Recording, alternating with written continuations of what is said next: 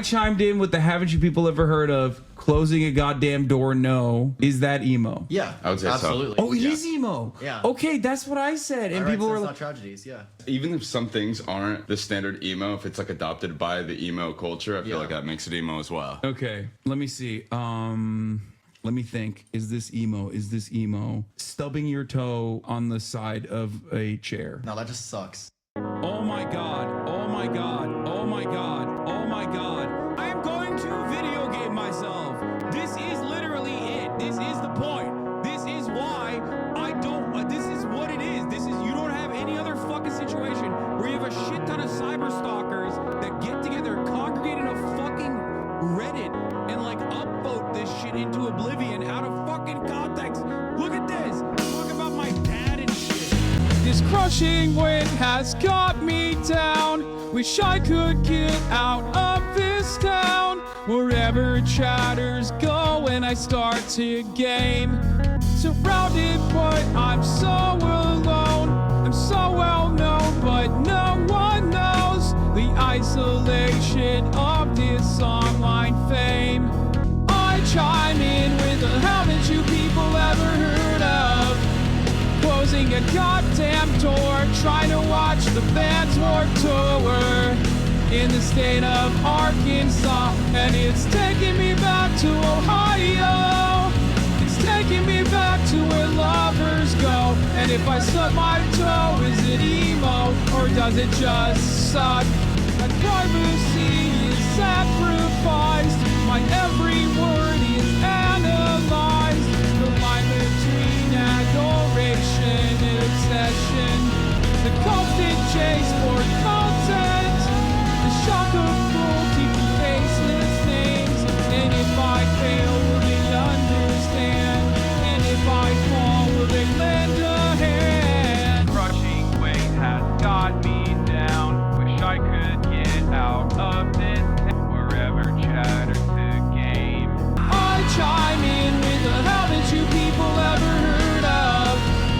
Closing a goddamn door, trying to watch the band's Warped Tour in the state of Arkansas, and it's taking me back to Ohio. It's taking me back to where lovers go. And if I stub my toe, is it emo or does it just suck? It just sucks. What's going on, everybody? I'm Hassan Piker, and this is Awesome Hour broadcast coming to you live from sunny California, Los Angeles, but it's kind of doomy and gloomy California, Los Angeles, folks. That was People Farm Stupid People on Twitter for $3 in revenue with clips like this by Cam Kardutzian. I'm Hassan Piker, and this is the Hassan Hour broadcast, and it is currently 71 degrees and hazy here in California, Los Angeles, and otherwise sunny in California, Los Angeles. But I'm alive, and this is the part of the broadcast where I tell you a little bit about my personal news. I hope all of the boys, girls, and MBs in the community, outside of the community, are having a fantastic one, but I'm live and alive nonetheless. Folks, don't ever sing again. Excuse me. You think it's taking me back to Ohio? It's taking me back to where lovers go. Do you think that's not a bar? Are you proud? I'm on the clock. I'm proud of you, dummy lady. Oh my God, folks, this is part of the broadcast where I tell you a little bit about my personal news about what's going on in the world of Hassan Piker in between the time period where I press the stop streaming button and press the start streaming button. My neighbors just knocked on my door and asked what their weird ass music is and if I could turn it off, please. And you should have told them that they just don't understand that it's not a phase. Okay, folks, I ended the broadcast after another phenomenal Wukong expedition. Okay, another phenomenal Wukong expedition, and honestly, it was phenomenal. A lot of people missed it because there's a allergic reaction to gaming in this community, but it's all right. It's all right, baby. We're still gonna do it. Okay, surprise Hasanabi and YouTube. Oh, I saw this already, but it's a fire TikTok. Anyway, folks, weekly inquiry and comments regarding Bleach anime. I have no comments on Bleach anime. I'm in the middle of my shit, but I watched. Great stream, sir. Thank you. It was fantastic. Wukong is an incredible game. I'm really enjoying it. I played it last night after stream. I played offline. I tried to do my Steam Deck like casting to my Steam Deck, basically remote play. It's very hit or miss. It's very hit or miss, but overall I greatly enjoy it. I've been enjoying Wukong. I went and did some like side quests because there's like 91 bosses on the game. Obviously, if you play, use Sunshine and Moonlight instead. It's faster and lower latency. What is Sunshine and Moonlight? Is that like a Steam Deck remote play alternative? Because I will use that. Get Moonlight. Got it. Okay, thank you for that. Because honestly, Chiaki, fuck. Chiaki is actually significantly better. Chiaki is actually significantly better for Steam. Like, Chiaki is the third-party application on Steam Deck that allows you to connect remotely to your PlayStation 5, and it is unironically one of the best fucking things. It's like a third-party application, and it's so good. It's incredible. It's better than Steam Deck's remote play, which is like actually inconsistent, surprisingly, or I guess unsurprisingly. So I much prefer any alternative. If there's any alternative out there for the remote play, which you said Sunlight, Moonlight, I will. Chiaki was coded with Moonlight and Sunshine. Okay. Costco guys are frauds. Wait, what? Why? Do you not have bad input lag? On remote play, I do. On Chiaki, it just entirely depends. Like, if I'm in the shitter, there's like certain spots in my house where I don't have enough Wi-Fi, I guess. Great job beating Tony the Target. That boss was frosting my flakes for longer than I'm willing to admit. Yeah. Hassan Minhaj interviewed Bernardo Sandernista, which, you know, I would like to do that as well. I think I should do more stuff like this, like sit down shit like this. Anyway, what would you do if you had the power to shrink other people to an inch? There would be a lot of motherfuckers getting shrunk. Like most politicians, most settlers in Israel, most of the war criminals in the Israeli war cabinet, and also in government. Some commentators I will not name, you know, I'd shrink them. But yeah, I think there's a lot of people that would get a lot of people will be getting shrunk the fuck up. Did you see this Hulk Hogan clip? No, I have not. Oh, is this the one where he's like next to a Nazi? Yeah. Anyway, where was I? Oh, personal news wise. Yeah, I played Wukong, went to bed, woke up early, played some b-ball. I realized I forgot to upload a basketball like fitness post that I usually do, and that is because I was on a call for Debate Lords. Austin got interviewed by NPR. Yeah, he called me after his interview by the NPR where he demanded a ceasefire and an arms embargo. Proud of him. They grow up so quick. So, you know, the huge. Kaya's still working on that massive bone. I know. I took some of the bone pieces off there. What is this? Why do you like Hassan anyway? Why do you even like Hassan anyway? Me? I love that he's thick as fuck. Okay, straight up, thickest ass. Like, love that. Okay. Number 2, he's kind of funny and zesty. Okay. Yeah. He's very telegenic. He's very zesty. And last but not least, number 3, bisexual, ace, aromantic visibility. I love it. The true Costco guys. Hey everybody. So over the last wait, what is if Little Joel's coming after the fucking Costco guys? I'm about to come after him. Okay, stick to your own dang lane, Little Joel. These guys they're offering a fucking moment of light, and they are a shining bright light in a sea of darkness. Oh, he defends them. Okay, good. I was about to give him one boom on the boom meter, like, which has never been happened before. When is the CBS interview pre-DNC coming out? That was an NBC interview, and I don't know when it's coming out. But yeah, Hassan with the shrinking powers about to make him even littler. Joel, yeah, for sure. All right, folks, let's blast off. There's not much else to talk about in terms of personal news. Nothing else going on in my life. I'm just working, burning the midnight oil, baby. You already know what it is. Okay, just straight up. Themasius, thank you for the playlist. Let's blast the freak off and let's keep it going. Let's keep the momentum going. What was I gonna say? Nah, bro, you gotta see this shit ain't sweet, huh? Oh, I did see this. Yeah, I did. He's brilliant. He's a fucking auteur and you don't understand it. So shut up. Any collabs soon? No collabs on the docket. I've been trying to get the FaZe boys to do another ball stream this weekend, but the problem is we haven't been able to get the access necessary to the courts. But once we do, you know, I'll figure that out. But anyway, New York Times piece one. Megaphonics, ask like 8 more times this question that I have no answer for. Please. There's apparently a Trump town hall moderated by Tulsi before the Harris Walls interview. Oh my fucking Lord, that's incredible. Okay. When are we doing the census? Maybe tomorrow. I was thinking we could do the census tomorrow. Yo, how much do you weigh? You big as fuck. Currently 226 pounds, baby. Or no, 228. I actually dropped some weight. Very excited about that. Post convention, I had a little bump, just like Kamala Harris. Kamala Harris got a post convention polling bump. I got a post convention baby bump. You know what I mean? A little pregnancy. Okay, a little MPreg.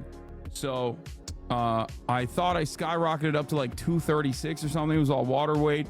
And I'm back underneath the 230 barrier at 228 as of this morning. Very excited for that, which is kind of crazy because it's like 228 pounds is like is massive, right? But for me, it's like it's the skinniest I've been in years. You know, how are you lighter than me?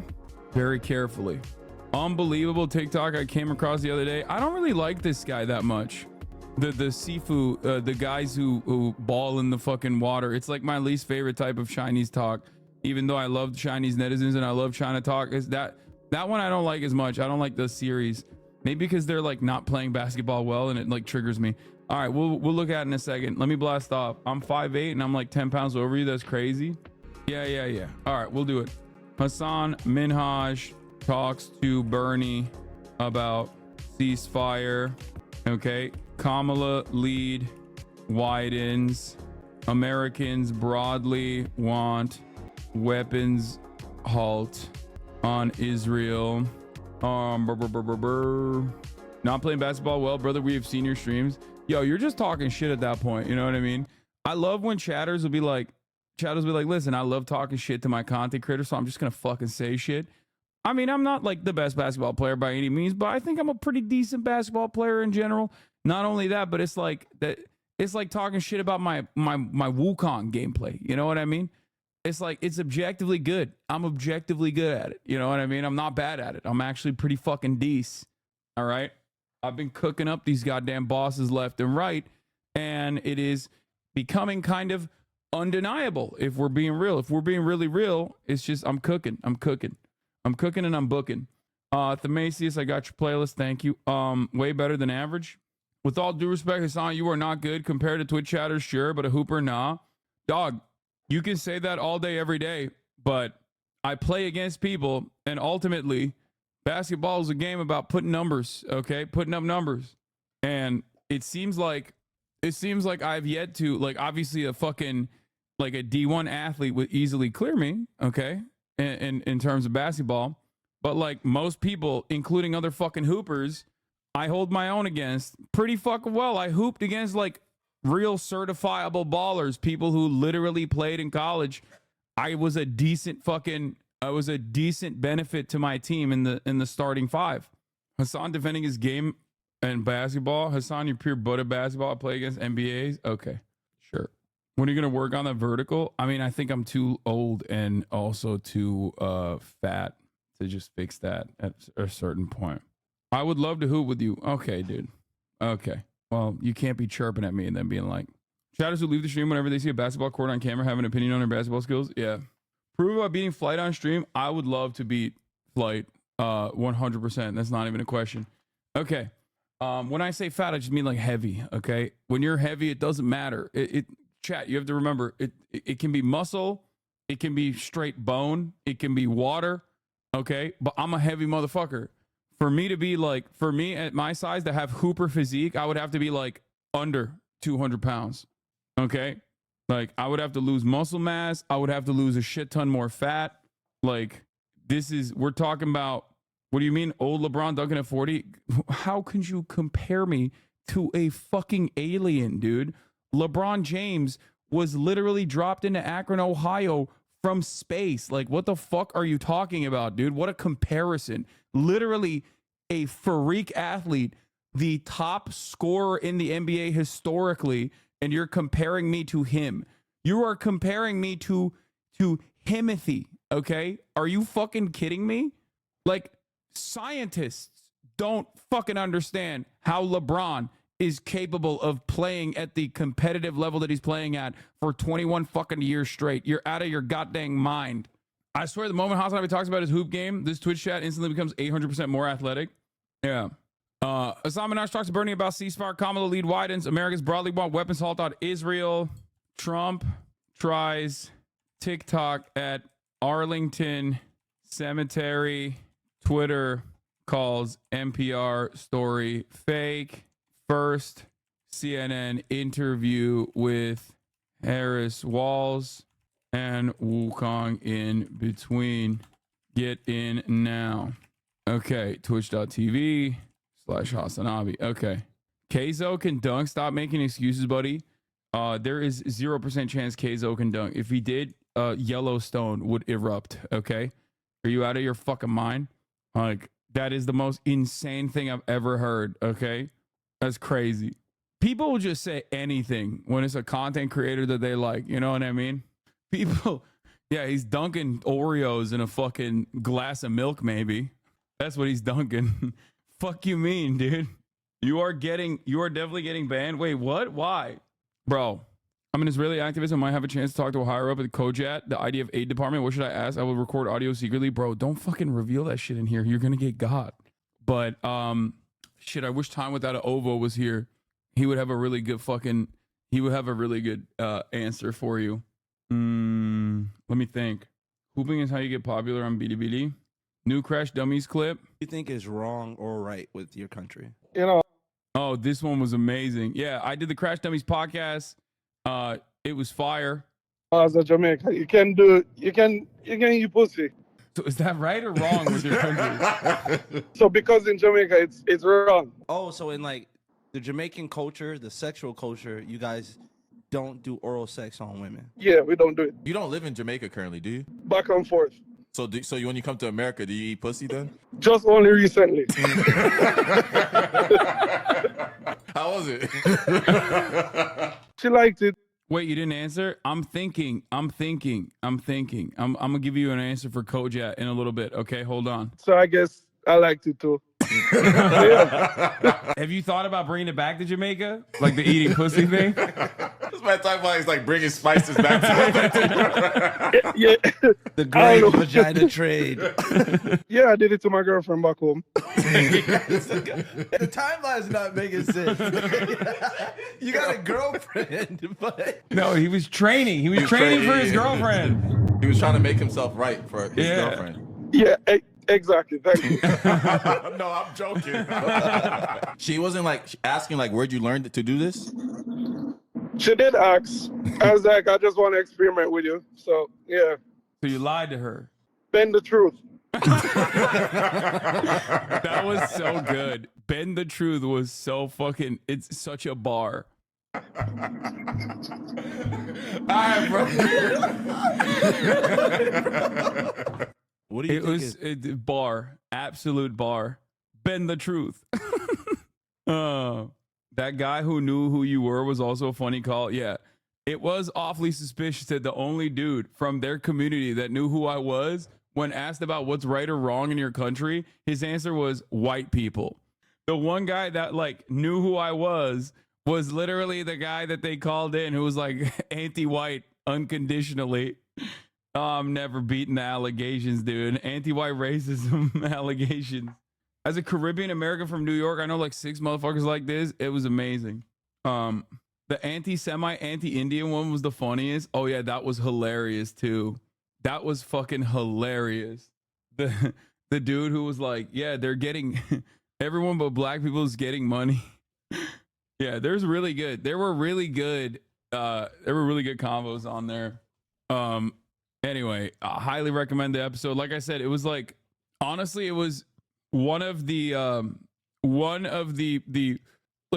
probably the podcast that I've laughed the most. Like as far as like appearances goes, yeah, he went, that's why everybody named Patel. Yeah. I'll just say it like this. In terms of podcasts, like I obviously do a lot of these things, right? I do a lot of these collabs. This was the collab that I laughed the most on, like unconditionally. I just did not stop laughing. Speaking of anti-Semitism, you'll never believe what I saw on Twitter. It's literally brand new invented levels of anti-Semitism. Kaya, place, you already know better. You know better, baby girl. What the fuck is this? What is this? The world owes this man an apology. 18,000 likes. I would love to know the truth. Was he a puppet of the Jews all along? Maybe it seems feasible. No, that is fake Jewish propaganda. He was literally funded by Swiss banks, the same banks that are financed by Jews. Dude, when you're such a Nazi that you're saying Adolf Hitler was compromised, that's fucking awesome. Like, that's, like, who's your guy then? Like, who's your guy then at that point? Wow. Wow. He's like the guy. That's your GOAT, dude. What do you mean? Like, how can you be better at being a Nazi than Adolf Hitler, dude? That's crazy. I can't believe the Nazis have their own version of the left comms. Yeah, no, literally. Oh my God. Oh my God. My son showed me a video about leadership and it definitely put the DNC's hard right turn into perspective for me. I think the kids will find this very educational. I'm not watching a CGP Grey video. He's notoriously anti-react and also hates when people watch his videos. So I'm not going to do that. Saw this TikTok, no words needed. Oh, this is a pretty powerful TikTok. It's a good TikTok. I mean, a very different vibe than what we were looking at currently, though. We were just cracking some jokes, dude. Some of you motherfuckers always have to do this, okay? Some of you motherfuckers always have to immediately be like, hey, listen, I know we're laughing right now, but let's talk about the ongoing genocide. It's like, bro, come on. We'll dive into it, man. We're going to dive into it, okay? Calm down. You've programmed me. I reflexively told someone place when they're being raucous and wild. They have brain worms. You were right. It's a mental illness. Oh my God, they're transvestigating Hitler. Oh my God. Oh my fucking God. Oh, this is so sweet, dude. This is incredible. Like, these guys have, oh, this is funny, dude. This is fucking awesome. These guys are literally just, they've run the table. They have arrived at like a need for a super Hitler. Okay. They're like, no, dude, we already got Hitler. Okay. It's time for a new Hitler, an Omega Hitler. Okay. I mean, this is kind of like when when fucking Jackson Hinkledink was talking to Sneeko and he was like, yeah, I don't fuck with the Nazis because they were gay and trans. Yeah, the Nazis were F words, dude. They were all gay, dude. That's why I don't fuck with the Nazis. Like, bro, that's why you don't fuck with the Nazis? Like I feel like there's a bunch of other shit that you could point to, you know, before you get to that stuff. Bro, my fucking Apple iPhone is just on a different level now. It's like, oh, you can't charge now because there's water detected inside of the fucking charging station. And I had to do a emergency override. I said Apple iPhone. That is the oldest thing I've ever said. God, I'm so fucking old. Anyway, let's look at this funny TikTok that I make a weird appearance in. POV, a Trump supporter forgot to log out of his YouTube channel at a hotel. That's amazing. Guys, he was subscribed to Ashley Tisdale. I kept that one. Dude, honestly, that's how you do it. That's how you fucking do it. Hasanabi W influence, finally meeting the person that inspired to become a creator 2 years ago. That's how you do it, chat. That's how you change people's minds. What was your favorite food you had in Chicago? Don't ask me that question.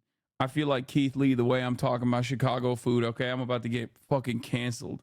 Chicago is literally one of the best food cities, and I did not get to experience even a single fucking fraction of that. I guess the best one I had was the double burger that I had at that one random tavern that we walked into because I had to piss. Like, I didn't have time because I was at the fucking DNC. So, you know, Chicago food is trash. No, it's not. Chicago food is not trash at all. Come on, dude. It has the most Michelin star restaurants per capita on the fucking planet, dude. There is incredible shit out there, like that Filipino breakfast spot that I really wanted to go to. I wanted to go to Au Cheval. There's so many goddamn places, dude. That Filipino breakfast spot lives in my mind, okay? It occupies a permanent space in my goddamn mind. Oh, anyway. Yeah, Kasama, I think is called. Yeah. It's actually, I'm currently mad at you for not eating a Chicago dog. I did. That shit is ass, okay? I'll say it. Chicago dogs are fucking ass. What the hell is a celery salt, dude? Dude, I'm not trying to have a healthy snack, okay? Why the fuck did you take an unhealthy snack that is delectable, that is delightful, that is delicious, and then put celery salt on it like it's fucking healthy? It's got healthy taste and none of the fucking healthy calories. Anyway, Chicago dog, no, okay? New York dirty water dogs stay on top. I'll say that. That's number one. Number two, and I'm a pickle boy. Like, I love pickle. I love savory shit, okay?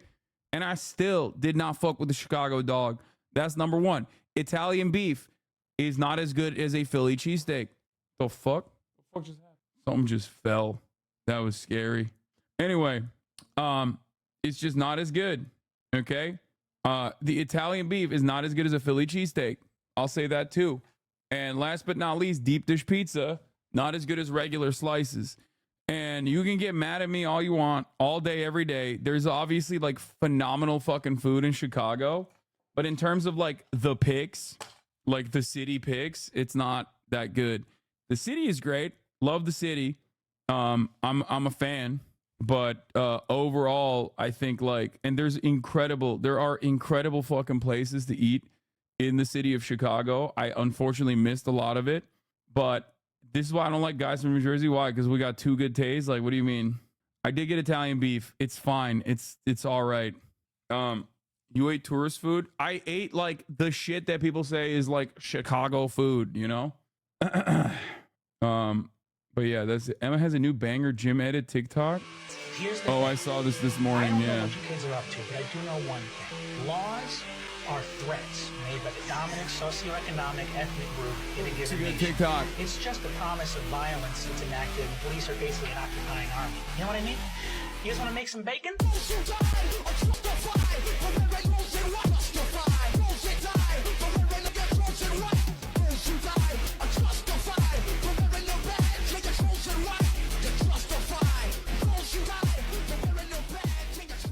I'm an advocate for working out, not because you're going to go and like kill fascists or whatever, but I'm an advocate for working out because it's good. You should do it. It'll make you feel good. Yep. This is one of the first TikToks I saw today. Yeah. And I commented, I'll own it. Just walk 5 miles because of you, actually. Hell yeah. All right. You have to have Brennan Lee Mulligan on the pod and stream. He's an amazing dude. It's annoying, dude. He just keeps telling me I keep having to emergency override to fucking charge my phone. Sir, I have a fitness question. What did you do to prevent injuries when you went from not working out to back at it, particularly hip flexors and such? Oh my God. There's so many different workouts you got to do. Like stretch a lot. There's also a lot of movements that you need to do in terms of like, you have to identify what muscles, what part of your body doesn't have enough muscle mass, because everything works together. And oftentimes injuries happen as a direct consequence of one, not adequately stretching, and two, doing a weight that your like major muscle group is capable of lifting, but there might be some other muscle groups that you're using to stabilize when you're doing the exercise that are unfortunately too weak. For example, my serratus is too weak. I had to constantly do still to this day, I have to do active warm-ups to activate certain muscle groups when I'm doing like upper body push day. Okay. That muscular imbalance is what causes many people to injure themselves. Okay. That's something that you got to consider. We have to work against that. Is that a Korean War vet hat behind you? My grandpa served as a medic. That's why I asked. Yeah, I served too. Do you pause on exercise on the Apple Watch when you're setting up the weight or not? No, dude. Can you rate their form? It's just Will dancing. Okay. Come on. Let's get to the fucking news. What are we doing? I can't believe I'm saying this. There's a Georgia rally upcoming with VP Kamala Harris, okay? Scheduled at 2:30 p.m. Trump is also holding a rally, or rather a campaign town hall in La Crosse, Wisconsin.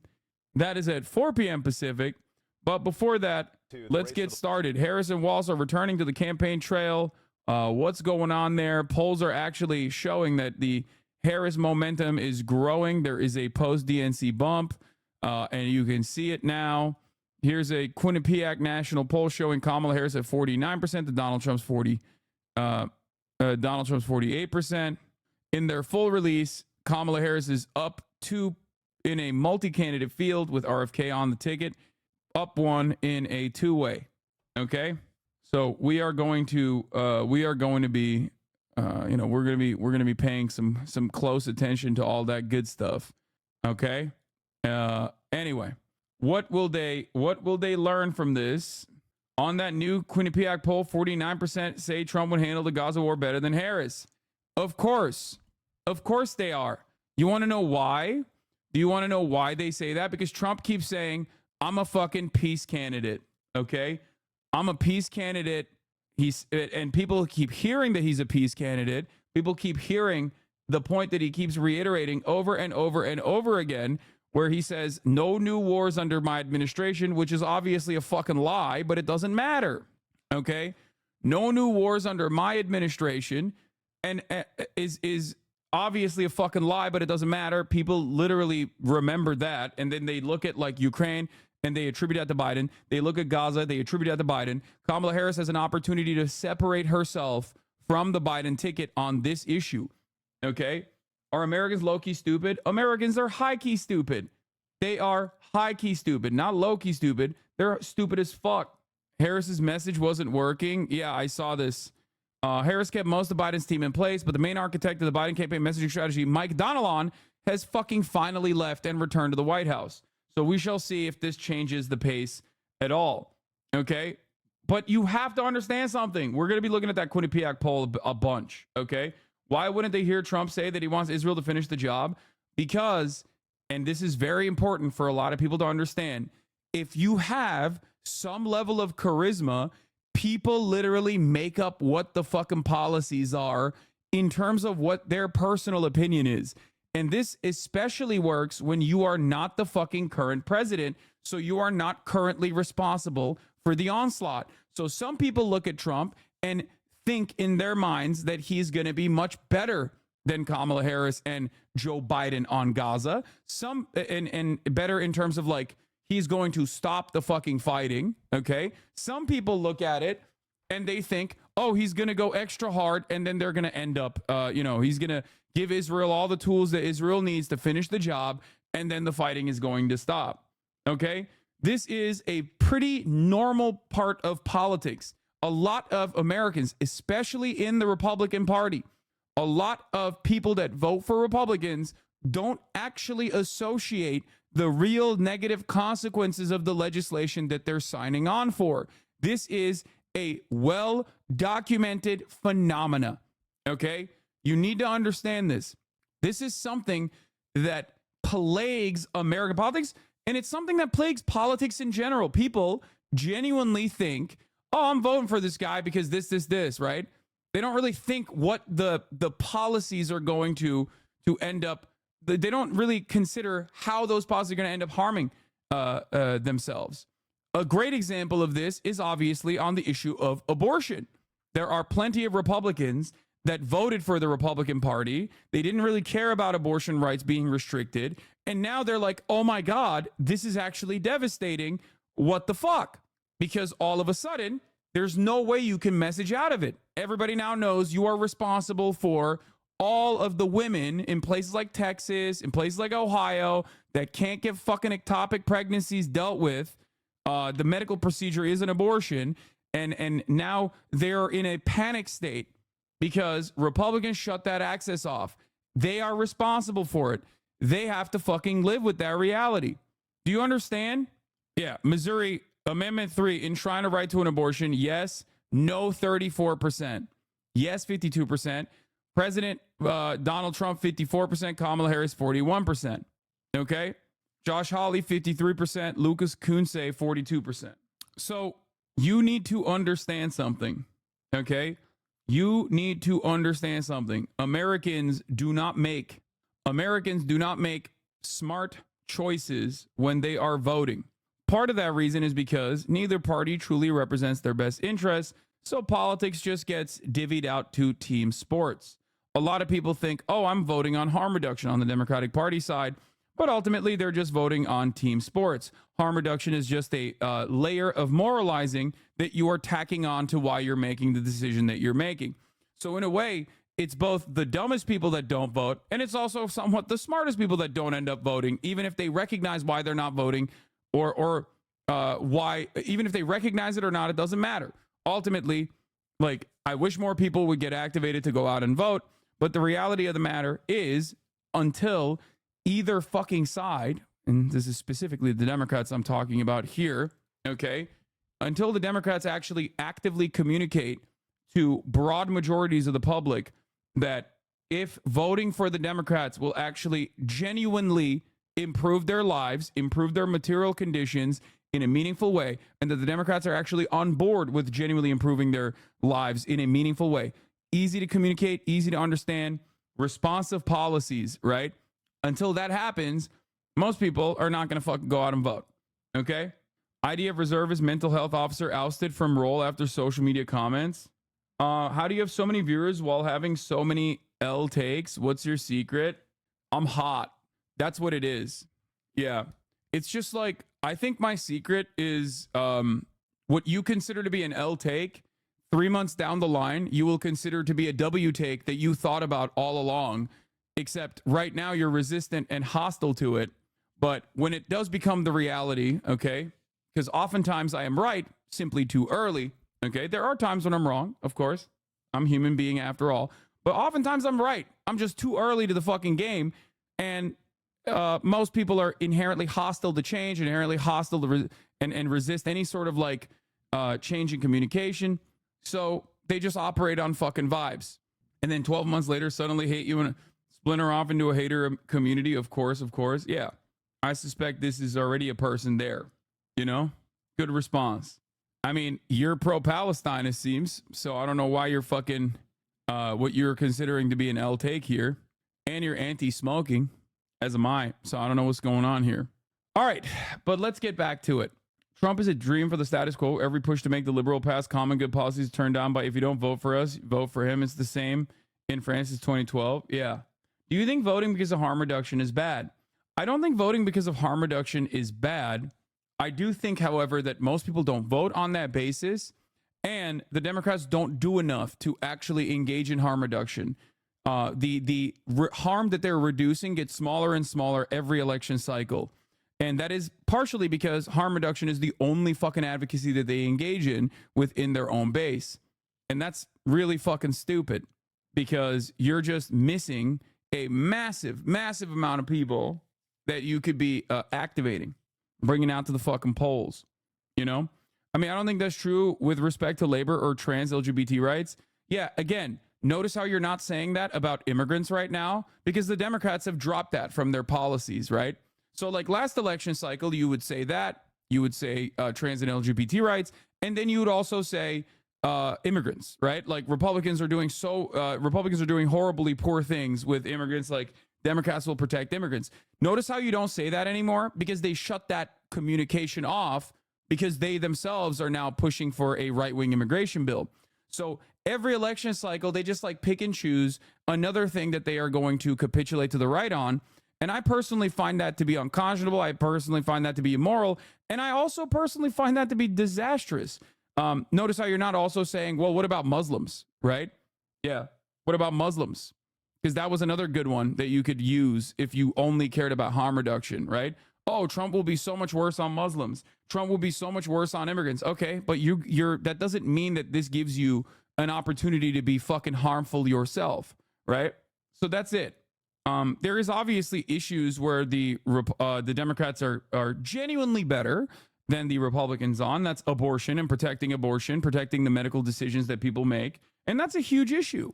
Problem is, you know, when you got Trump at the top of that ticket, it seems to me like obviously in a place like Missouri, people are still voting for abortion, but also simultaneously voting for Donald Trump. Okay?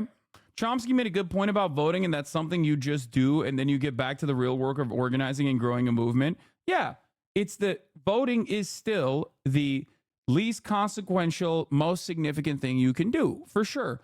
And I understand the argument that Chomsky is making, even though he is 850 years old. He was there when democracy was invented. He knows a thing or two about that sort of thing, right?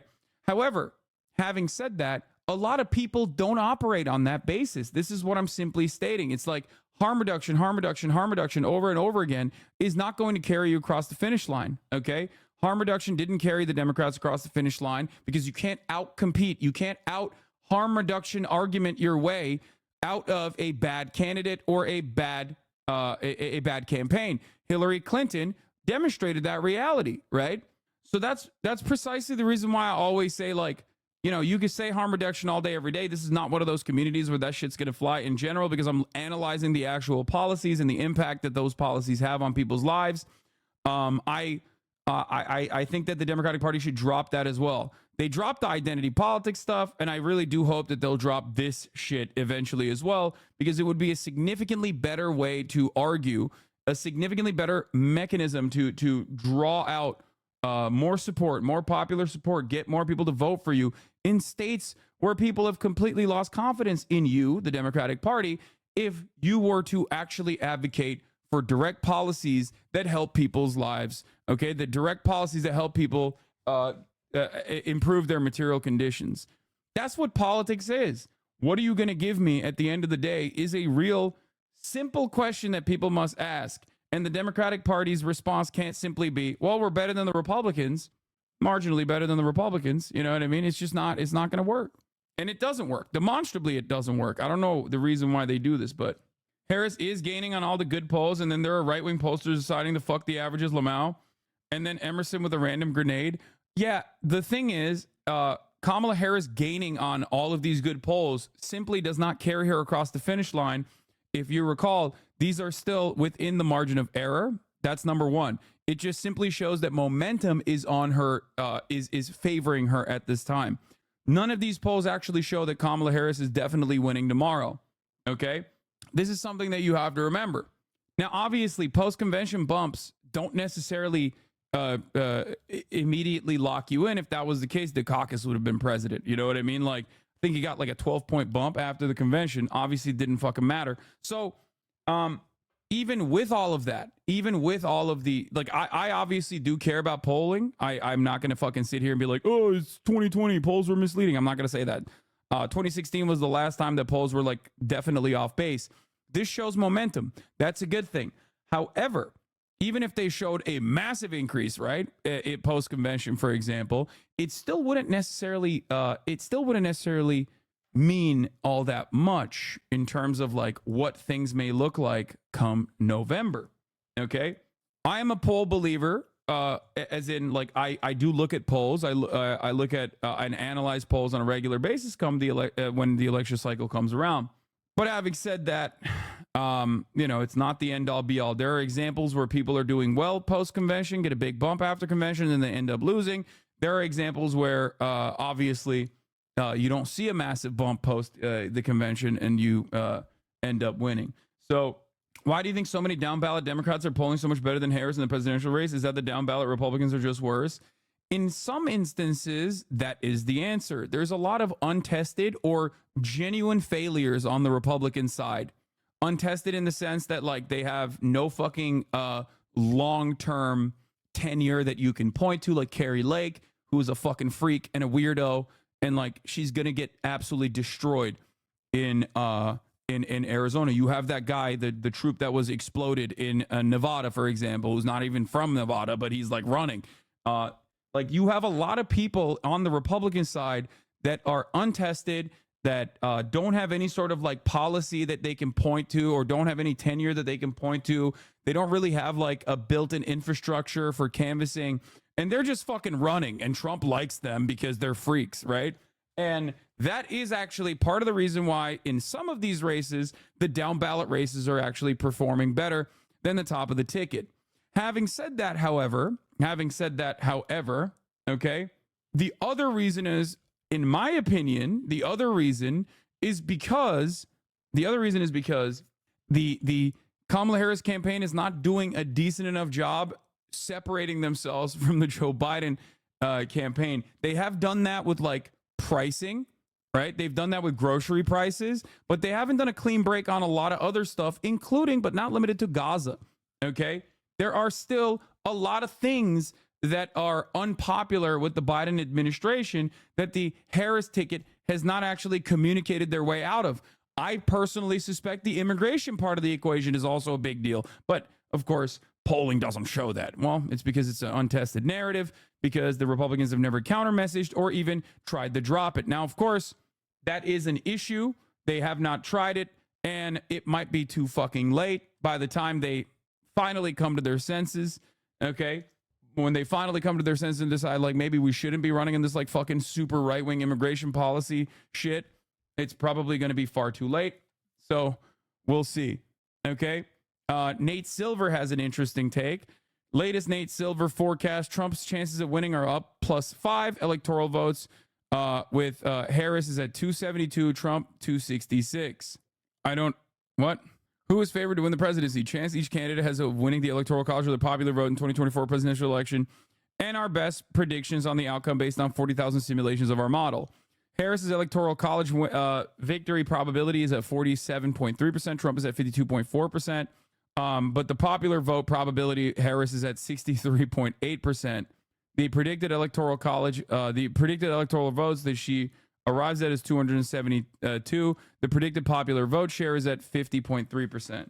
Wait, I don't understand how this works though. Check his PA analysis. It's in one of your tabs. Yeah, I want to see what Pennsylvania looks like, because this race is going to come down to chance of winning is based on Nate Silver's model. Predicted electoral votes is based on just polls. His model thinks Kamala should have had a much larger lead in PA than polls are showing. It's cooking her in his model. Yeah, I think this race is going to obviously come back. This race is going to come down to Pennsylvania, and obviously Trump knows that.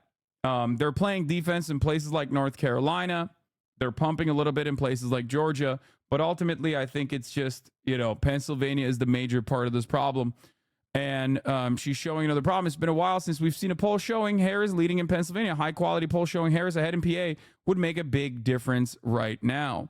Weird update today. Harris ticked up slightly in our national polling average, but lost ground in our forecast and is now less than 50% against Donald Trump. One reason is that the model's convention bounce adjustment, which affects the forecast, but not the average. There's a large population of Arabs and Muslims in PA. The Gaza genocide could lose it. 170,000 registered Muslim voters. Kamala Harris needs every fucking vote she can possibly pick up. And what I find very frustrating about this, beyond the fact that every time I say at the top of the hour, there's a 3-minute ad break, you guys fucking perk up. And it annoys me and it like fucks up my flow, even though there is a 3-minute ad break at the top of the hour. And if you no longer want to see those ads, all you need to do is subscribe for $6 or for free with a Twitch Prime by connecting your Amazon Prime account to your Twitch account. When you get one free Prime subscription a month, you can also get gifted a sub if you're lucky. Here's a 3-minute ad break now. What's really endlessly frustrating about this, what's endlessly frustrating about the Kamala Harris campaign strategy so far is that there are votes waiting to be picked up. There are votes waiting to be picked up. There is momentum that they can add to the Vibes campaign. However, the areas that they are going after, where they're going after, the people that they're trying to win over to their side are unimaginably stupid. One example I will give you is this. Okay, I saw this earlier today. Let me see if I can fucking find it. Okay, let's see. There's one thing I wanted to show you. Where the fuck is it? Hold on.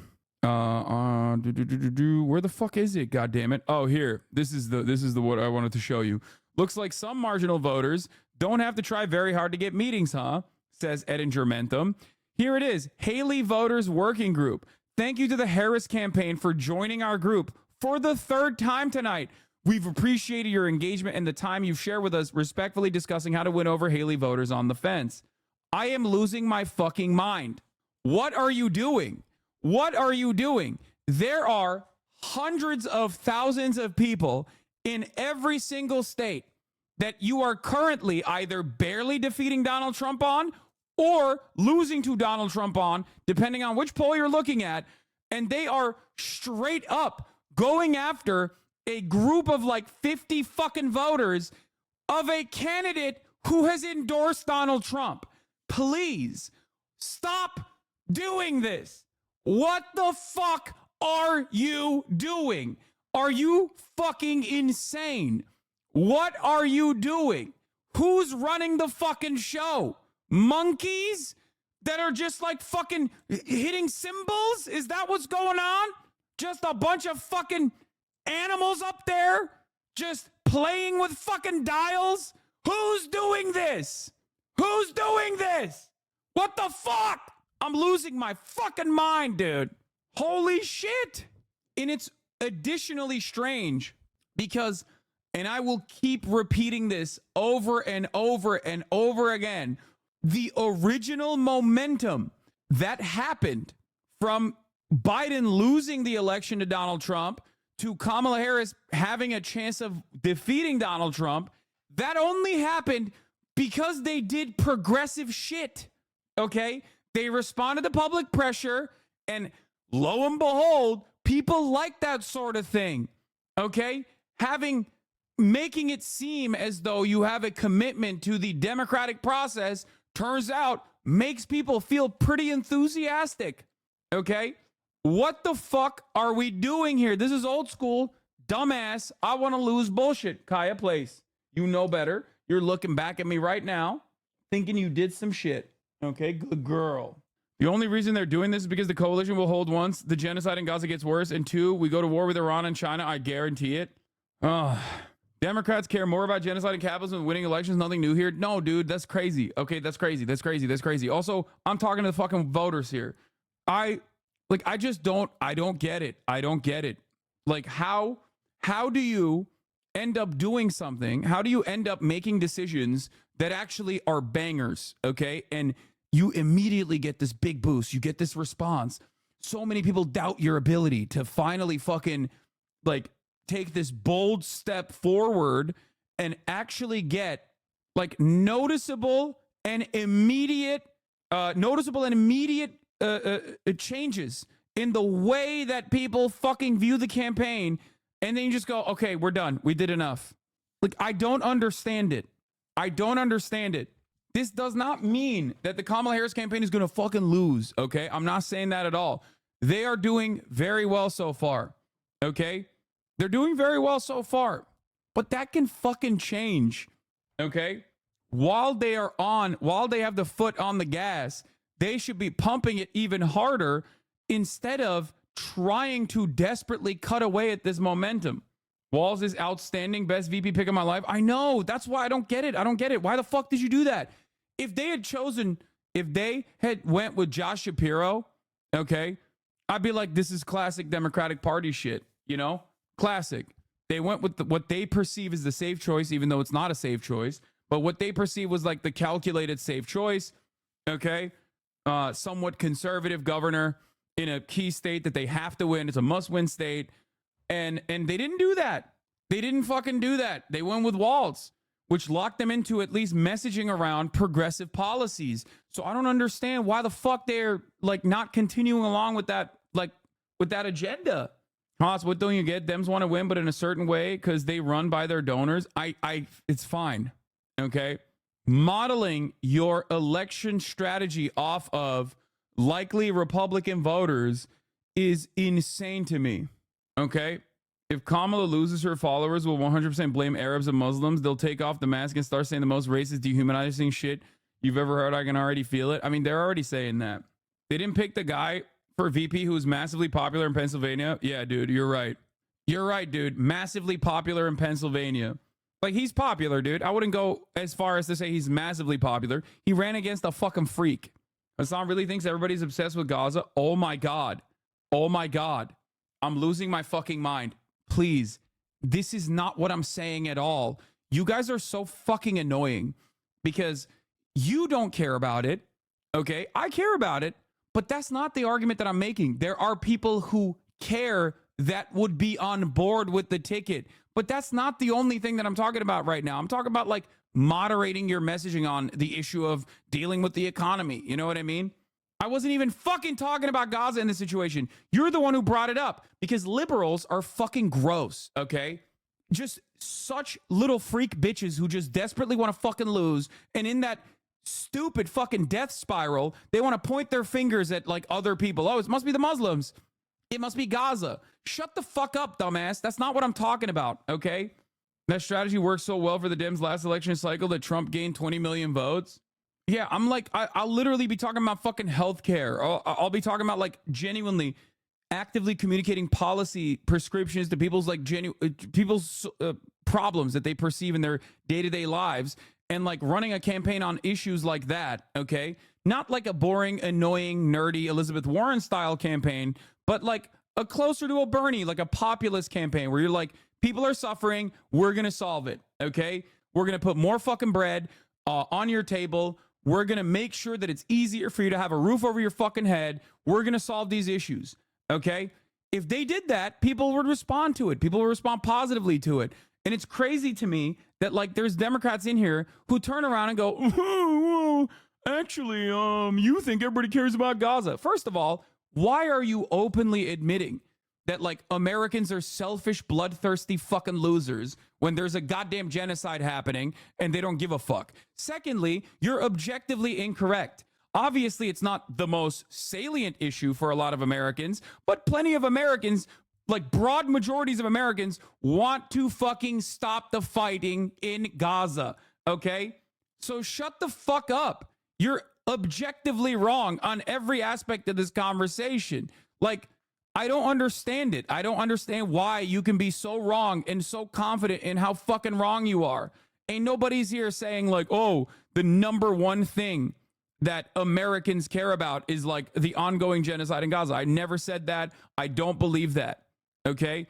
Because that is objectively not true. But according to the CBS poll, 61% of Americans oppose weapons aid to Israel's assault in Gaza. 77% of Democrats and 63% of self-identifying moderates reject U.S. weapons aid to Israel.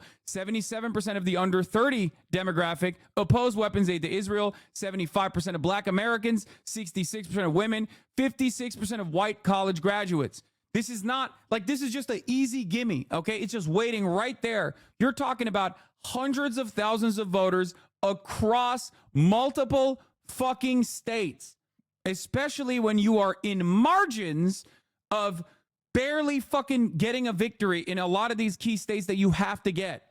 When you say every vote counts and then you fucking turn around and go, but not those votes, well, then every vote doesn't count. That's an easy dub.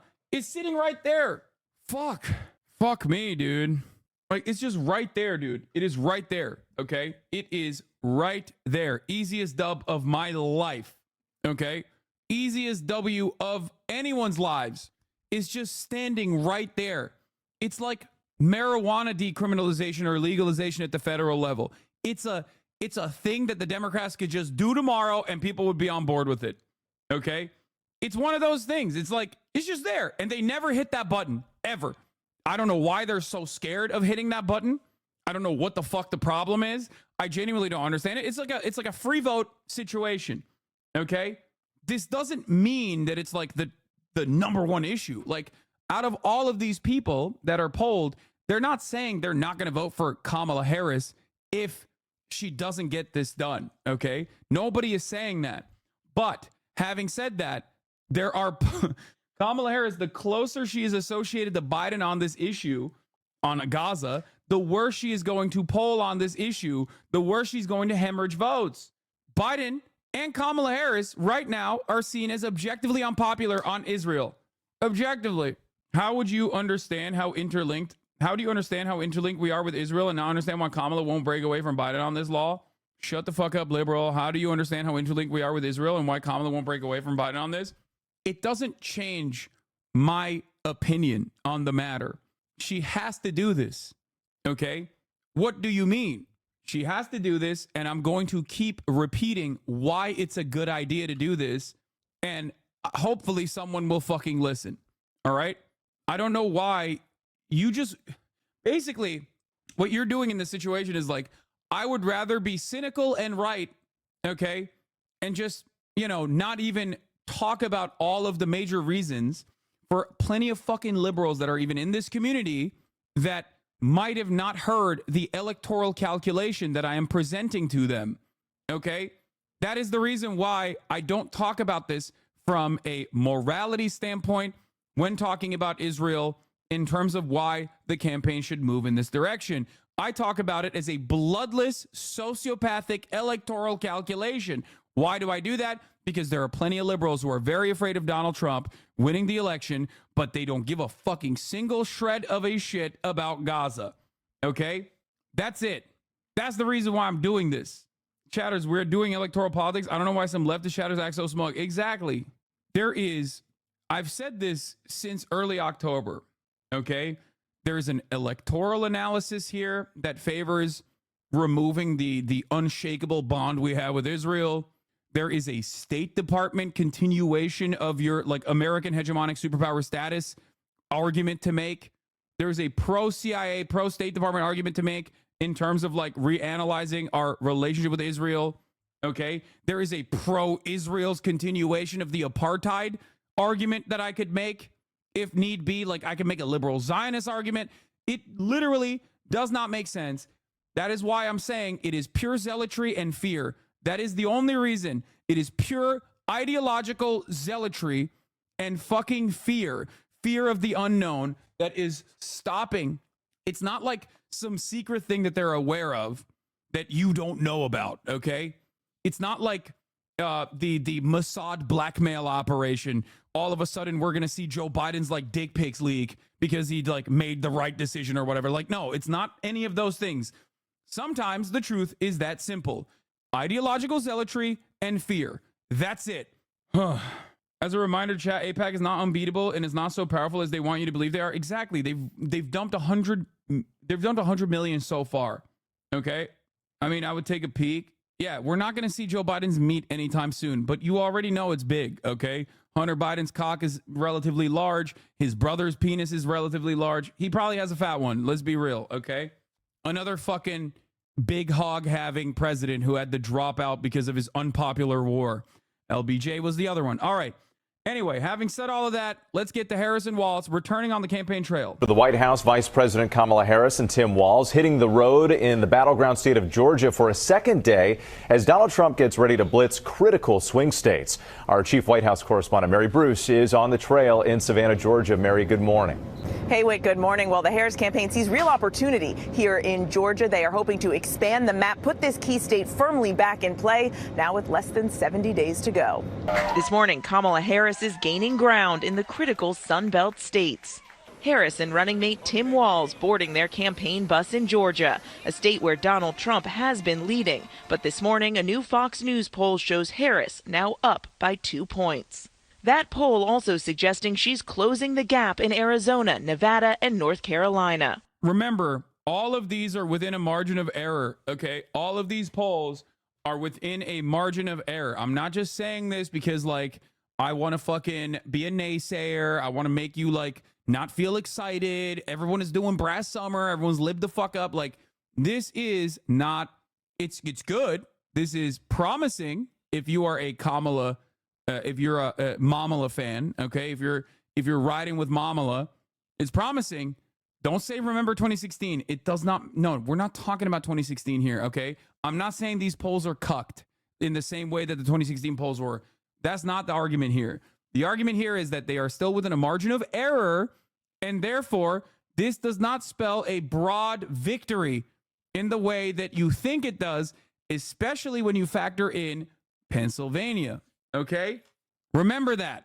Remember that when you look at these numbers, okay? Yeah, margin of error is plus minus 3. In battleground Georgia, a state President Biden won narrowly in 2020, Harris and Walz reaching out to rural voters, hoping for a repeat victory. In Hinesville, greeted by the Liberty County High School Marching Band. My previous job to this was, of course, public school teacher and coach, which I wear with pride. Walz leaning into his own rural roots in Minnesota. His experience as a social studies teacher and former high school football coach now central to their campaign message. The ticket then stopping for barbecue in Savannah, out shaking hands and snapping selfies. Harris well aware she can't just rely on those urban centers like Atlanta in a race expected to be so close. Trump also hitting key states targeting the Rust Belt. Today in Michigan and Wisconsin. I mean, yeah, this is a good way to look at it as well, for sure. Individual national polls Love people reacting to the polls when you can just look at this holistic picture instead, courtesy of Vote Hub, that shows A/B rated pollsters only. Okay. National polls not a measure you're looking for, then look at state polling instead. Battleground state polling averages. It's still within the margin. Okay. It's still within the margin. And it's promising for Kamala Harris's campaign, but you have to understand it is absolutely still within the margin of victory or defeat. Before heading to must-win Pennsylvania. Just because of the way votes total, most past the 270 involve PA. To win without PA, you would have to win most of the rest of the swing states. Yeah, Arizona, Nevada, Wisconsin, Michigan, North Carolina, and Georgia. Doing that and losing PA is pretty unlikely. Yeah, there is no pathway to victory where you win Arizona, Nevada, Wisconsin, Michigan, North Carolina, and Georgia, and then fucking lose Pennsylvania. That'd be insane. Now here, like you would have to run such a good campaign in all of those other places, but such a bad one in Pennsylvania. I don't know how the fuck that would happen. Law is going to be the Selena Meyer election. Here in Georgia today, Kamala Harris and Tim Walz will sit down together for their first big interview of this campaign. They have been facing criticism for not doing a formal press conference or an in-depth interview. And then looking ahead to the coming days, Harris is expected to be spending a fair amount of time in debate prep. Of course, her first face-off with Donald Trump coming up right here on ABC on September 10th, with just 12 days away. That will be a pivotal moment. And Mary, while we have you, tell us about this criticism Trump is facing about a recent visit to Arlington National Cemetery. His team accused of recording video in a prohibited area. Veteran families now reacting to this? Yeah, so this video shows the president visiting some of the grave sites of some of the 13 service members who were killed in that attack on Abbey Gate in Afghanistan. Trump trying to highlight Harris and this administration's handling of that chaotic troop withdrawal, but filming in this area of the cemetery is prohibited just for this reason, to not politicize the military. This is such a funny thing that he did. He is such a clout-hungry social media demon, dude. I'm not gonna lie. This is my favorite Trump story of this election cycle so far. At first, I didn't cover it because I was like, who gives a shit? And then I read into the details, and it is hilarious, okay? He went to the fucking Arlington National Cemetery. That's where all the fucking veterans are. That's where all the soldiers are. And he did that so he could cut content where he's like, Biden is so bad, he killed 13 of our best veterans. Kamala Harris killed 13 of our best veterans, okay? And he went there with the Gold Star family of like one of the parents of like one of the dead vets, right?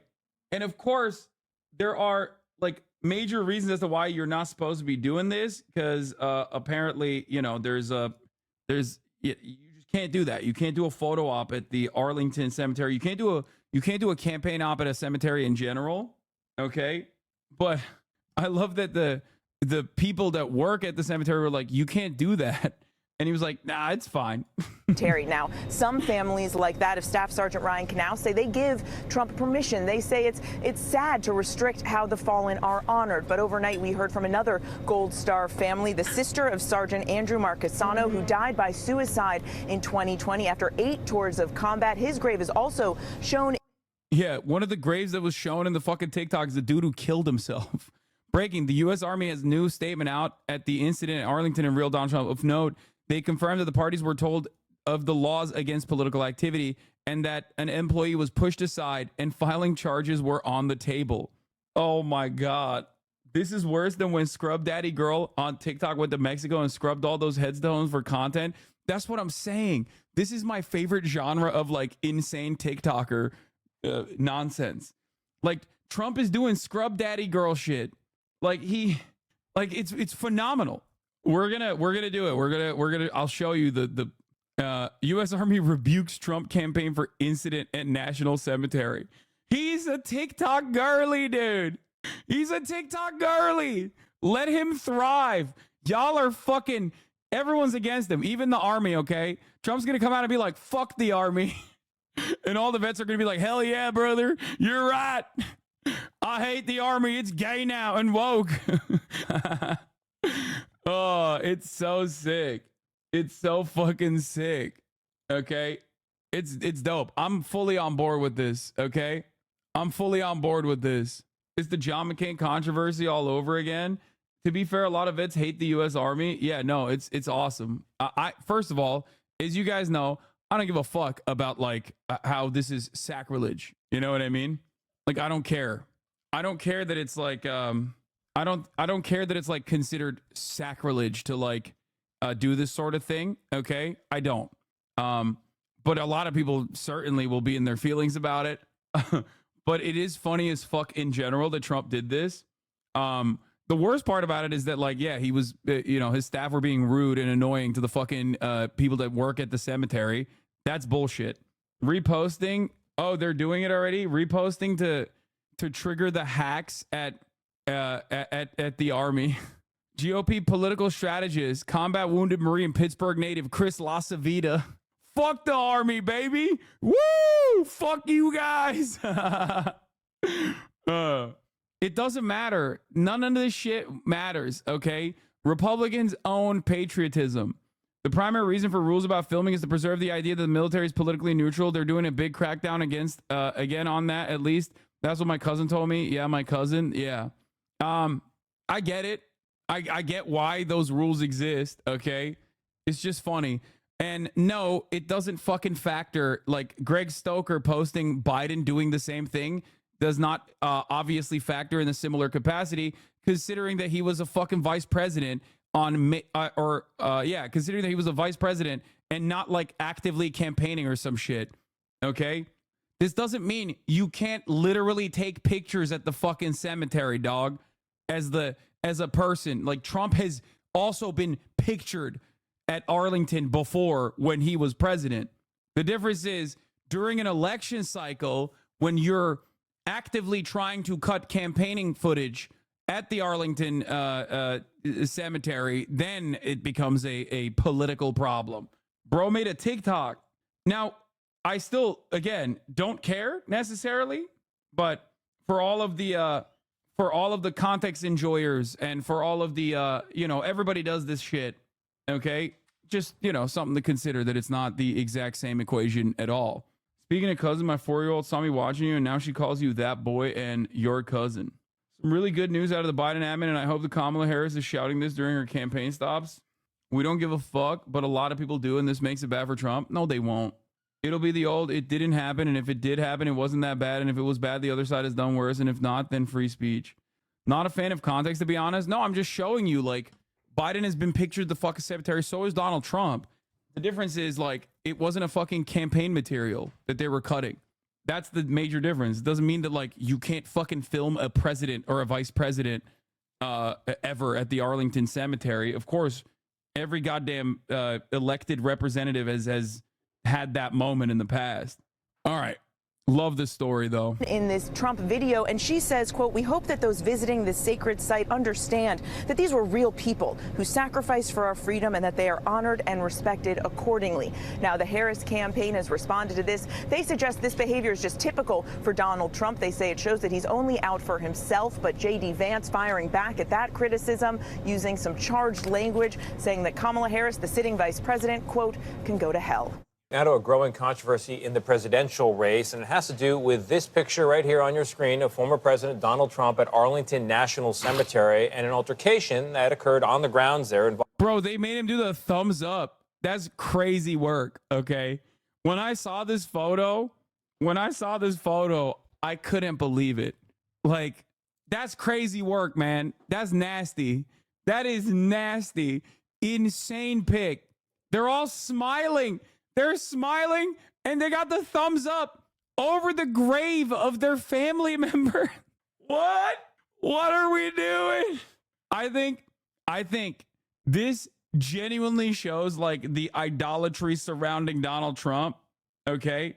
Like, where these guys actively think, I mean, they're actively more excited at the prospect of of genuflecting the dear leader than, like, the actual context of the situation. Dying equals L, posing for a photo over dead people W. Yeah. Oh, it's so sick. And I think like, if I'm not mistaken, I think this guy killed himself too. So they were, like, more mad about that too, where they literally were like, where they just, like, posted up, throwing the thumbs up over the grave of, like, another fucking soldier too, like that you can be seen in the photo.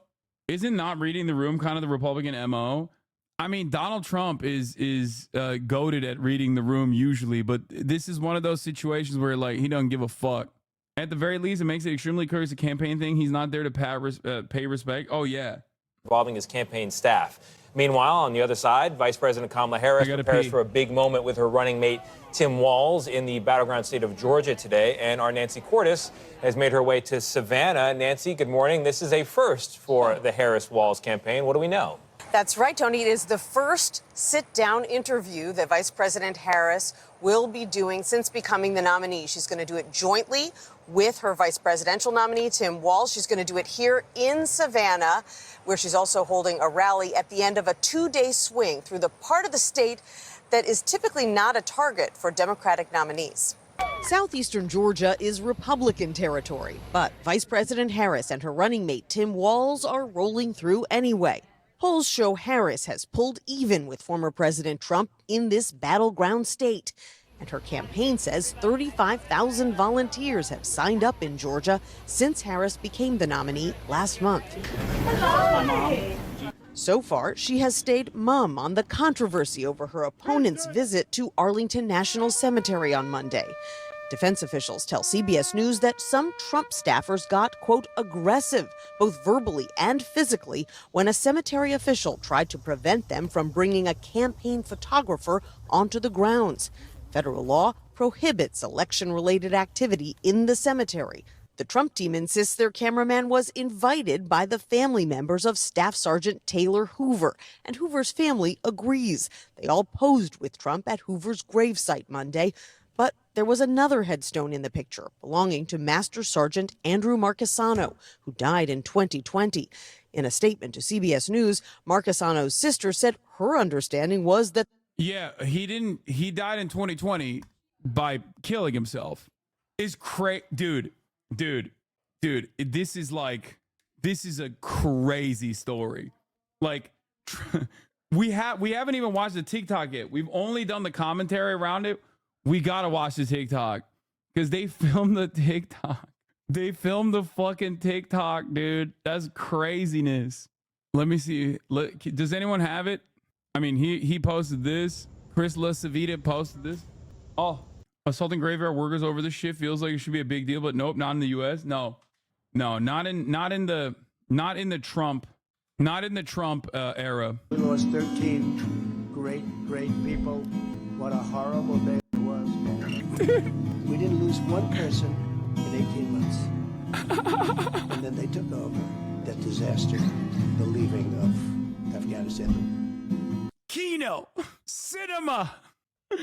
Oh, it's so good. My goat. I'm so grateful to be here today with you, Mr. President. He's pumping, dude. He's pumping those tiki-takis, dude. Look at that. 9.5 million, dude. You can't fucking hate this shit. It's sad the media won't show this. Brother, what are you talking about? The media definitely is showing this nonstop. Gotta hit him with a follow. Bro. Oh, Chatter said Trump does one podcast with Logan Paul and thinks it's a good idea to visit dead people and film their content. Yo! There's so much to be said about this. I'm gonna run it again. I gotta run it back. 13 great people. What a horrible day it was. We didn't lose one person in 18 months. And then We didn't lose one person in 18 months. We didn't lose one person in 18 months. And then they took over this disaster and they killed 13 of our best soldiers. Then they took over. Disaster, the leaving of Afghanistan. Trump said, "Don't you give up, nah, nah, nah. I won't give up, nah, nah, nah. Let me love you. Let me love you. Don't you give up, nah, nah, nah. I won't give up, nah, nah, nah. Let me love you." oh my God. Oh my God. It's peak, dude. This is clown show. Peak clown show. Love it. Love it. Live in La Vida Loca, except for those guys. They died. So RIP to them. That's craziness. That's fucking craziness, dude. That's a lie. One of the guys in my ex-boyfriend's unit died in Afghanistan in 2019. Yeah. I wake up to 5 on my yard. food be so good, I'd be forgetting who the fuck died. Oh, so good. So fucking good. Here's also JD Vance's response to this. The absolute goat of charisma. They're saying generational run. Ron DeSantis was the theory. JD Vance is the praxis. Okay? They're saying no one has had this level of charisma, this kind of aura before.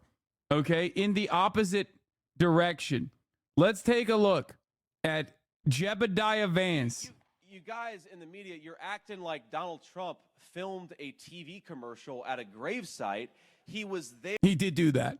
He did. He just did a TikTok commercial, which is objectively lamer. Objectively lamer. Guys, he didn't film a TV commercial. He filmed a TikTok, which makes it funnier. Come on, man. Come on, man. They are providing emotional support to a lot of brave Americans who lost loved ones they never should have lost, and they're happening. Oh my God. Oh my God. Bro. Listen. Do y'all remember when Charlie and Dixie D'Amelio came out with a chamber in this Burger King bathroom? All to clean Donald Trump together. Donald Trump doing. Donald Trump's been doing this shit, dude. If I seen, my stepdad has passed away, and if I had seen somebody making a TikTok using a scrub daddy and some homemade egg cleaner, filming it for views, I'd be pretty pissed. Wait, I want to play some of the original ones, dude. This is obviously one of our faves on the broadcast. We gotta play one of the scrub daddy. One of my scrub daddy favorites. Does anyone have any good ones that you just know off the top of your dome? Why can't I just find a good one? I know Jarvis talked about that. Hold on. We just want to original. Let's clean a random grave.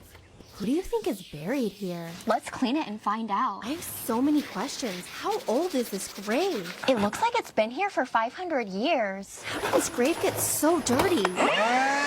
Look, there's a tree growing out of it. I love plants. This transformation is extremely hard for me, but I believe everyone deserves a beautiful grave. Okay, so I did some research. A woman is buried here, and she has 2 brothers, just like me. I need to make her family proud. This is so satisfying. I wish I could live in the graveyard. Are you ready to find out I wish who's I could live in a graveyard. buried here? The ones where she like actually finds more information out about the person and then Maria says, Lugo Texador. She died on the 19th of January, 1990. I get to do this work because you support and follow. "That's me. I support I'm him." at the graveyard at night.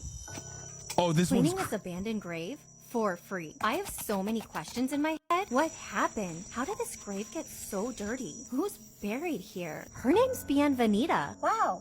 Her name means welcome in Espanol. Wait a minute. Yes! Wow. Her name means welcome in Espanol. Wow. Folks. Wait a minute. Her grave should be welcoming too. But right now, this is the dirtiest grave I've ever seen. That's so unfair. Everyone deserves a beautiful resting place. Bienvenida died on July 23rd, 1980. Her star sign is Aries. My best friend is an Aries. I wonder what Bienvenida's life was like. Does she like chocolate cupcakes? What killed her? This transformation is a lot of work. I What might be here killed all her? night, but it's so fun. Ooh, a little bug. Thank you to everyone who supports and follows. Wow. Yeah, she also put a little shovel move action in there too. Did you guys? That was a Bienvenida classic died. one. Our sign is Aries. Yeah, see, she makes the shovel move too. Respect. Please tell me it's rage bait. Anyway, I respect it. I respect her work. Make her. Wait, what is this? Addicted, don't know. I can't stop it when I feel it coming on. Make her disappear just like poof, then she's gone. Addicted, don't know what the fuck I'm on. Performing Lady Killers 2 by G-Eazy for President Lyndon B. Johnson. Oh, that's crazy. Anyway, like I said, am a big fan, okay? Openly a big fan of all of this. Openly a advocate for everything that happened here. I will be voting for Donald Trump after this Arlington Cemetery process. What a fucking story, dude. Oh my God. Never let a crisis go to waste, okay? That the Trump campaign staffer did not adhere to the rules. We hope that those visiting this sacred site, she said, understand that these were real people who sacrificed for our freedom. The altercation at Arlington Cemetery is the media creating a story where I really don't think that there is one. In Erie, Pennsylvania, Trump's VP nominee, J.D. Vance, sought to shift the focus to Harris. And she wants to yell at Donald Trump because he showed up. She can go to hell. Ooh. That is pretty unusual. He almost got mean. He almost said she could fuck herself. Ooh. Ooh. Ooh. Fuck, man. This is... Oh. Gary Peterson with another banger. Wait, what? It was my honor to take Roger Stone out of town for his birthday. What the fuck? Okay, stop. I don't care about Gary Peterson memes, okay? Language for the campaign trail, and the fact is that Harris hasn't yelled at Trump for going to Arlington. She hasn't said anything about the situation at all. A Harris campaign spokesperson did say yesterday that the situation is pretty sad, and he said it's not unusual for the Trump campaign. Oh my God. Oh, this was fucking crazy.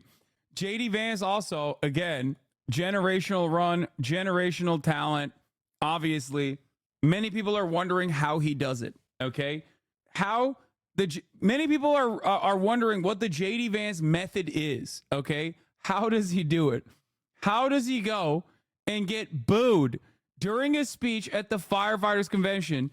Why is it that like he constantly keeps putting himself in this position where like you can immediately look at the VP pick on the other side of the race and recognize the genuine differences in the way that normal humans receive these two separate VP picks? We already know this. We already watched it with J.D. Vance's donut shop altercation, okay, where I will be playing that and then side by side compare it to like Tim Walz making doing an order at a local establishment. Let's just watch. So Vance just addressed the Firefighters Union convention in Boston, and Walz spoke to that same group yesterday. One of two major unions, I should point out, that has yet to endorse in the presidential race. Talk about the difference both in their message and in the reception. The politics of organized labor have been really interesting in this race because what we saw in this race, what we saw in the last race, frankly, was in many cases union leadership backing Democrats and union members in some cases voting for Trump. It's always been an area where he's been stronger than traditional Republicans have been. Here, in the case of this dueling appearances at this firefighters union convention, we saw Tim Walz give a directly pro-labor address yesterday. Now, both he and Vance included elements of their own personal story, their own personal experiences with firefighters, with EMTs, tried to kind of humanize their messages. I think it was very clear that the Walz approach yesterday was more effective in the room than the J.D. Vance approach today. Yeah. Here is Tim Walz, okay? Fox News carried part of Tim Walz's speech to Firefighters Union in Boston where he attacks Trump and highlights the dangers of Project 2025. He blocked overtime benefits for millions of workers. He opposed efforts to raise the minimum wage. Let's watch how Walz talked. RIP Twitter in Brazil. Oh, is that why people are talking about how Twitter is down? Do I have that many Brazilian chatters? Even proposed slashing budgets for federal fire service programs. Those are just simply facts. But look, it's not just what they've done, it's what they're going to do. This is the big thing. One of the goals of their Project 2025 is to screw the middle class, making it harder for workers to collectively bargain, allowing employers to drastically cut overtime or eliminate it, slash taxes for the ultra-wealthy by imposing a national sales tax on the rest of us. Look, I've said this, I'm an old-time football coach. If you draw up a playbook, you plan on using it. Project 2025 is a plan to reshape what America looks like, moving away from the middle class and putting it right back on the oligarchs and the wealthy at the top. He said he's going to repeal the Affordable Care Act. That thing is pre-existing conditions. Those are things that make sure that our family gets health care. And for many of our families, and I know you don't get to participate in it, but your families do, my mom does, Social Security and Medicare are life-saving programs for them. Instead of funding those programs, they talk about cutting them. So here, this is what I always say. If you got $1 billion, you don't give a damn if your Social Security check shows up. But if you're like my mom, that's how you pay for your food. That's how you pay for your heat. That's how things get done. So that check, pretty damn important to protect it. Again, use their own. The fucking room is shaking, okay? The walls are sweating. My man is quaking, okay? This is a guy who told his friends down at Mar-a-Lago, and this is a direct quote. Look, all of you you're rich as hell. We're going to give you a tax cut, while telling workers that wages are too high. That says it all. And again, if you're confused on where you're going to go, think about what impacts you, your life, and your family the most. So let me tell you exactly what Vice President Harris and I will do when we get elected. As president, then President Harris will sign the PRO Act, making it easier for unions to organize. We'll protect SAFER grant program. It's good to see you say this. If you have to spend any time thinking if you want to support the PRO Act, that pretty much tells you where you're at, because that's a pretty easy one. Same thing with the SAFER grant program. We know it's essential to helping serve and protect communities, especially as we starting to see intensive heat waves. We'll keep fighting to protect your retirement benefits, lowering taxes for working families, and finally making corporations just pay their fair share. They're doing fine. They're doing fine. They can pay their fair share. Look. So, seems like that was broadly received as a overall very popular speech. Okay? People like that a lot. Okay? People like that speech a lot. Let's hear how JD Vance was received in that same fucking room. Does anyone have the actual clip of JD Vance just getting booed? Because that's the one I want to show you. Just straight up getting booed, dog. Not a good look at all. Okay? Hold on. Let me see if I... Oh, here it is. Here it is. It was in the docket. Here it is. JD Vance. President Trump and I are proud to be the most pro-worker Republican ticket in history. Now, President Trump and I are proud to be the most pro-worker Republican ticket in history. And I want to talk about why we're fighting for working people, why we're going to fight for unions and non-union alike. Oh, my God. Oh, my God. Bro. Come on, dude. It is like what is going on? How does this keep happening? How does this keep happening? Here's a longer video of JD Vance getting booed by the firefighters group. JD Vance. When he first comes up.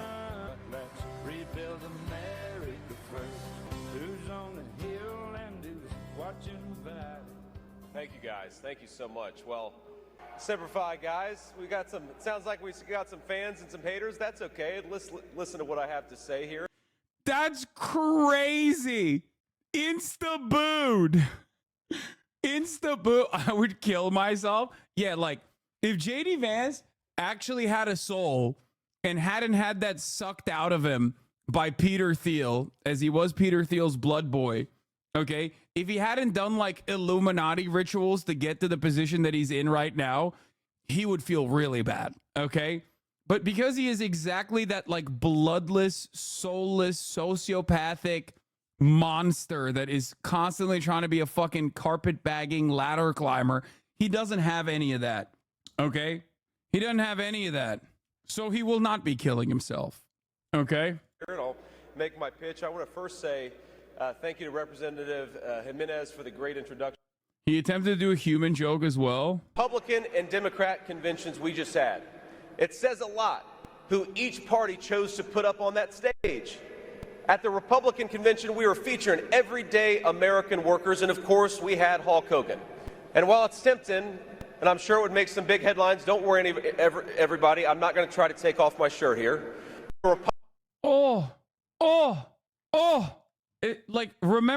Remember the way, CNN is airing the first clip of the interview right now. Okay, we're going to look at this real quick.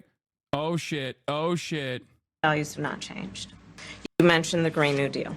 I have always believed, and I have worked on it, that the climate crisis is real, that it is an urgent matter to which we should apply metrics that include 4 hours holding and 57 minutes remaining to deadlines around time.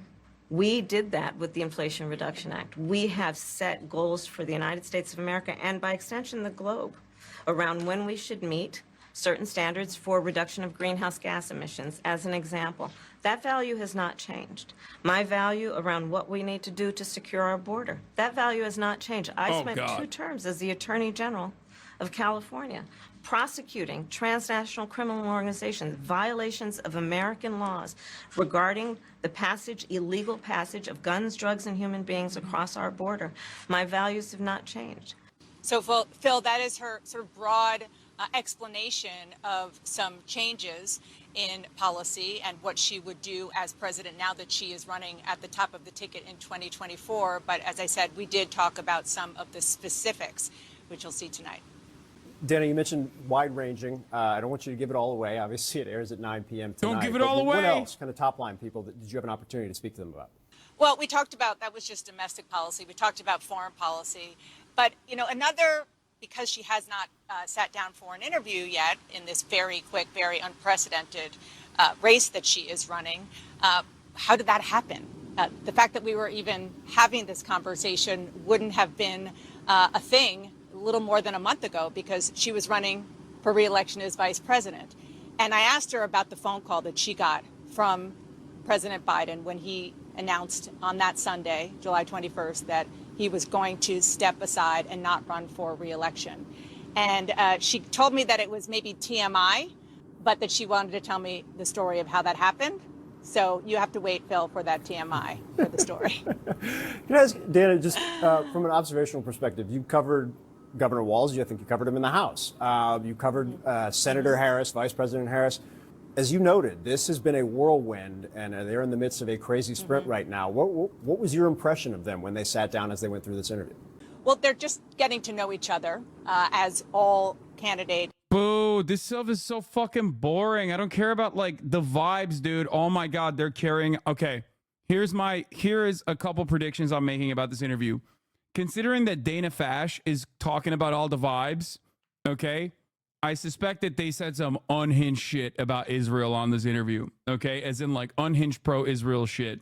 If they talked about it at all. No, it didn't go well. No, it went well. I think it went well.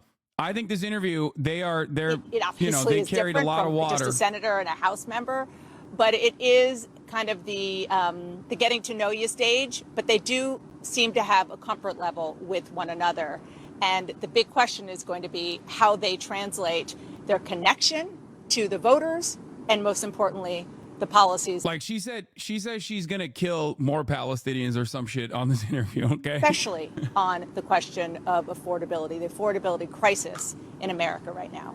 Speaking of whirlwinds and sprints, I believe that's been your week as well. Dana Bash, we appreciate you unveiling the first sound of this interview. Yeah, I'm unveiling the top of the hour ad break right now. Okay, that's my suspicion.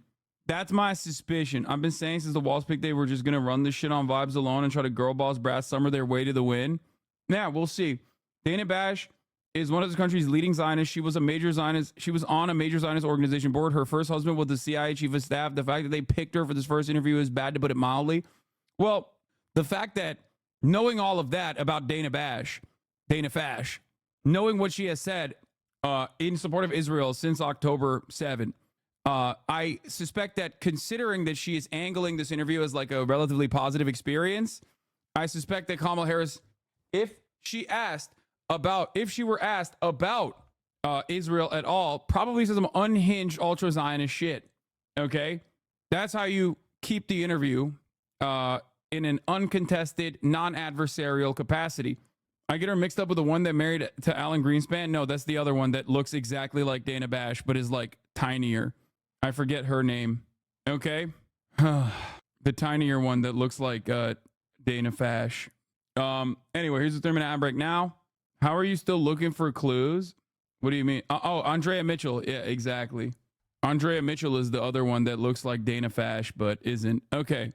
They're hiding Harris because her personality is probably genuinely repulsive. Walz balances that out, but the more we see, the less excited people will get. If one more person tells me that there's a fucking new Bernie Sanders interview with Hassan Minhaj about the ceasefire in Gaza, I'm just going to fucking go directly into Wukong. Okay? I'm just going to dive directly. Like, do you think I'm not going to watch that? Do you think I'm not familiar with what's going on there? Please stop. Like, I know, man. I know. Okay? Shut the fuck up. I got news to cover. Please stop. As a Wukong and Jory, did you know about the Bernie interview? Yeah. Okay. Now everyone's going to be... I forgot. The number one chirpers in this community that are underrepresented, but overrepresented in the chat, underrepresented in general, are the fucking gaming watchers. or those who enjoy the chirp for specifically gaming. I swear they are my downfall. I swear. I love them all and I give them so much meat to chew on, but usually it's so obvious that you guys love talking about gaming, but you don't love watching when the gaming is happening. Okay? That's it. Gaming frogs think they're the silent majority, but they're actually the vocal minority. Yeah, 100%. I mean, anyway. All right. So getting back to the JD Vance, Tim Walz, same speech, like side by side comparisons. I want to show you obviously another fucking comparison that happened like last week that was really bad. But let's don't finish take this my word first. for it. Let's listen to some of both men over the last 2 days. President Trump and I are proud to be the most pro-worker Republican ticket in history. And I want to talk about why we're fighting for working people, why we're going to fight for unions and non-union alike. But I can promise you this. When Vice President Harris and I win this election, we'll have your back just like you've had ours this entire time. So two things can be true at once here, Chris. Donald Trump can have a better relationship with union member voters around the country than many previous Republican candidates, but can also pretty regularly say things that drive a wedge between he and their support, like when he cheered on Elon Musk for his own union-busting behavior in that interview that they did on X. I think that's some of what's coming back to bite J.D. Vance as he has to kind of go into the lion's den here and make a pitch. Yeah. No, it's that for sure.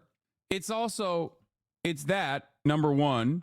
Number two, it's also because obviously they are in Massachusetts. Okay. And number three, Tim Walz is charismatic. JD Vance is not. Okay. Hold on. Let me find the clip real quick. So let's take a look. Yes, we're going to talk about Elon Musk in Brazil too. Y'all are being fucking annoying. There's a lot of shit going on, okay? I'm going to cover all of it. Here is JD Vance trying to order donuts set to the VP end credits. Okay, yeah. She doesn't want to be on film, guys, so just cut her out of anything. I kind of want to watch the original one. It's, oh, here. We really Tim Walz and JD Vance on the campaign trail. This is better. Okay. Let's see how Tim Walz orders from a local eatery. A little rally on the side, but we had a little extra time. If you don't know, the iconic Nebraska restaurant is the Runza. Is everybody else in here? Okay. So we are, let's see. We're going to get, how many people, Nick, how many donuts do you get? I would get a couple. Don't call it anything else except a Runza. The bread consistency, all of it really matters. I got the Swiss and mushroom is kind of a classic. The cheese is solid. You can be a little bit creative, but... Okay. I'm sorry, man? Okay, yeah. She doesn't want to be on film, guys, so just cut her out of anything. I'm JD Vance. I'm running for vice president. Good to see you. Okay. I'm JD Vance. I'm running for vice president. Nice to see you. Just so bad, bro. So humiliating. This is it. If you're going to go to Nebraska, if you're going to go to a Nebraska football game, if you're just going to be a good person, you stop at Runza. I think it's the bread consistency. I mean, Making your own meat every day? Yeah, get this guy on TV. Okay. Yeah. And just a, random assortment of stuff here. How long have you worked here? I've been here since the beginning of July. Okay. For this year. Okay, good. How about you, sir? Almost TV for Runza. Thanks for the work you're doing. Matters. Appreciate it. Thanks, everybody. Pleasure to meet you all. Wow. Wow. Okay, good. How long? Here's the thing. Just everything, yeah. I mean, a lot of glazed here, some sprinkle stuff, some of these cinnamon rolls, just whatever makes sense. Ma'am, if you don't Whatever makes sense. Order, whatever makes sense. want to be on film, you're good. If you don't want to be on film, you're okay. Yeah. How long has this place been around? About 4 years. About 4 years? Okay. How long have you been here? A little over 6 months. Okay, good. Okay, good. Oh my God. Painfully obvious how who goes to these places genuinely and who's just doing it for a media op. Okay, but like, how do you fuck up ordering donuts, man? You're just failing to be a human at that point. You're not just failing the media op. You're failing being a human. Like, it makes no sense. Like, how do you fuck up ordering donuts, dude? You don't have anything locked in the chamber, like no fucking line in there. You just go, okay. He just sounds like a fucking alien. He sounds like a goddamn alien trying to, like, not give the game away. I don't get it. But yeah, he is consistently finding himself. This process You need to learn how to fucking cook. of the juice and then Baster. What are you doing now? Caramelizing the onion. Tell me more. Tell me more. No, you need to. I need to learn. Videotaping me. Trying to teach you. You're more interested in being a video. Look at that. Of course, Megaphonics has like deep cuts, dude. God damn, Megaphonics. I'm putting a shutdown on Megaphonics clips going forward. Not even relevant to the fucking conversation here. Just wanted to send one of his bookmarked Kamala clips. He has been on the Kamala train way too fucking hard, okay? Bro is a Kamala gooner 100%. Ever since he was outed as a mega donor for the DNC when he went to that San Francisco dinner where he paid $500,000. Ever since he went to that Kamala Harris fundraiser and paid $500 for one plate, he's just been on the Mamala train, okay? Yeah. Chad, it's not really he's lying. Yeah, okay, don't be embarrassed now. Whoa! He invited me as his +1, can confirm. Oh my God. I was there, can confirm. I was the dinner plate. Damn. More truths coming out. More facts coming out, dude. I was the fork? What? Oh my God. They weren't the fork. They were lying. Nope. I was standing outside. I saw too. Damn, there were protesters. There were protesters protesting the dinner outside. They saw Megaphonics walk through. Goddamn. I was his Uber driver. He told me to stop protesting. Okay. All right, let's continue. Harris tells Dana Bash on CNN she wanted a Republican in her cabinet. It's important. Oh my God. I'm Brian Kilme. Oh my God. I couldn't even read the rest of it. Okay. I saw you at Trump's gala event last year wearing your camo tuxedo. Fuck yeah, I was there, baby. Hell yeah. Prominently in display, dude. I'm fucking riding, dude. What do you mean? I'm one of the big donors. I'm trying to get that coveted Trump speaking engagement. It's important to have people at the table when some of the most important decisions are being made that have different views, different experiences. And I think it would be the benefit of the American public to have a member of the cabinet who's a Republican. Yeah, Obama did this too, and it was also bad when he did it. The Nikki Haley voter who endorsed Trump is so important to her. I'm losing it, dude. This is so stupid. Oh my God. They're going to fucking eke out a marginal victory off of this, and then liberals are going to be unbearable as they bring about the fascist downfall of the United States of America, okay? It's coming. Get ready for it. Yeah. Republicans run the table, routinely fucking call Democrats like pedophile monsters, communist vampires, or whatever the fuck. Then Democrats turn around and go, hey, you know those guys that are calling us like pedophile monsters? We should have one of their representatives in a key position in the administration. Okay? Why are you running against them then? Why? Why are you running against them? This is why I'm saying, like, they love Republicans, man. They want to fuck Republicans. They want to hug and kiss Republicans. What the fuck is going on, dude? It is so bad. It is so fucking bad. To a crowd that clearly seems to be leaning one direction, regardless of what their official endorsement's been thus far. Joining me now, former. New polling shows voters trust Trump over Harris on key 2024 issue. Yeah, the polls that came out recently, by the way, look really fucking bad for Trump. Having said all of this, not the national polls where like Kamala is like winning, or I'm not even talking about like the swing state polls or whatever. I'm specifically talking about, where's Dave Weigel's tweet on this? Here, every issue question is closer than you'd expect. Harris is up 1 point over Trump on crime, up just 5 points on democracy, but Trump leads on economy and immigration, down to single digits. Same story for a month. Biden was cooked. Harris is competitive. The one issue, however, that like Trump is cooking on is Israel.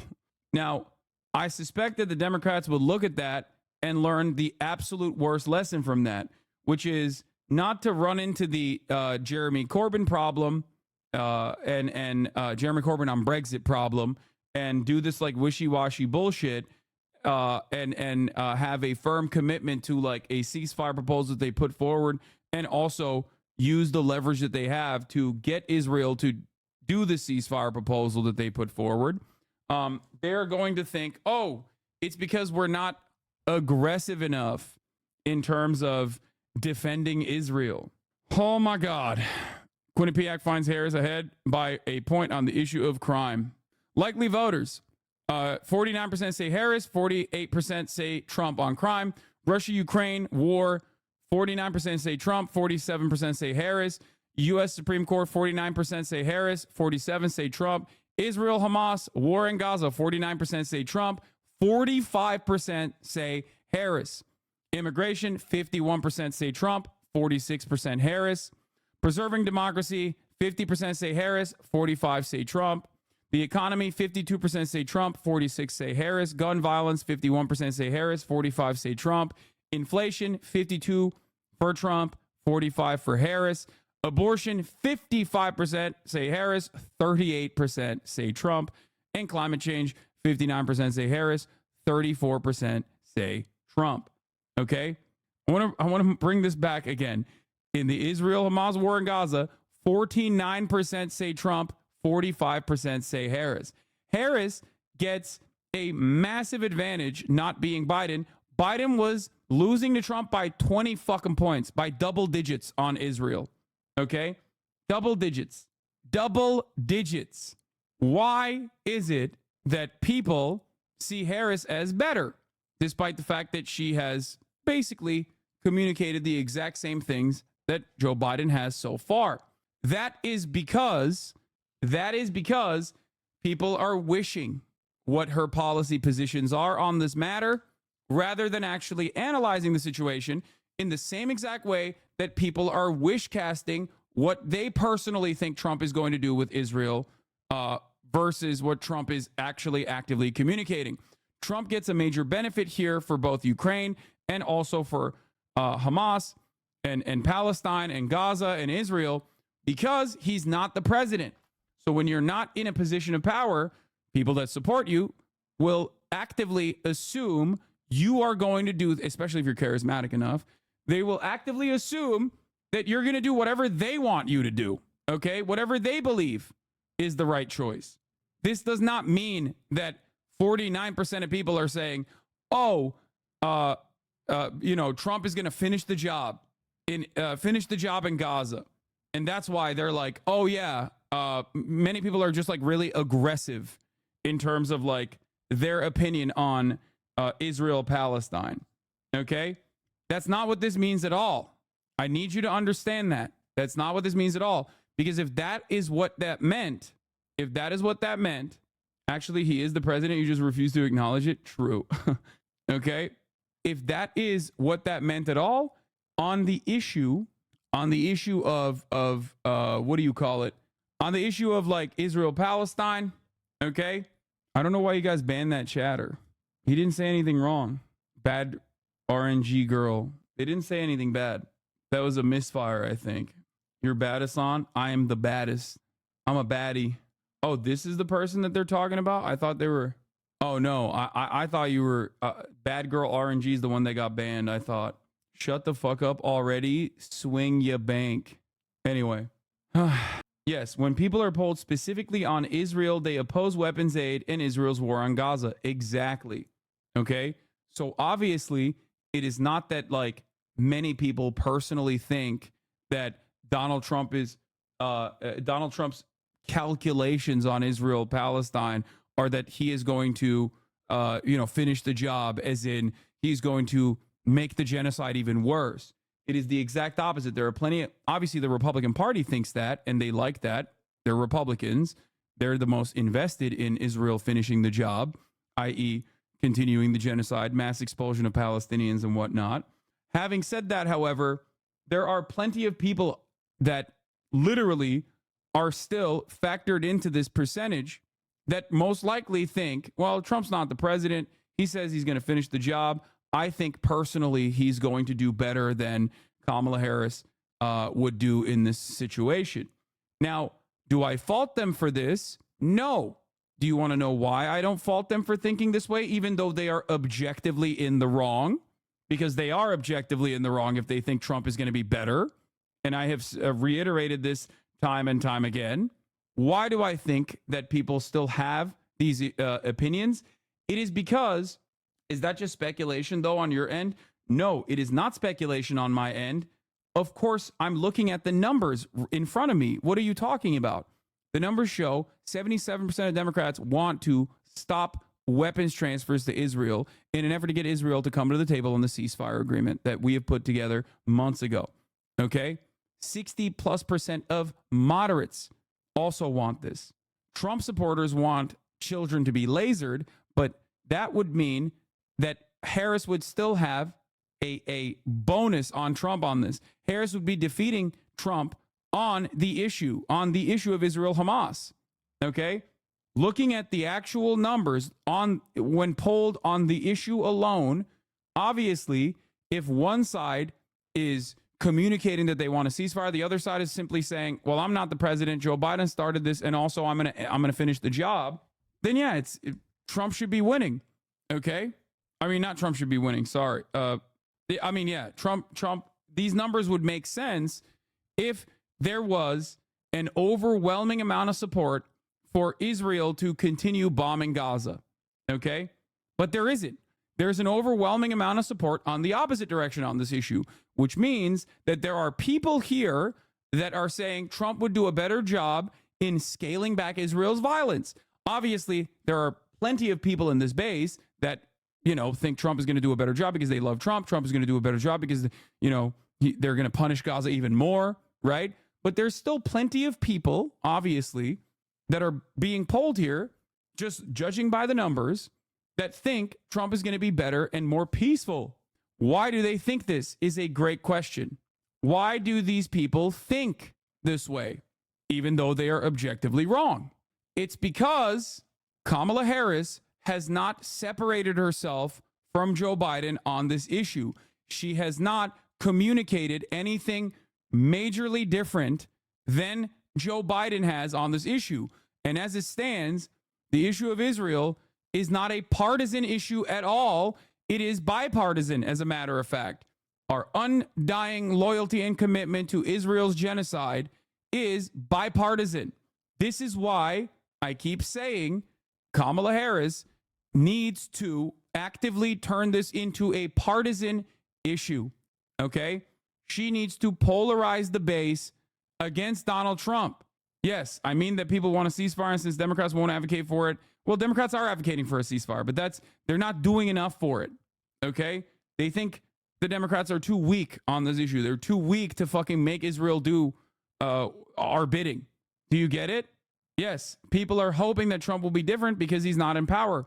This was the exact same phenomena that took place in 2016. This is the only angle that actually turns this back into a Hillary versus Trump style race in 2016.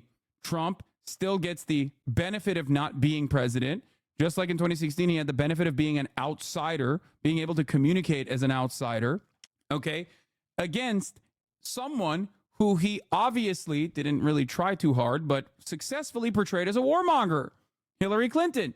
And even though he has been president already, and we know what his tenure looked like, okay, a lot of people are still responding to what he is saying. And what he's saying is he's a peaceful guy. He's the dove, that he's going to solve Ukraine. He's going to solve Israel, Palestine, and that no new wars happened under his 4-year reign. That's important to take note of, okay? Because you might look at the situation and understand that that's bullshit. I myself understand that that's fucking bullshit. He greatly escalated drone wars, didn't pull out of Afghanistan after saying that he was going to, okay? And now literally shits on Biden for pulling out of Afghanistan. But overall, what matters is how he's communicating to the public. He's communicating to the public that he is a peaceful dove. Stop sending me the Trump campaign. I know he's live in Michigan. We don't have to always fucking listen to what he's saying. I'm covering. It's the same thing that he's going to talk about as he's talked about a million times over. Okay, shut the fuck up. If Donald Trump keeps saying, oh, I started no new wars and I'm going to be the peaceful candidate, and Kamala Harris says, I'm going to have the most militant military, the most lethal military force you've ever seen, this is going to cause problems for her. Okay? That's it. Because Democrats will never win the Patriots. Okay? Republicans own patriotism. That's why Donald Trump could literally say, fuck John McCain, and still end up winning over a massive amount of veterans, end up successfully campaigning, okay? As the guy who loves America. That's it. Republicans in this country own patriotism. They own it. Democrats will never own patriotism. DNC platform now versus 4 years ago. The DNC quietly added language in their 2024 platform hinting at U.S. escalation against Hezbollah in Lebanon. It is similar to language the U.S. has used to describe Hamas, while it has unconditionally supported Israel's war on Gaza that has killed 40,000 plus. Okay? DNC platform now versus 4 years ago. The 2024 platform calling for Lebanon to be free from the grip of Iran-backed Hezbollah is a far cry from the 2020 version, which read, Democrats believe the United States should not impose regime change on other countries and reject that as a goal of the U.S. policy towards Iran. Do you think that there are a shit ton of voters that are like, oh, dude, this is exactly what I want. I want regime change in Lebanon. I want to wipe out Hezbollah. Do you think that there are likely Democrat voters who are like, oh, thank God there's a Republican in the cabinet? What the fuck are they doing? What are they doing? Having said that, of course, we go back to J.D. Vance, and you remember that, like, obviously, you know, they're throwing as hard as they possibly can.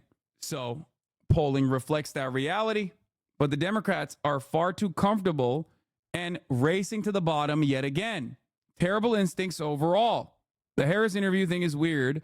I don't think a particularly big deal, but if she inherited the very online Biden staffers who were media phobic and thought the New York Times was out to get them, etc., when the actual problem was that he was in fact way too old, that's not a great sign. Never seen both campaigns are like, wow, in this year, what? Tim Walz a veteran? You don't think that would help win veteran votes? Oh, I can tell this person only started paying attention to American politics for like 1, maybe 2 election cycles. Okay? This is the endless Democratic Party gambit. Okay? They've done this so many times. John Kerry is a great example of this. It doesn't fucking matter. Okay? To the young chatters, if this is your first, maybe second election cycle, let me explain something to you. Okay? I have been carefully watching and analyzing the Democratic Party lose elections for 2 decades at this point, professionally for 1. Okay? Professionally for 1 decade, watching it as an amateur enjoyer of American politics for 2 decades. And time again, Democrats regularly put forward veterans in the South, veterans as like veterans as a way to like win elections, win veteran voters, and try to drum up the patriotic messaging from the Democratic Party. It does not fucking matter. Nobody cares.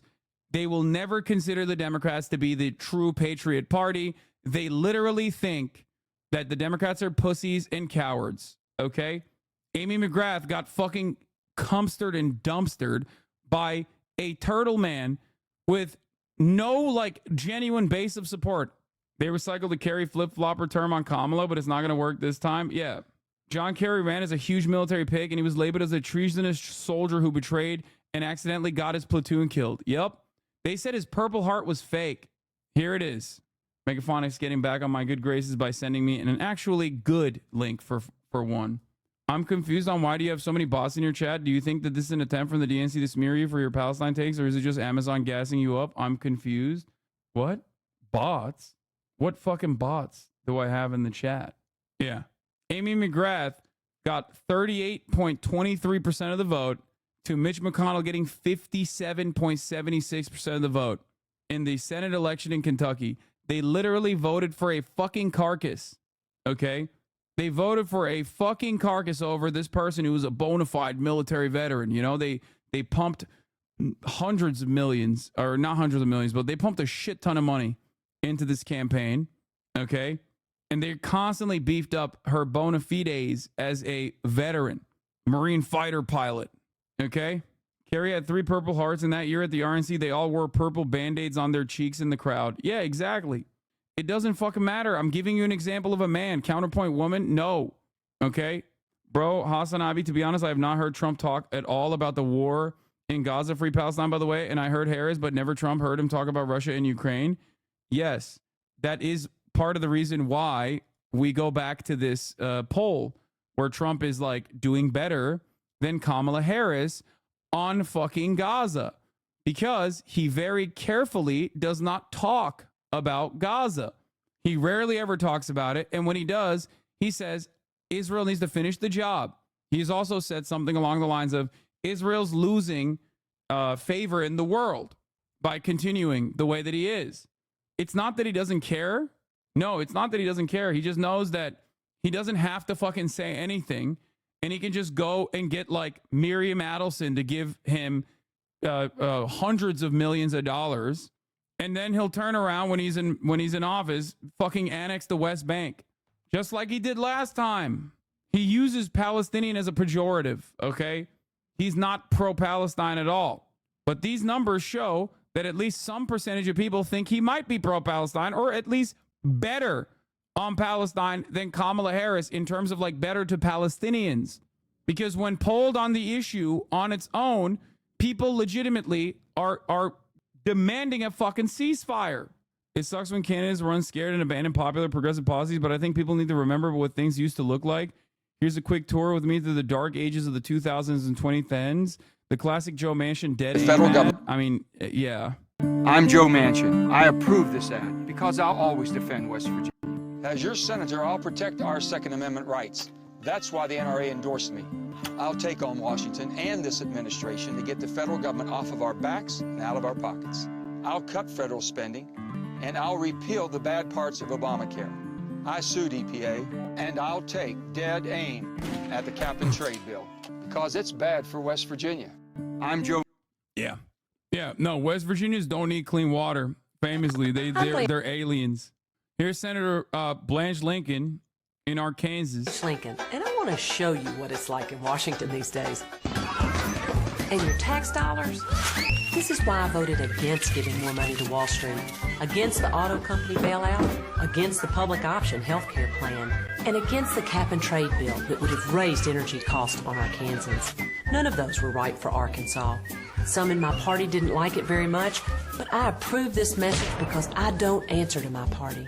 She said Arkansas? Wait. Some raised energy costs on Arkansans. None of... I'm right. Hey, yo. Arkansans. Okay, yeah. She still got smoked. Here's a doozy from Senator Ben Nelson. Drug dealers, gang members, and 500,000 illegal immigrants sneaked into America last year, compromising our national security and costing us jobs. I'm Ben Nelson, and I sponsor this ad because we need to protect our borders. My legislation would hire 10,000 new border agents, increase border patrols, and make it harder to hire undocumented workers. My plan won't completely solve this problem, but it's a good start. Two Washingtons by Michael Bennett is a reminder of what the Tea Party wave looked like on the ground. In this Washington, they spend money they don't have. In this Washington, families are looking for ways to get by. Here, the special interests have too much power. Here, people are looking for someone to stand up for them. This Washington is broken. This Washington is looking to get to work. I'm Michael Bennett, and I approve this message because I know what Colorado families are going through. My goat. My fucking goat. Kai's groomers here. Okay. All right, we'll get back to this in a second, but here, new polling shows voters trust Trump over Harris on key issues, like I said. Today's going to be a busy day out on the campaign trail. The vice president is going to sit down for her first interview in over a month since she's been at the top of the ticket, along with her running mate, Tim Walz. Meanwhile, Axios is calling out here, saying there are burning questions that the vice president needs to answer on her growing number of policy flip-flops. Yeah, she's basically taking the Trump platform. Lucas Tomlinson joins us live. Hey, Lucas. Well, good morning, guys. It's the moment we've all been waiting for. Vice President Harris sitting down for her first interview that will be taped alongside her running mate Tim Walz after weeks of dodging the press since Biden dropped out of the race. Now, a new Reuters Ipsos poll shows Harris leading Trump 45-41 nationally. She also has a 13-point lead among women and Hispanic voters. And this new Fox News poll shows Harris with a slight lead over Donald Trump in Arizona, Georgia, and Nevada, states Trump narrowly lost 4 years ago. In North Carolina, Trump is up a point in a state he won back in 2020. And Axios, as you mentioned, Lawrence, out with what it calls the 10 burning questions Harris needs to answer about her record. I'll read just 5 of them. Price gouging. Could you define price gouging for the American public? Taxes. When you say only the wealthy will see their taxes increase, how high should they go? Immigration. What changed from you to shift from calling a border wall un-American in 2018 to now saying you'd sign a bill that ensures more of the wall is built? Inflation. What was the inflation rate when you took office? That seems pretty straightforward. Supreme Court reform. Will you ask any Supreme Court justices appointed by Democrats to resign after 18 years? Here is a woman who is trying to break the ultimate glass ceiling, and she needs to drag Walz with her. I mean, even the Wall Street Journal said she needs a crutch. This is absurd. The woman's been in this race for 38 days. She should be able to do a solo press interview that's not edited. And President Trump is back on the campaign trail today with stops in Michigan and Wisconsin. So it's a good thing Rachel's on set today, guys. That's right. That's right. Wisconsin expert. Right. Thank you very much, Lucas. Thanks, Lucas. Yeah, thanks it's really incredible that media organizations, because we only get one interview, have to get their questions answered by proxy. Everyone is putting up what they would ask the Vice President of the United States because she only has agreed to one interview. As J.D. Vance said yesterday, is she going to show up to the debate wearing a blue suit and a red tie? Because there's so much that she has done to run from her record, run from her 3.5 years as vice president, and run to Donald Trump with strong on the border, his economic principles, as well as the immigration when it comes to building the wall and repurposing the $650 million that's still out there. Right. Now she talks about law enforcement. Just looking at the polls right now, it's not a major bounce for somebody that had the momentum of not being Joe Biden, momentum of naming a running mate, momentum of the DNC. They're coping a bit. Okay, they're definitely coping because these polls don't actually look good at all. Okay, and like I said, these polls don't look good for Trump at all. Okay, there's no world where you can show this and then go, oh well, you know, Trump is losing by not by a lot. Okay, like that's ridiculous. Like it still shows that Trump is losing, right? Having said that, however. Having said that, you can tell when Trump is not doing well by the way that he posts. Okay, if he's on a posting frenzy, if he's on a fucking posting frenzy, you can tell he is not doing all right. You can also tell when he's on a frenzy if he's consistently talking about how the polls are fake and the media is fake and they're lying, which is precisely what he's doing. He's been posting like QAnon shit, just.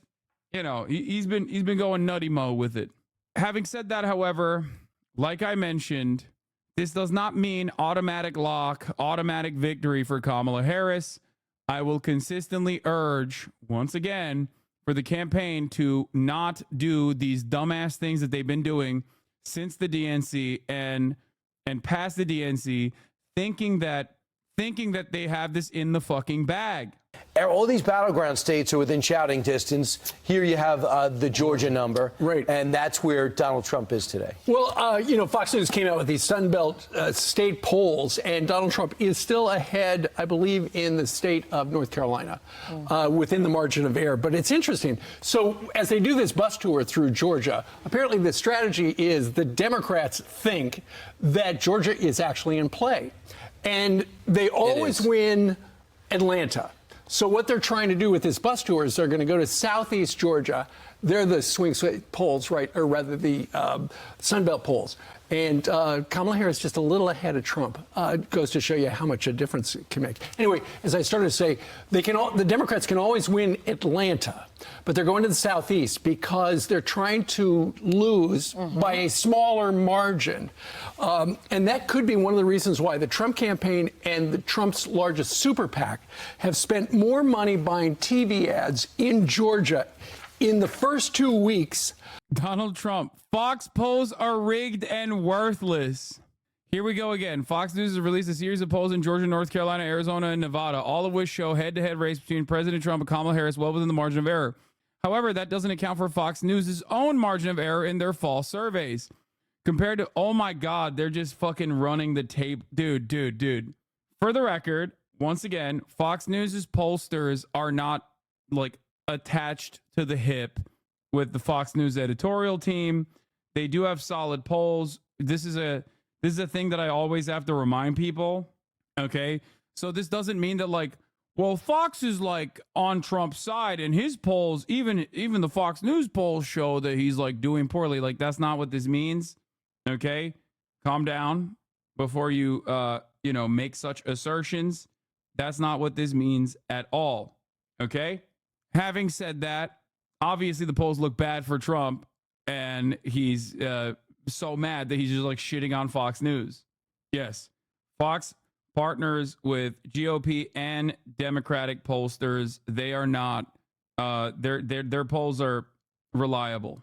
Hey man, this is confidential information. Well, he posted it on his Truth Social, so I think it's fine. This is a bit late, but Kamala's senior advisor was literally one of Hillary's in 2016. I wouldn't count on her for smart decisions. I think there is a crisis of talent in the Democratic Party's like staffer side, legitimately. I think like all of the fucking all the failures have consistently gotten promoted, and that is the reason why they make these awful decisions where you're like, how the fuck is this going on? Okay, like how are they making these choices that are so antithetical to like what they've done so far in moments where it matters? Decisions like a 2-on-1 interview, no, that's not a bad decision at all. No, that's actually a good decision. That's a great decision. That's not the problem at all. The real shit is like saying that you want a Republican in your cabinet, saying or coming out with like a more aggressive stance on the military, thinking that you're going to pick up some like lost Trump voters along the line. All of these decisions are idiotic. Okay, they were bad. They were bad policy when it was Biden doing it, but it was at least a little bit more manageable in terms of the politics side of it, because Biden was capable of, as an old guy who had a track record in Congress as like being a relatively conservative Democrat, he was able to, one, captivate certain aspects of the Obama base, being Obama's vice president, but beyond that, was able to pick some of these like more conservative college educated white voters and was actually doing a pretty solid job while hemorrhaging all of the other demographics that the Democratic Party relies on in order to win elections. Okay. Kamala Harris is not Joe Biden. Kamala Harris is a younger black Indian woman. Okay. She should be running a very different campaign than the Joe Biden campaign. She should be running the 2008 Obama campaign, not the 2016 Hillary Clinton campaign, which was a failure, and not the 2020 Biden campaign. Or, I mean, I wish she was running the 2020 Biden campaign in terms of the immigration stuff, but like, she's not even doing that at all. Of the Kamala Harris campaign than they spent in the entire year. So it does, and Brian Kemp told us, among other things, and has said, the road to the White House runs through Georgia. And this year, it looks like it does. Yeah, it sure does. And so, of course, they're trying to, on Kamala's side, kind of pump their numbers up in rural areas. They're trying to run this like we're now for hunting and camo hats and pretend like they're, all down with that. We'll see. That's so funny because that's literally what the failure of a candidate in Georgia did. What was her name? The one who was like married to the fucking CEO of the stock exchange or whatever. That is straight up what she did. No, not Stacey Abrams, dude. The white woman who lost.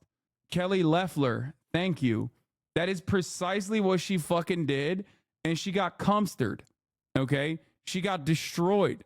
That is literally what Republicans do, by the way. It's always fucking coastal elite up jump pieces of shit that come back and they're like, oh, I love Georgia. Don't you Hicks love this shit? Look at me. I'm wearing all denim. Okay? And she got destroyed. See if that works. Here's Brian Kemp saying Trump is smart to just stay focused on the issues that matter. Listen. I think what he's done in the last few days and what the campaign's been doing, talking about specific messages like he did with our. There's another CNN interview clip previewing right now. Oh, God. Next, in the Situation Room. It starts go now. Wait, what? No. Oh, they're previewing a fucking, they're previewing bits and pieces of the interview at the top of every hour when I serve a 3-minute ad break. With Kamala Harris and Tim Walz. And if you want to see the uninterrupted coverage, you're going to have to subscribe, Chad, for $6 or for free with a Twitch Prime by connecting your Amazon Prime account to your Twitch account, where you get 1 free Prime subscription a month. Sorry, it's not my fault that they're positioning this at the top of the hour every hour, you know, until the actual until the actual speech, the interview. Here's the 3-minute ad break now, by the way. Is off today. I'm Alex Marquardt, and you're in the Situation Room. This is CNN Breaking News. Let's get right to the breaking news on CNN's exclusive interview with Kamala Harris and Tim Walz. We're rolling out a brand new excerpt right now. CNN anchor and chief political correspondent Dana Bash is joining us live from Savannah, Georgia, where she sat down with Vice President Harris and Governor Walz a short while ago. Dana, so what stood out to you about Harris's answers? There's something very funny about following Obama's worst instincts about a range of and not issues, his best. Including what is happening here domestically, particularly with the crisis of people not feeling that they can afford basic things, groceries, housing, and also the idea of what is happening abroad. And in addition to that, I asked her about one of the main themes from her convention, which was just last week. And she discussed there the desire to be the president for all Americans. Obviously, that includes not just her party, not just potentially swing voters who vote for her, but Republicans who don't vote for her. So I wanted to know how that would translate into the kind of people that she puts in her administration if she wins. You had a lot of Republican speakers at the convention. Will you appoint a Republican to your cabinet? Yes, I would. Anyone in mind? I would. No one in particular in mind.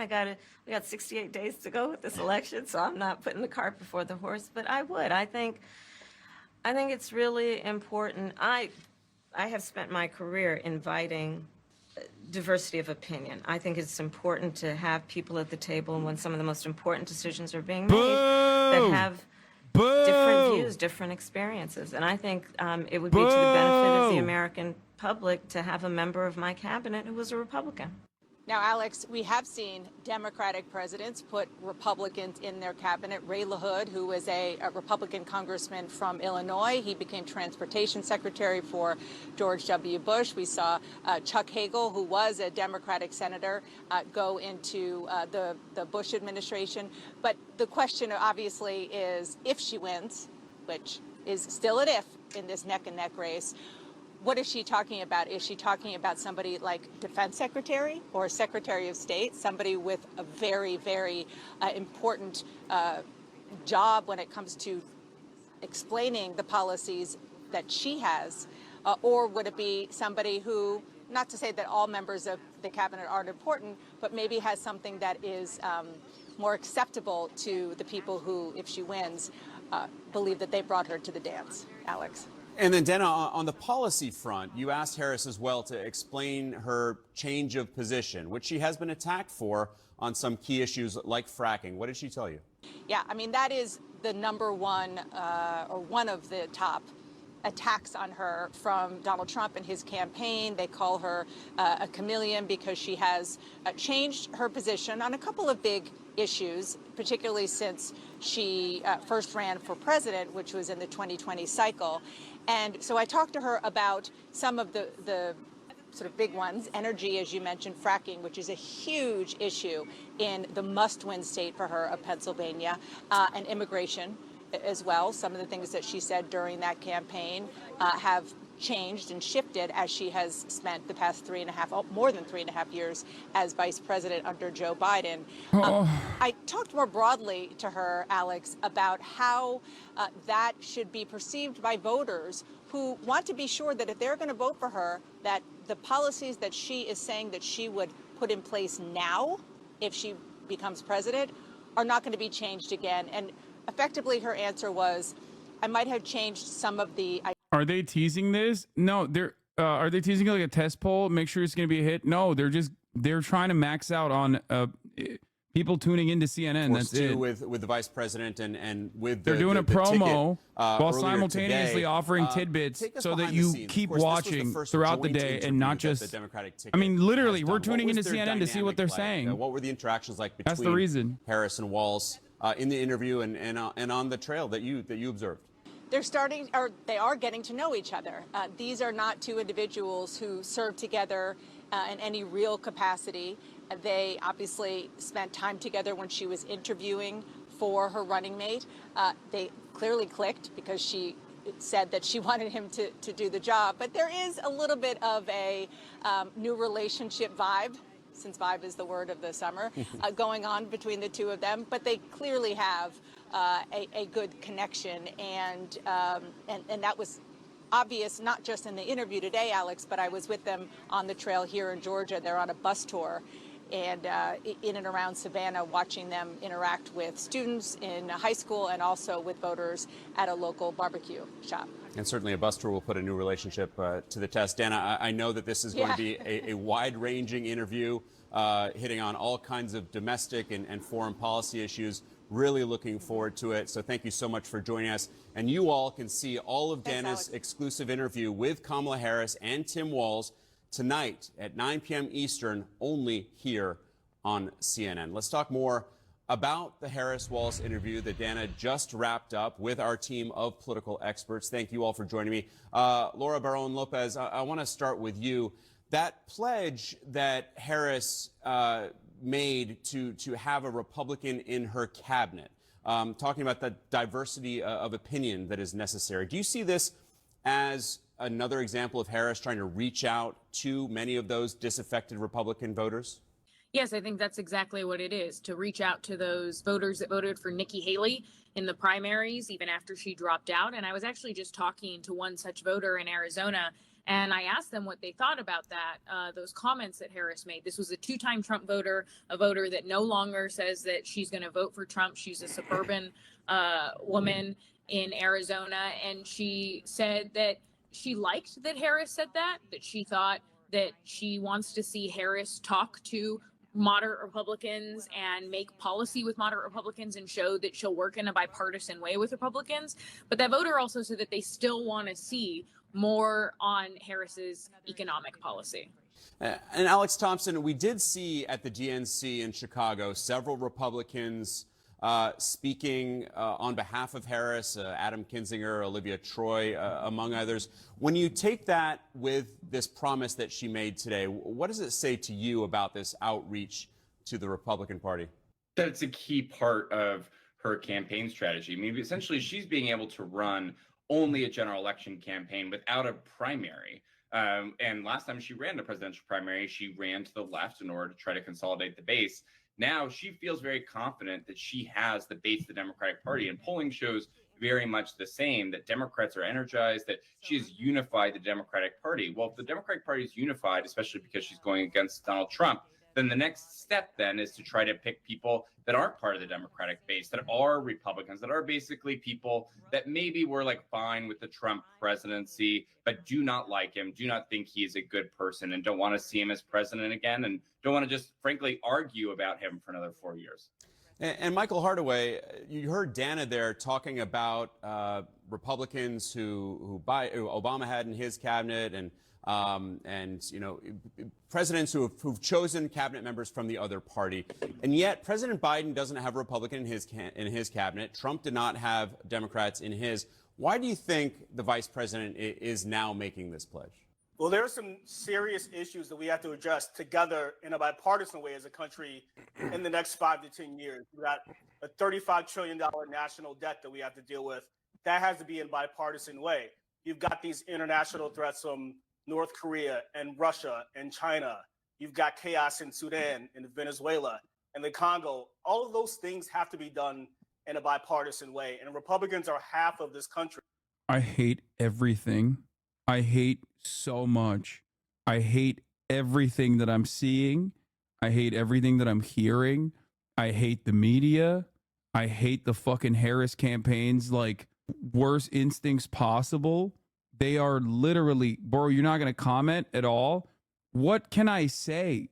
This is basically a rehashing of every single fucking Democratic candidacy. They went so quickly back to their old fucking method. Like I kept reiterating that I was worried that they would start running scared. And when people were like, Hassan, it seems like you're very excited. When they chose Tim Walz, when they fucking swapped out Biden with Harris, you're like, oh, there's a lot of momentum. There's a lot of excitement surrounding this campaign. And I was like, I'm still worried that they will retriangulate to the center and they will run scared. The excitement came from the Tim Walz. The excitement came from the Tim Walz pick and what that potentially spelled for the campaign. Kamala lead widens Lamau. I cannot begin to explain how fucking stupid it is to, like, you know, douse yourself with champagne as though this, which is in my title, which is objectively what is going on, means that they're winning. Okay. Like, Kamala Harris's poll results show her still within the margin of error. Okay. And it's not a done deal without Pennsylvania regardless. I know she's live right now, post DNC rally. This shit sucks, dude. Democratic Party of Georgia, and to all the leaders with us today, good afternoon, good afternoon. I also bring greetings from our president and a great friend of the state of Georgia, Joe Biden. Also up to the great president from the state of Georgia, Jimmy Carter. So Georgia, I love you back. I love you back. And we have 68 days to go until this election. And I think you all have spent your time here, sacrificing all your other obligations to be here together, us as one community, knowing we all have so much more in common than what separates us. And I thank you for taking that time. And listen, so we're here to speak truth. And one of the things that we know, this is going to be a tight race until the very end, okay? So let's not pay too much attention to the polls because we are running as the underdog, okay? And we have some hard work ahead of us, but we like hard work. Hard work is good work to win this November. We will. So look, Georgia, let me say, I'm no stranger to tough fights. Before I was elected vice president, before I was elected a United States Senator, I was an elected Attorney General, and before that, an elected District Attorney. And before that, I was a courtroom prosecutor. So every day in the courtroom, I stood proudly before a judge and I spoke 5 words: Kamala Harris for the people. My entire career, I've only had one client, the people. I stood for women and children against predators who abused them. I took on the big banks and delivered $20 billion from middle-class families who faced foreclosure. I fought against cartels who traffic in guns, drugs, and human beings. And I stood up for veterans and students being scammed by big for-profit colleges, for workers who were being cheated out of the wages they were due, and for seniors facing elder abuse. And I will tell you, those fights were not easy, and neither were the elections that put me in those offices. But we never gave up, because the future is always worth fighting for. Always. The fight we are in right now, a fight for America's future. We fight for a future with affordable child care, paid leave, and affordable health care. Last subject, let's finally expand Medicaid in Georgia. People can go to an emergency room without going into medical debt.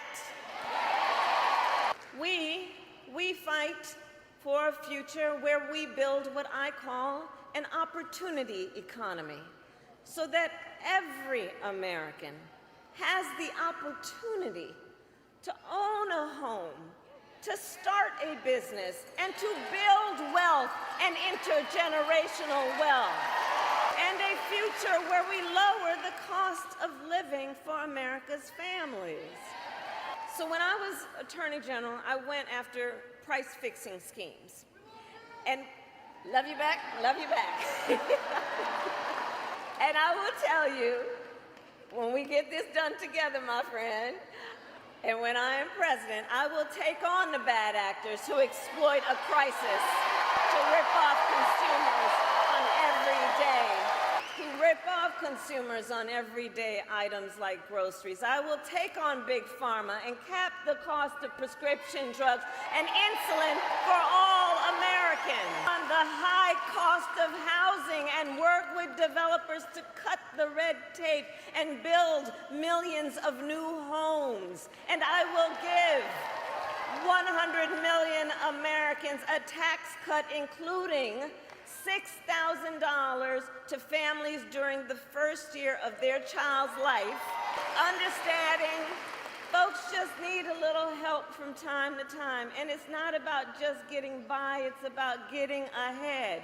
$6,000 in the first year of a child's life to help pay for that car seat or the crib or the baby clothes.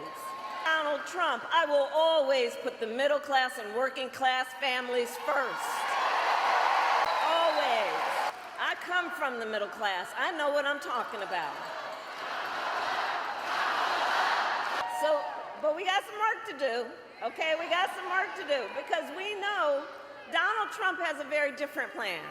He has a very different plan. Just look at his Project 2025 agenda.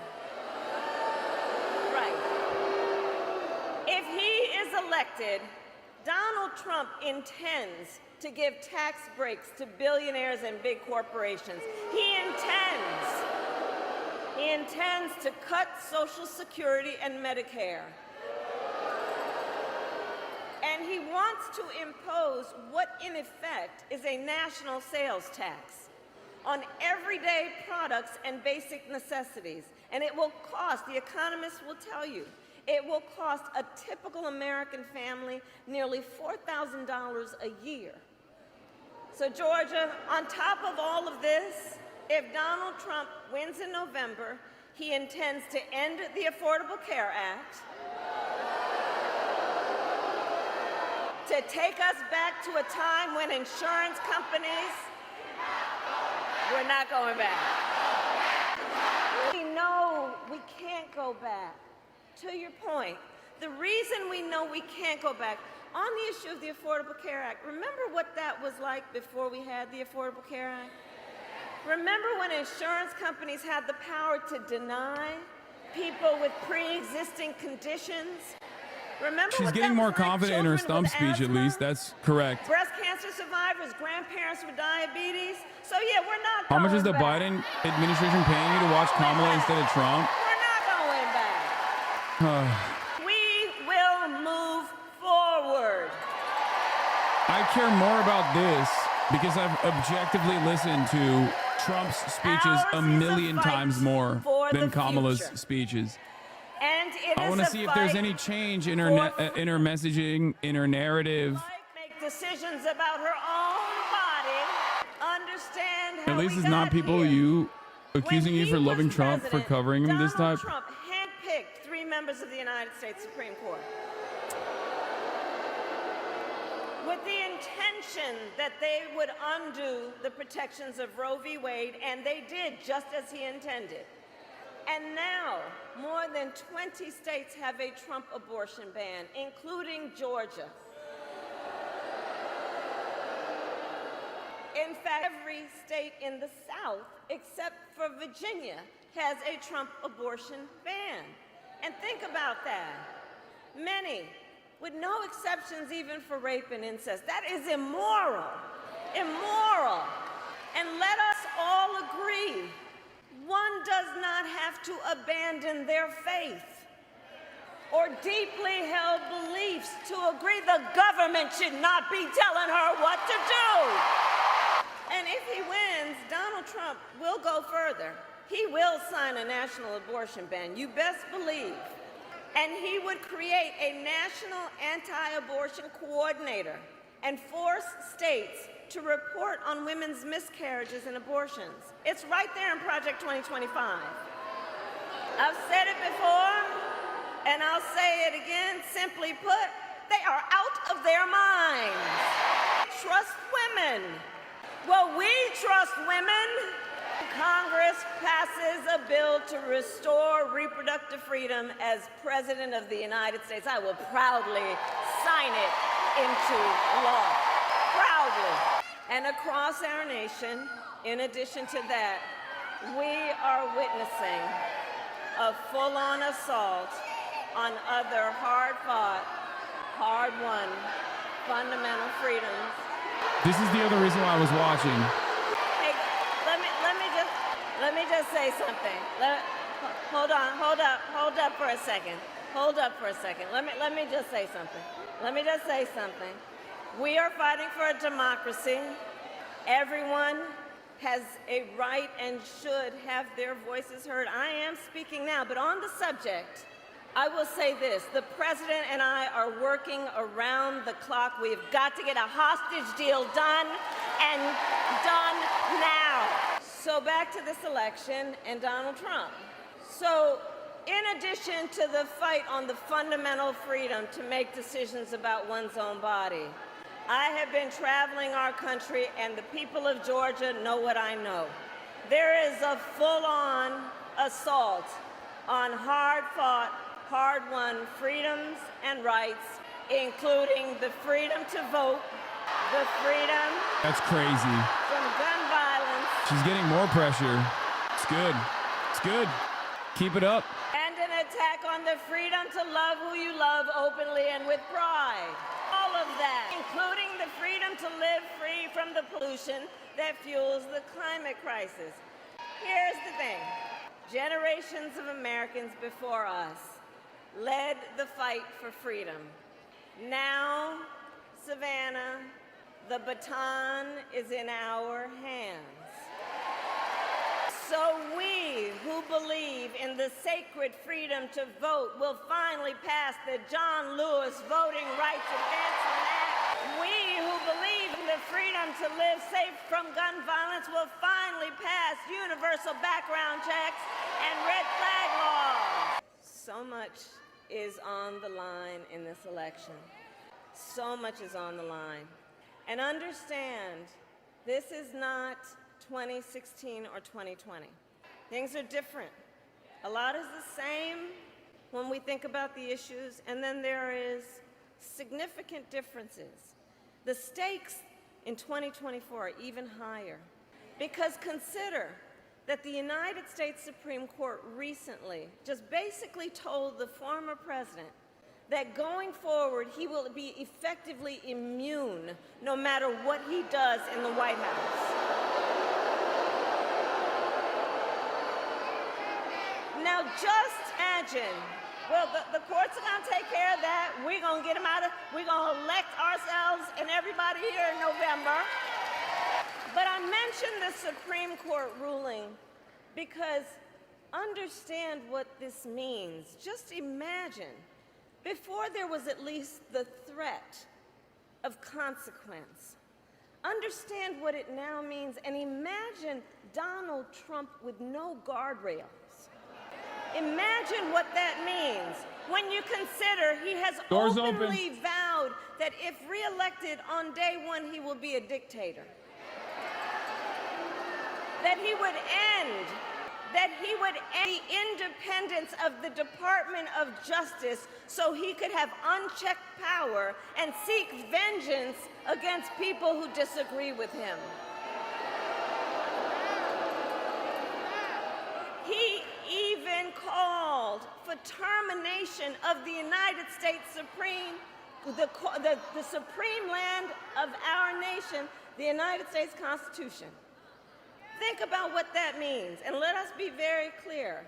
Someone who suggests we should terminate the Constitution of the United States should never again stand behind the seal of the president. So it all comes down to this.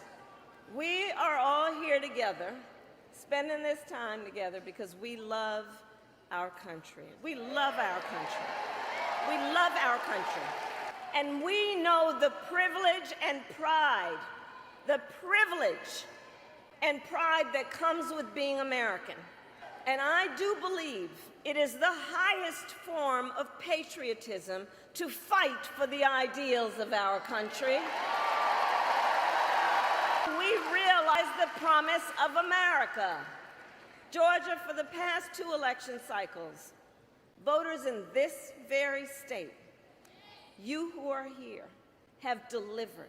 You sent 2 extraordinary senators to Washington, D.C. You sent President Biden out. You showed up. You knocked on. You registered folks to happen. You did that. You did that. So now you to do it again. So Savannah, are you ready to make your voices heard? Do we believe in unity? America, you to fight you, and God bless the United States of America. We are so fucking right wing as a country, dude. We are so goddamn right wing. I will say our stump speech is very short and manicured compared to Trump's hour-long ramblings. I wonder how that plays out the voters. No, it's good. This is a decent this is a decent stump speech.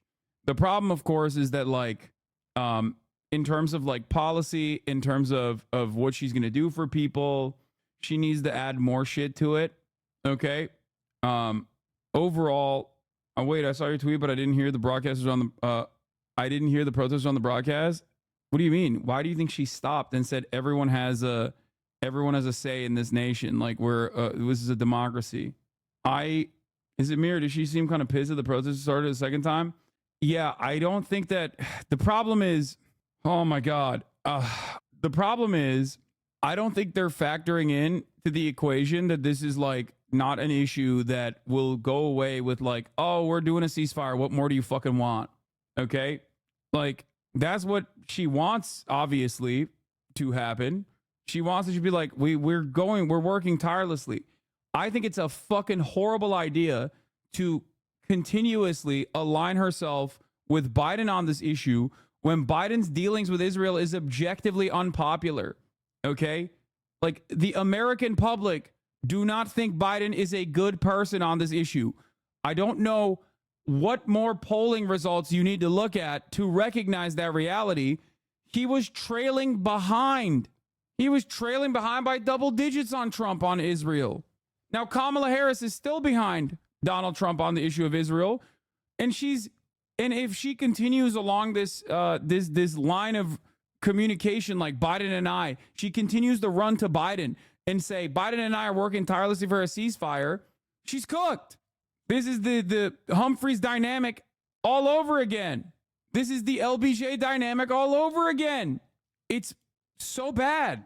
And I'm not saying this as like someone who cares. Like, I'm not even talking about this from the perspective of someone who like obviously actively is covering Gaza and cares about Gaza. I'm saying like average Americans are going to fucking associate her in the same way on this issue as they associate Biden. Okay? In a deeply unpopular way. She should at least communicate that this is partisan. Obviously, we need a ceasefire, but we need a weapons embargo ASAP. The weapons embargo is to push Israel to a ceasefire. She has to separate herself from Biden on this. She has to separate herself from Biden on this, even if she doesn't fucking believe in it. Okay? Our veterans with the National Guard. I gotta pee. Honoring heroes that we have lost, specific things on the economy, his visit to the border. I mean, those all draw a direct contrast with the Kamala Harris record. The sugar high on this economy is wearing off. All the money that Biden and Harris have doled out to really buy votes in a lot of different ways is starting to wear out. When people go to the grocery store, the gas pump, their rent and other things, the affordability and cost, I mean, the joy of buying a Happy Meal at McDonald's has worn off because people are getting hit in their wallet every single day. And that's what this race needs to be about. It needs to be about the economy, cost, the 40-year high inflation that really Joe Biden and Kamala Harris created. They're taking credit now for inflation going down. Hell, they created it to start with. Couple things here.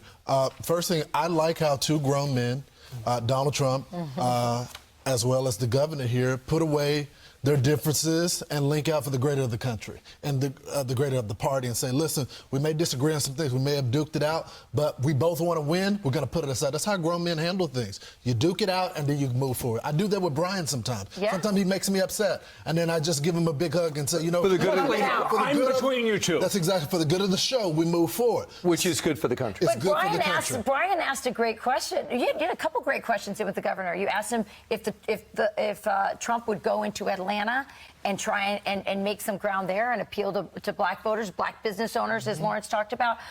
You also asked him if he would basically hug it out and campaign alongside Trump. He didn't give you an affirmative, but it sounds like he's open to it. They're going to do it. I don't think there's any doubt about it. I hope they do. There's too much at stake, and it doesn't make any sense because they both like each other. It's all about the 2020 election, and I don't think anybody wants to talk about that right now. So here's the question that should make Trump feel good.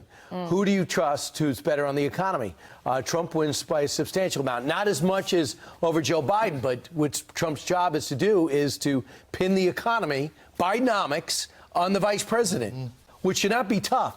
So a lot of times you have surrogates who want to be president or want to be senator, and you got to force them to adapt the record of your party. You're actually asking her to take responsibility for her administration. Right. So that shouldn't be that hard, unless she's going to say, I'm so glad I'm out from underneath Joe Biden. And let me tell you what I wanted to do as opposed to what's been done. And that number is from Arizona, Georgia, Nevada, and North Carolina. Those are the swing states. And I think that matters. Do you want a candidate that's going to be out there campaigning to make sure that you get taxes? We still have not heard from Kamala Harris on where she stands on the Trump taxes. Actually, we did. The old Kamala Harris says that she's going to get rid of that. So when she goes to Georgia, is she going to tell the business community that she's going to raise their taxes? Or will she campaign like they did the last time and say, your vote is going to be depressed, even though we had a historic election of more turnout at any other time? If we can go back to that graphic that we were going to put out, the manufacturing job losses in swing states, this is so key because we keep hearing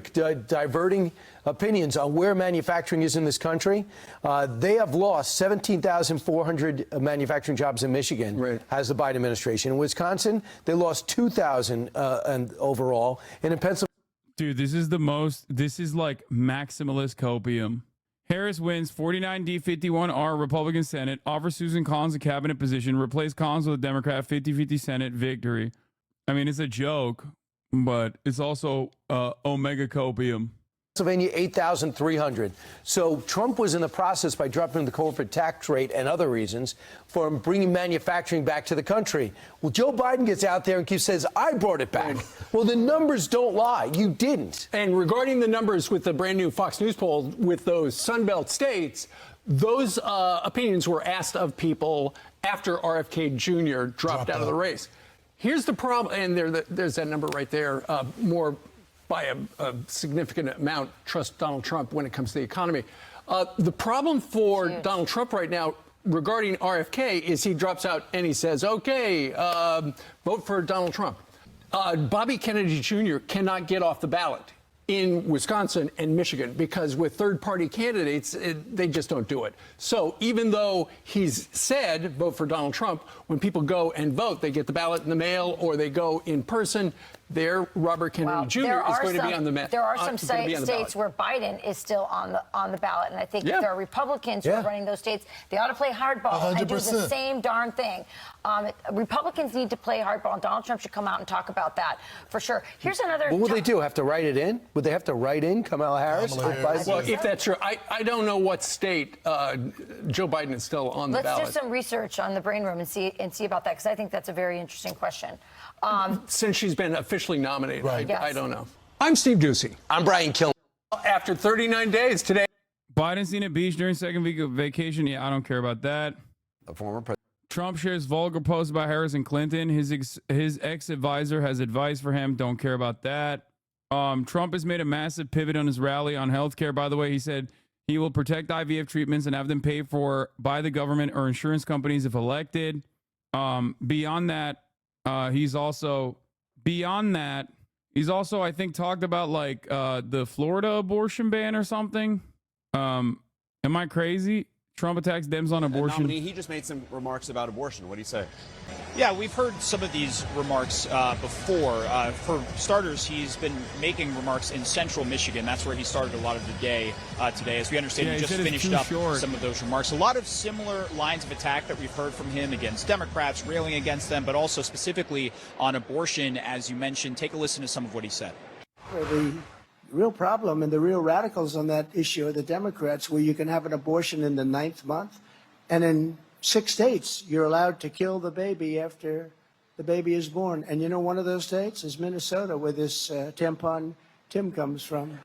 Now, it goes without saying, there is no state that is passing or has passed any law that allows anybody to kill a baby after it has been born. But we have seen that line of attack repeatedly from the former president, and it has come with repeated fact checks from CNN. But it gives sort of insight into how he's framing what will be a critical issue over the course of this election. We saw how it motivated voters over the 2022 midterms, for example, in states like Michigan and Wisconsin, where we are now. We spoke to many voters who were fired up about that particular issue, and in particular reproductive rights. And so hearing that line of attack, we'll watch if that continues when he makes his way here to western Wisconsin. That's where we are now, in La Crosse, Wisconsin. But again, it gives an indication into sort of the themes that he is playing out, using over the course of these campaign speeches. Yeah, both these candidates know how critical that issue is to their voters, to their bases.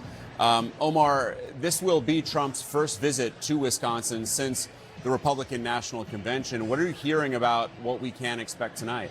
Well, one thing that we do know, just for context, is Wisconsin and Michigan, where he's leaving now, they were all states that he won in 2016, but then states that Joe Biden was able to win in 2020. And that win, especially in Wisconsin, was by the slightest of margins. So coming here to Wisconsin, first visit, as you mentioned, since the RNC, to cement himself, if he hasn't already, among the supporters that we've seen come from all over this portion of the Midwest. For perspective, we're essentially on the border of Wisconsin and Minnesota right now. So not everybody is coming from Wisconsin to this particular rally. And this area, this county, is one that Joe Biden took by a sizable margin. Regardless, a lot of people have showed up to see what the president has to say, and what we expect to take place in a town hall type of format, moderated by Tulsi Gabbard. Obviously, she ran for president as a Democrat years back, now identifies as an independent, and has already endorsed the former president as well. So we'll see how that actually plans out. We see the stage already behind us set up for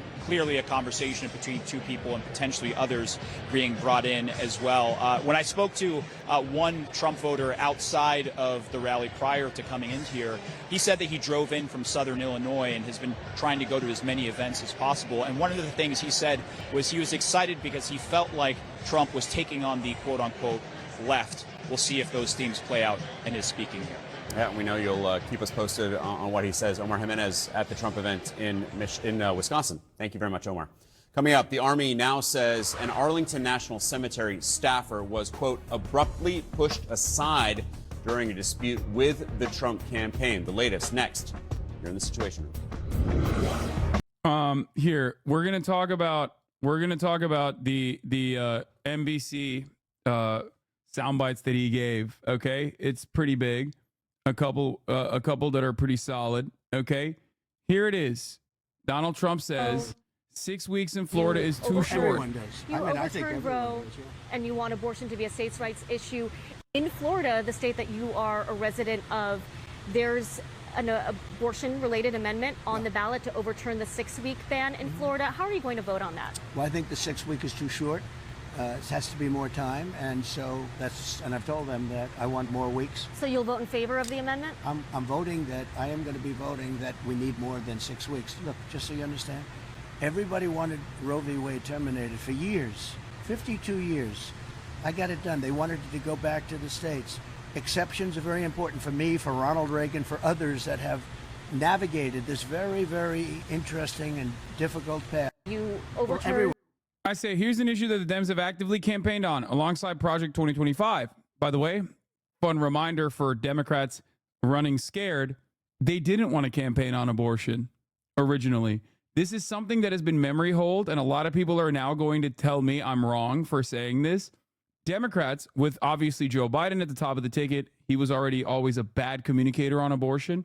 But they literally were like, oh, maybe let's not talk about it until they were forced to. So they reluctantly started campaigning on abortion. Understandably so, because it became a massive fucking issue, right? Same with Project 2025. Notice how Trump has to pivot to the center on this issue. Notice how Trump has to pivot to the center. Now imagine that for any other progressive policy that Dems could be campaigning on. Also, do you believe him? Will voters believe Harris on the border? Now that part is also important, because do you think voters are going to be like, well, that's my president, he's right, I actually am voting for Donald Trump on the issue of abortion? Of course not. Of course not. Just like voters who have made up their minds about like immigrants doing mass rapes and whatnot are already voting for the Republican Party. All you do when you run on immigration as a right-winger, okay, or a right-wing border bill as a Democrat is you're basically priming your base to be more reactionary to that sort of thing, okay? This clip will be viewed by Republican voters as a letdown, just as Harris tacking the center is viewed by progressives as a letdown too. Ultimately, they're both now tacking the center on their weak points in an effort to win votes. I think it's a bad move, but that's the theory at least. First of all, I didn't say Trump is doing this to win votes. I said the exact same thing. You're literally agreeing with me, okay? You are agreeing with me. My point is that when Trump tacks to the center, he's forced to tack to the center on abortion because Democrats have been actively campaigning on abortion, okay? Ultimately, it doesn't matter, though, because obviously his base has already made up their minds on Trump regardless, just like the base has made up their minds on immigration. My point is, Democrats should stick to issues and force the Republicans to negatively campaign against it, or actively talk on issues so that they can fucking turn around, so that the Republicans can turn around and tack to the center on it. Okay?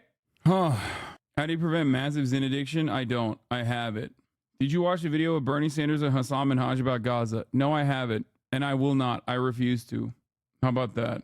Here's another issue that Trump is trying to win favor on. IVF has been an issue that has become political. A lot of people talking about it. What's the Trump administration going to do when it comes to IVF if you get elected? Right. Well, as you know, I was always for IVF right from the beginning. As soon as we heard about it, it's fertilization and it's helping women and men and families, but it's helping women able to have a baby. Some have great difficulty, and a lot of them have been very happy with the results, as you know, and what we're doing. And we're doing this because we just think it's great, and we need great children, beautiful children in our country. We actually need them. And we are going to be, under the Trump administration, we are going to be paying for that treatment. So we are paying for that treatment. All Americans who want it? For all Americans that get it, all Americans that need it. So we're going to be paying for that treatment, or we're going to be mandating that the insurance company pay. IVF has been an issue that has become political. There you go. Top Ukrainian pilot, Moonfish, killed in U.S.-made F-16. What the fuck? How the fuck do we know, like, the names of top Ukrainian pilots and shit? That's crazy. Okay. All right, welcome back. Donald Trump, Kamala Harris set to debate on ABC for the first time September 10th. But how the debate will look, still up in the air. Both campaigns have been accusing each other of not agreeing to certain rules. This week, Donald Trump suggested he was open to some changes from the rules that were set for the CNN debate. Would you want the microphones muted in the debate whenever you're not speaking? We agreed to the same rules. I don't know. It doesn't matter to me. I'd rather have it probably on, but the agreement was that it would be the same. What's your vote? Or what's your opinion on Ukraine-Palestine? Someone asked. War in Ukraine, would you keep sending weapons? I want the same exact thing that I want for Gaza, which is a ceasefire, okay? A permanent end to hostilities. That's it. As it was last time. In that case, it was muted. I didn't like it the last time, but it worked out fine. Now, a spokesman for the Harris campaign tells CNN that both candidates agreed on leaving the mics unmuted. Our preference, along with Donald Trump himself, is for unmuted microphones. I think the question that you'd have to ask is to Donald Trump and his team, are they in agreement between themselves on how we should approach this debate? Because we are in agreement with Donald Trump that these should be live and unmuted microphones. All right, joining us now is Jason Miller. He's the senior advisor to the Trump campaign. Jason, welcome back to CNN this morning. Thank you so much for being here. Why do you want the mics muted? Well, we've already agreed to the rules that we had with the CNN debate, and not only have we agreed, but the Harris camp has agreed as well. We had the rules last week. Both sides agreed that we would stay with the CNN format, which I thought both Jake and Dana did an excellent job. I think CNN as a network did a very good job, very fair job with the debate, and we hope that there's the same. Don't you think the arms embargo should stay in effect until Israel apartheid is dissolved? Why would we lift it if they agree to a ceasefire? They could just stock up and start the killing again. We cannot let up. Bro, you're talking like we already got it through, okay? How about we cross that bridge when we even see a bridge, okay? The fuck do you mean, dude? That is crazy.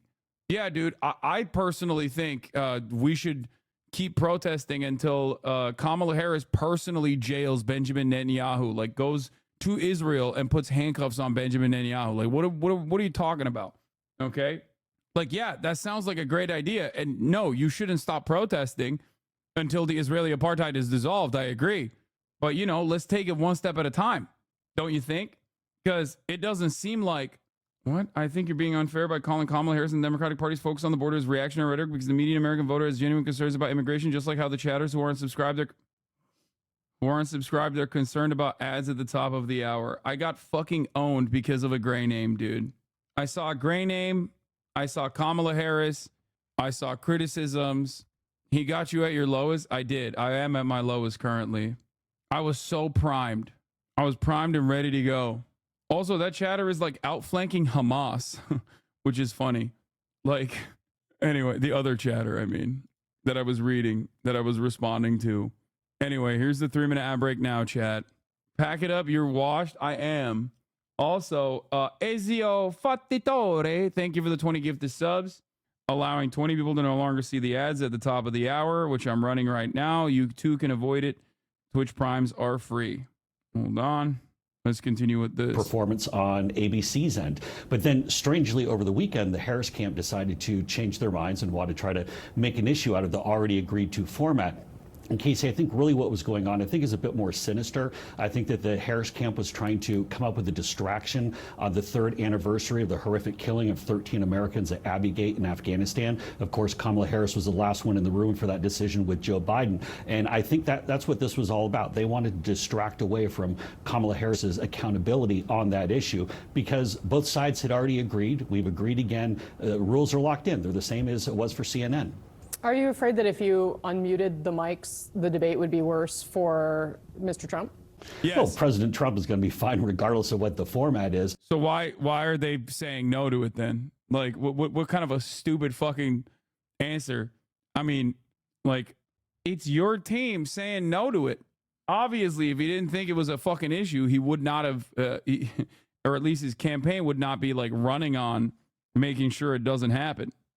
But it's already locked in. That's the whole point, is that it was agreed to, the same as it was for CNN, the same as it will be for ABC. And both camps had already agreed to this. In fact, the Harris camp came back with a whole host of other changes that they wanted. But why are libs not giving Trump credit? They're not. They're dancing. They're flexing. Okay? They're flexing. Liberals are not giving Trump credit. Liberals, due to Republican competence on the issue, have basically lucked into a very unpopular policy that Donald Trump is unfortunately an advocate of. Okay? Unfortunately for him. So they know that it is deeply unpopular. They're flexing. They're flexing that he has to capitulate to the progressive message on this issue. It's the reverse of Kamala Harris on the border. Do you think it would be productive for the Harris camp to go full attack mode and call him a flip-flopper on abortion to get votes? I don't think that they should say that he's a flip-flopper on abortion or anything like that. I think they should just because that calls into question Kamala Harris flip-flopping on a lot more issues. So in this situation, I think the smart thing to do is just be like, do you believe him? Do you believe him? He ran on fucking, taking out abortion. He successfully did it. Do you believe him when he says now that he is going to protect it? Of course not. He's responsible for it. He's a liar. That's it. Just like that's precisely what the Republicans should say about Kamala Harris on the issue of the border wall. Here's the protester, by the way. Why would you not want to change your policy based on popular issues? I'm losing my fucking mind, dude. This is like baby brain shit. Dog, do you think Donald Trump is changing his mind on abortion? Are you fucking insane? Badass. He says he is. Why the fuck would you believe him? Like, I don't believe Kamala Harris when she says she's working tirelessly around the clock alongside Joe Biden to fucking get a ceasefire deal. You know? I don't understand how motherfuckers are so ready, so primed. Yeah.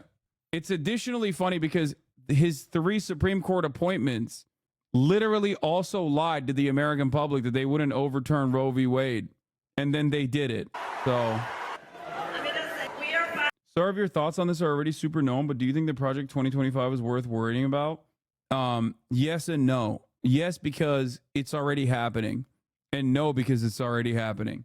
Project 2025 is simply a continuation of the Republican Party's agenda since the 90s in terms of beefing up the executive and sidestepping the legislative body, utilizing the courts in an effort to enact their dangerous agendas, and also additionally carving out the federal regulatory agencies. It is not a new thing. It's Project 2024. It's Project 2023. It was Project 2016. Project 2025 is like a magnet for attention because, you know, shouts out to the independent media out there that, YouTubers and TikTokers actually fucking got really invested in this. And then the campaign lucked into a successful narrative. Okay. But overall, it's no different than what the Republicans have done and will continue to do. But yeah, it's easy name recognition and association for liberals. So now she has seen the way that laws are built in this country. And so that has had an immense impact in how she views it today. Ultimately, though, I think that idea of these values that we hear from her, right, they go into the larger point, which is that this campaign doesn't necessarily see the need to put percentage by percentage, point by point policy. Is it woke, but for Dems? No, because woke is a catch-all term for like actually good things that could be happening, but the Democrats don't actually really follow through on. Okay, like diversity, or I don't know, helping underserved communities or whatever. Maybe scaling back on police brutality a little bit, taking away some of these expansive police budgets and reappropriating it back to social safety nets that actually would cut crime. Things that the Democrats don't actually do. Whereas Project 2025 is things that the Republicans are doing, and they are bad. Okay? Also has a full list of every single political appointment in the administrative state and appropriate person to replace political appointment. I know. The only expansion on like the overarching Republican agenda is that they directly are gutting the regulatory bodies to create policies that are inclusive of multiple ideologies. And I think that that's the lane that she has decided to take. But also that when you're running in a primary, you run very differently than when you're running in a general. She was in a primary that included some of the likes of the far left, as well as many moderates, as well as some people who may not even consider Democrats at this point. And I'm thinking of folks like Tulsi Gabbard. That was it's just funny to think of because like Trump already did that, by the way, when he was in office. America has not ever seen. Run an extremely truncated campaign, but also she is admitting that her ideas have changed to a certain extent, but her values have not. And I think it's really interesting that there's not a single fucking actually progressive panelist ever on any of these. They'll have right-wingers on to talk about how wonderful it is that Kamala is, going towards the middle. They'll have right-wingers on to say Kamala Harris is fake and phony in terms of going to the middle. They'll never have like an actual fucking leftist on any of these goddamn panels. Much to think about. Do we not think that it's an actual voter bloc? Do we not think that these are opinions that Americans might have? Doesn't matter. Does not fucking matter. You will never hear from an actual progressive on any of these goddamn panels. Okay? There's not a single fucking progressive that ever offers commentary on this. It could be unique. It could shake things up a little bit. Really interesting though, that there's never any assessment, any like truly fucking progressive analyst being like, maybe we shouldn't tag to the center on this. Where she was very fair to me, Dana Bash, very fair to me. And people just want to see if she can get through the interview. Nobody knows what's going on. I've done so many interviews in the last couple of months. Every time I go out, I have an interview. I have people, reporters, we talk to them. And they ask me every question in the book, and we answer them. And you don't see any scandals brewing, nothing. We answer them properly. You have to, as president, you have to be able to deal. You're dealing with the toughest, smartest, most ruthless people in the world. If you can't do an interview, we got the wrong person. To get more relief to working class citizens and seniors on fixed incomes. Alyssa Farah Griffin, we've heard Trump time and time again saying that Harris hasn't sat down for an interview, that she's not smart enough. Now she has done this, and we know that Dana has pressed her on a bunch of different issues. What are your thoughts on what he just said? Well, first, I'm dying to know how hot it is in Michigan today because... Oh, this is another fucking brilliant gift that Trump is giving to the Kamala Harris campaign.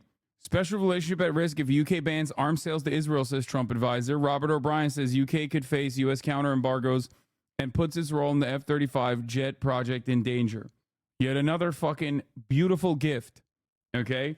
People want a ceasefire. People want an American arms embargo on Israel. And here's Donald Trump saying UK's commitment to an arms embargo will call into question our alliances. Donald Trump is firing off on all cylinders, basically running as right-wing as he possibly can, as right-wing as he possibly can on the issue of Israel, and the scared, cowardly Democrats won't turn this into a fucking partisan issue.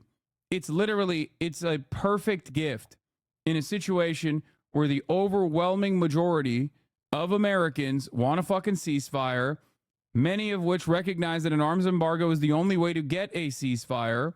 Donald Trump is actively campaigning to continue fucking giving weapons to Israel, and these dumb fucks can't even fucking turn around and be like, yeah, maybe we should tackle this on a partisan on the partisan front. Nope. It's just waiting. It's right there. It's right there, waiting to be picked up. AIPAC will now allow it. Come on, you know this. Yo, I fucking hate this AIPAC shit. Okay, AIPAC is suck my dick. God damn it, dude. What the fuck are you talking about? If AIPAC was that fucking powerful, they wouldn't be spending $100 million so far on the goddamn race. Okay, what are you talking about? The American public obviously wants something. Democrats giving them something that they want would literally be beneficial for the fucking race, no matter how hard AIPAC tries to lobby against it. Like, AIPAC doesn't have that kind of juice, man. Y'all are fucking crazy. Sure, they'll dump $20 million into a fucking Democratic primary in New York, okay, for a congressperson that was recently redistricted. But, like, if you think that they can participate in the general election and, like, swing the outcome in an opposite direction like this, you're out of your fucking mind. 100 million is not a sign of power? Yes. If there was this, 100 million is simply a recognition that the American public is completely against this shit. That's why they have to spend 100 million to shut Democrats the fuck up on the issue. Do you not understand that? It's the same principle behind the NRA. Universal background checks. And by the way, the NRA and the Second Amendment is infinitely more popular than Israel is in the eyes of Americans. Make no mistake. Trump promised Khabib an end to Palestine at the UFC 305. So pretty sure he's going to end the war, man. Yeah, okay. He loves Khabib, bro. He'll definitely. Majority of Americans favor U.S. military aid to Israel until hostages... What? Majority of Americans favor U.S. military aid to Israel until hostages are returned? This goes against... Wait, what? Nearly 11 months of Israel's military campaign in Gaza, 60% of Americans want the U.S. to keep up its military support for Israel until the hostages... Wait, what? This is literally the exact opposite. Same number, exact opposite of the CBS poll. Israeli Prime Minister Benjamin Netanyahu and his security cabinet have defined the destruction of Hamas military governing capabilities. But that number falls to 49 when more ambitious goal of dismantling Hamas terror group carried out October 7 attacks is described as the end game. The results of the 2024 Chicago Council survey carried out in late June. Wait, is this the same poll? Oh, because the CBS poll was specifically polling Democrat voters.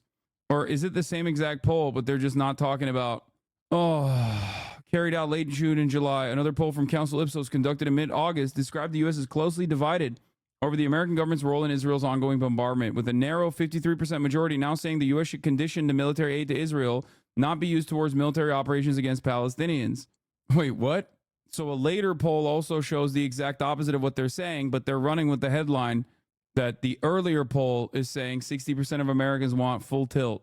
It's also ridiculous because, American bombs are killing Israeli hostages. So more than 40,000 Palestinians have been killed. Over a plurality of Americans said the U.S. is striking the right balance in support of Israel, 22%, or failing to do enough to support Israel, 20%.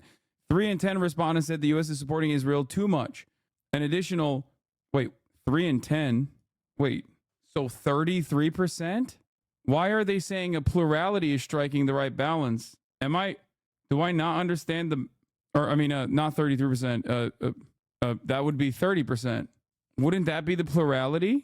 An additional 27 said they were not sure. The findings were roughly the same when the question focused specifically on military aid. What the fuck are they doing? What? Overall, a plurality of Americans said the U.S. is striking the right balance in its support of Israel, or failing to do enough to support Israel at 20%. 3 in 10 respondents said the U.S. is supporting Israel too much. Are they combining the two options with striking the right balance versus supporting Israel or failing to support Israel? Because the plurality would be supporting Israel too much. So more people say that the U.S. is supporting Israel too much than saying striking the right balance, which is the second one, or failing to do enough to support Israel. That's a weird way to interpret the results. And notice how they say 3 in 10 respondents instead of 30% of respondents. That's got to be an intentional choice there, right?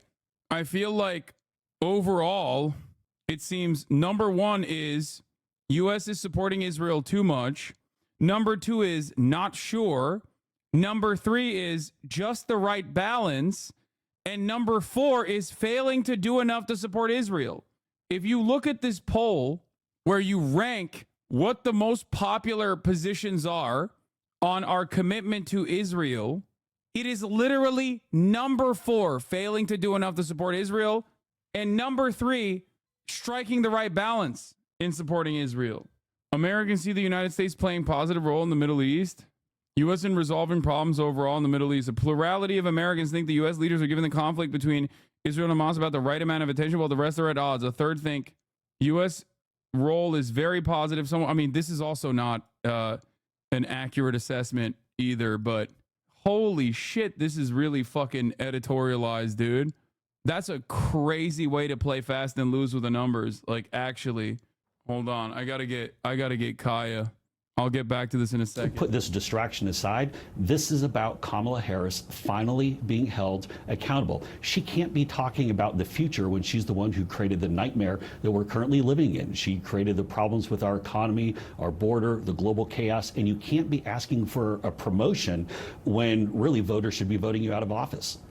Jason, I also want to ask you about something else that we saw from your boss, Mr. Trump. He posted a pretty crude, reposted a pretty crude image or comment, I should say, about Kamala Harris, the sitting vice president. It also mentioned Hillary Clinton, who, of course, Mr. Trump ran against in 2016.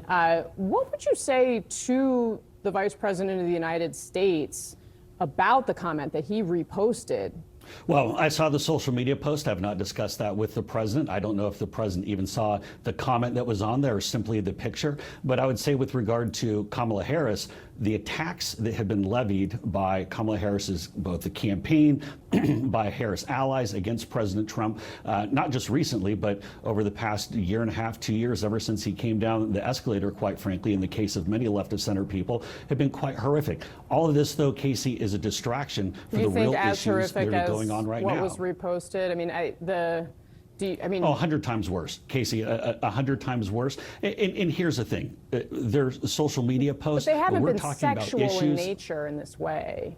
Again, I haven't discussed that with the president. I don't know if the president even saw the comment that was on there. That's not something that I have asked. But we have real people who are struggling with inflation that is hurting this country, with the border crisis. President Trump was just at the border this past week, honoring those who've been killed by this migrant invasion, Jocelyn Nungary and Rachel Moore and Laken Riley. The way I interpret it, if 22% think striking the right balance, 20% say not enough support, and 30% say too much support, then on average, U.S. policy should probably tend to reflect more towards too much support, aka pullback condition support. But you wouldn't guess that from the headline, manufacturing consent. Yeah, that's crazy that the fucking, they also, what's crazy about it is that they just straight up lied about the plurality. What an incredible way to fucking write this article. Holy shit, dude. I am not understanding how CNN is wrong about the plurality if they're grouping it to be a binary support or not support. Dude, the problem with Biden's fucking communications on this is that they literally have said, we want to do a ceasefire. We want to do a ceasefire. We want to do a fucking ceasefire. That's kind of the point with in terms of the confusion with like, oh, we're striking the right amount of balance with Israel. Does it mean it's a bullshit ceasefire proposal with continued arms sales and arms transfers, which is what is objectively the reality, versus how people perceive it on the ground? Ultimately, though, when you break it down, the plurality is not people who personally believe. Yeah, look at the Republicans, dude. Look at this. Look. Not supporting Israel enough. 8% of the Democrats, 14% of the independents, 40% of Republicans. What a fucking ridiculous argument, dude.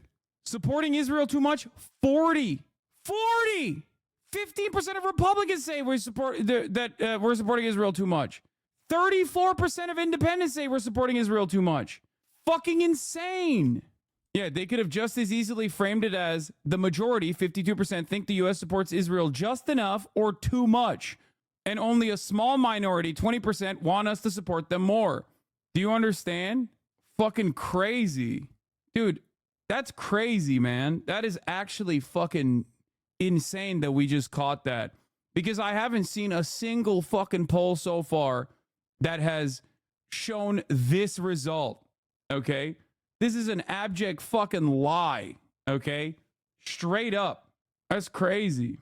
They said 3 and 10 instead of 34% to further hide the truth. Yeah. Oh no, supporting Israel too much is 3 and 10. See? Because you're looking at overall numbers. Striking the balance overall, 22%. Not supporting Israel enough, 20%. Supporting Israel too much, 30%. Not sure, 27%. Wait, what? More Americans. Wait, what the fuck? Wait, what is going on? This says military aid says he's giving Israel too much, 34%. Wait, what? An additional 1 in 4, 23%. Say they aren't unsure. What is going on with this poll? So it's 1 in 4 for 23%. But it's 1 in... What? I've never seen rounding up and rounding down this aggressively on poll results. U.S. military aid. Do you think the United States is providing too much or not enough or the right amount of military aid? 7% of Democrats say not enough. 28% of Democrats say right amount. 29% of Republicans say right amount. 26% overall. Too much aid at 34%. Too much military aid at 34%. Not sure at 23%. Once again, too much is literally plurality. Okay. Number 2 is right amount. Number 3 is not sure. Not enough is at 17%. How do you interpret these fucking poll results as beneficial to Israel unless you're just straight up fucking lying, which these guys are lying? 6 in 10 Americans prefer the United States to support Israel militarily until the hostages remaining in Gaza are returned is the literal opposite of what this poll is showing. Like, that's your takeaway from this poll. The framing is insane on this, okay? This goes with what you just read. What's the difference in the two questions on the graphics? U.S. support for Israel, U.S. military aid to Israel.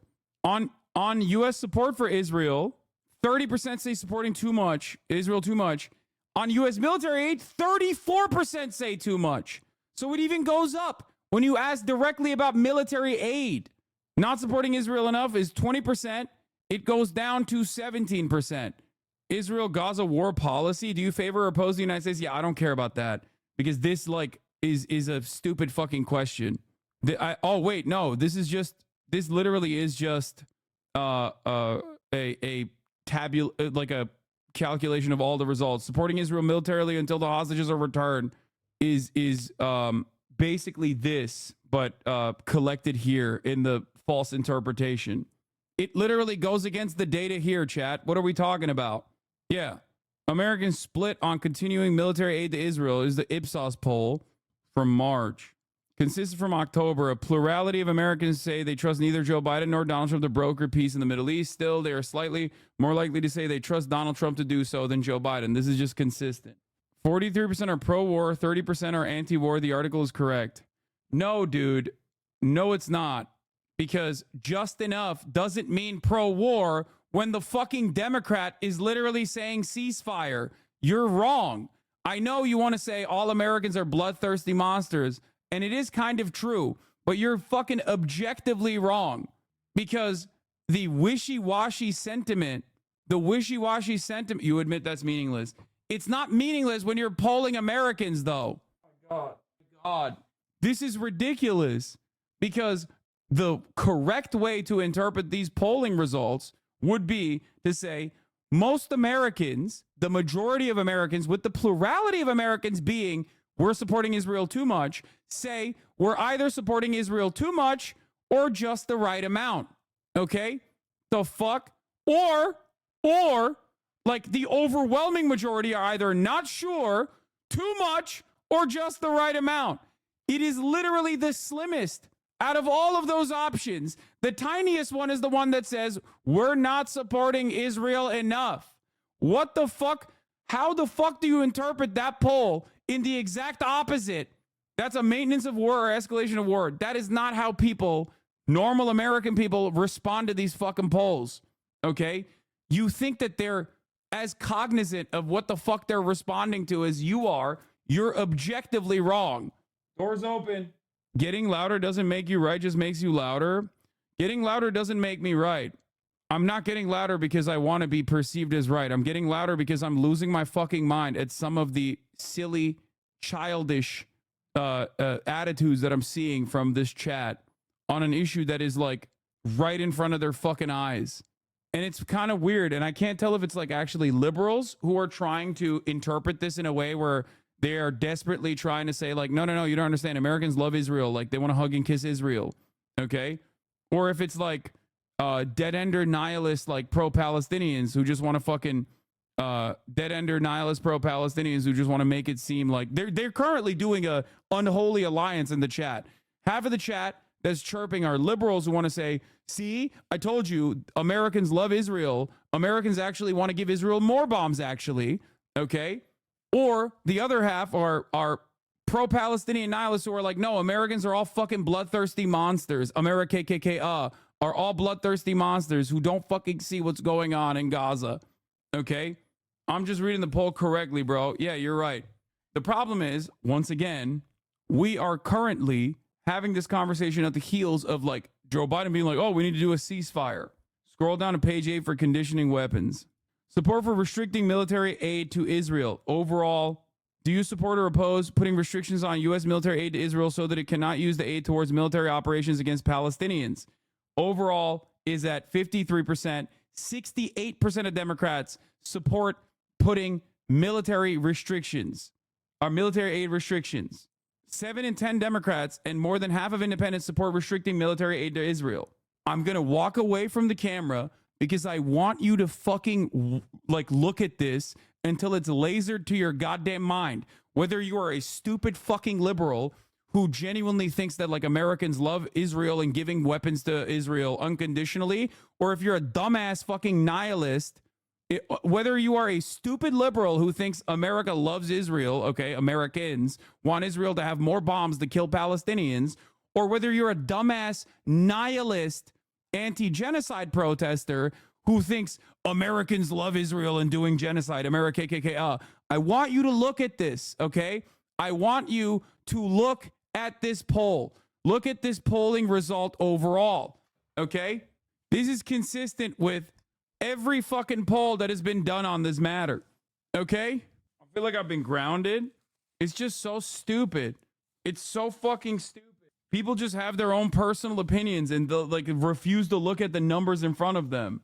It is legitimately a fucking a disservice to journalism the way that CNN showed this these numbers on their own end. And normally everybody's supposed to fucking hate. Everyone's supposed to hate CNN in here. But hey, man, right now it is cynically justifying what CNN is trying to present here. So none of these numbers look good for Israel. It's fucking crazy that the article's takeaway here is that the majority of Americans favor U.S. military aid to Israel until hostages are returned. Dog, the majority of Americans in that very same poll literally say we need to restrict aid, military aid to Israel. What the fuck? Some of you could be convinced on anything, bro. Holy shit. Riley, three names I do not believe we'll hear from Kamala Harris at the debate on the 10th. That's assuming that Kamala Harris shows up to the debate, which I imagine that she will, because Americans deserve to hear why Kamala Harris has been in hiding for 39 days. Of course, we'll hear from Kamala Harris and Tim Walz when they sit down with Dana to air this evening on CNN. And look, Dana's one of the best in the business, if not the best in the business. I don't think Dana will allow Kamala Harris to hide behind Tim Walz. I think Dana will ask Kamala Harris why she thinks she deserves a promotion and why she hasn't done any of the things over the past 3.5 years that she says that she'll do in the future. Jason, before I let you go, I want to ask you about one other issue, one story that there was a Politico story about a new book that's set to be published next week from your boss, the former president, that says that Mark Zuckerberg, the head of Meta, plotted against him during the 2020 election, and that the Meta chief executive would, quote, spend the rest of his life in prison, end quote. We also, of course, saw Zuckerberg send a letter to Congress expressing regret about some of the things Facebook did during the last election around misinformation. Zuckerberg. Does the former president feel this way about Mark Zuckerberg? Does he believe that he should go to jail? Well, President Trump certainly had a right to be angry at the time, and especially looking back at the, the censorship that went on in 2020. I mean, they used this guise of Russian misinformation to outright censor a story that turned out to be very true with the Hunter Biden laptop. And it did manipulate the election. In fact, a post-election study for the Media Research Center said that 1 out of every 7 Biden voter would have looked to go a different way, possibly to President Trump, if they knew about the truth of the foreign business dealings and everything else on Hunter Biden's laptop. Wait, what do you mean foreign business dealings on the laptop? Like, yeah, the laptop isn't Russian disinformation, but that doesn't mean that there was foreign business dealings in terms of Biden. Fuck you mean, dude? You can't do that. You can't just like fucking sneak that in there. 1 out of 7 Biden voter would have actually voted against Biden if they found out that Hunter Biden was actually doing crack cocaine with Joe Biden right there doing crack cocaine with him and Xi Jinping. It's like, okay, well, yeah, that would be crazy if that was real, but you just added that on there. That's not what happened. That's crazy. Great. It's Hassan talking with his mouth full of clog. Yeah, dude, I'm sorry. You know, I give you 8 hours of fucking unlimited, uninterrupted news coverage. And in that 8-hour time frame, I'm going to fucking eat one time, you know, suck my cock. Okay. How about you keep eating my dick, dumbass? Imagine complaining about this shit. Like, what do you want me to do, man? Die? How about you shut the fuck up? Specific to Joe Biden and the international. And is this a jailable offense in your view, in the former president's view? I'm not a lawyer. I'll leave that up to the lawyers to go and decide on that. But I do think that there was blatant election interference, and there should be some accountability to that. It can't just be a talking point from the left. People have to be held responsible, especially those 51 intelligence officers, for intentionally, very specifically, knowing that that was a lie and pushing this Russian disinformation hoax. But again, the important thing here is it's not back in 2020. We're talking about the future, but a future where we're going to have record low inflation, a secure border. We're not going to have these wars popping up everywhere. And that's where I think the difference is in this campaign, is that President Trump's going to put more money back in people's pockets, but he's telling them exactly how he's going to do it. We don't know from Kamala Harris. Maybe we'll find out from Dana tonight how she's going to pay for any of her plans. All right. Jason Miller. Bro, she asked you if Trump would jail Mark Zuckerberg. Models and social influencers in Europe have had their identities stolen in an attempt to influence the U.S. presidential election. Dozens of them have discovered that their images have been used and in some cases manipulated to promote Donald Trump's re-election bid with fake MAGA accounts. CNN investigative reporter Katie Polglaze shares the story. That's awesome. Debbie is heading home from work in Luxembourg, Northern Europe. Crossing the border into Germany, she races back to her son. Hello. And of course, Lou. But Debbie's day doesn't end there. She's also a professional model. Her image, not only her identity, but her source of income, helping support her and her son. But it's been stolen. Used in a pro-Trump account on X, attracting nearly 30,000 followers in less than 6 months. Here it is. Luna. Yeah, that's very crazy. And when you see these views, you know, it's saying vote for Trump in 2024, what's your reaction? To be honest, what the was my reaction? That was my reaction. The Everything app, dude. What do you mean? That's the Everything app, where everything happens. Because I have nothing to do with the United States, with Trump, or the political things over there. And if people following this account believe that this is you, what do you want to say to them? That it's definitely not me. Definitely. It was never me and it will never be me. And they have to unfollow, please. In fact, Debbie is not alone. In partnership with the Center for Information Resilience, CNN found nearly 60 fake Trump-supporting accounts. And from these, we identified nearly a dozen women, real women, from across Europe, from Denmark to the Netherlands, and as far away as Russia, whose identities are being used in accounts telling voters, American voters, to vote for Trump in the upcoming US election. Let's take a look at some of these accounts. Like Alina, 33 and voting for Trump, but she's not. She's really Camilla from Denmark. I think it's weird. Anything that can discriminate other people on my account, because it's my little universe. I don't think it's fair. And this one, Eva. She even has a verified blue tick, which is supposed to weed out fake accounts. You feel very taken advantage of, also because it's kind of my image. I don't want to think people think that I do what those profiles sometimes are promoting. We ran the suspicious X photos through a reverse image search engine and found they were lifted from Instagram posts. Certain patterns emerged. The fake accounts repost each other. It's a sign of a coordinated campaign. Here, several of the fake accounts post the exact same wording. If you're voting for the man who survived an assassination attempt, I want to follow you. It's another sign the accounts are linked. And that's not all. Some of the accounts manipulated the images of these women. Have a look at Debbie's post, the original on Instagram, and now the fake one on X. Her hat now reads "Make America Great Again." Look at this t-shirt, before and then Trump 2024. For now, we don't know who is behind all these accounts. But the former US National Security Council spokeswoman, who also used to investigate fake accounts for Twitter, told us this. I don't think it's unreasonable to ask questions about, could there be a state actor involved? We know that there are multiple state actors who have been using social media to try to sow disinformation campaigns in the run-up to the 2024 election. But regardless, the accounts are reaching influence. It's going to be funny when they're like, it must be Russia, and then they find out, just like with Russiagate, that it's Israel again, and then they just like slowly but surely start dialing it back. That'll be really fucking funny. You know, oh, Iran is doing this, Russia's doing this. And then it's like 75% of the time it's just Israel. Influential politicians. Oh, yeah. Doug Mastriano, a Republican state senator for Pennsylvania, follows Debbie's fake account. CNN contacted the senator about the account, but has not heard back. Back in Germany, Debbie is shocked and upset that her image is being used in this way. With President Trump now back on X and Elon Musk, the owner of X, throwing his weight behind him, fake pro-Trump content appears to be flourishing, silencing the real women affected.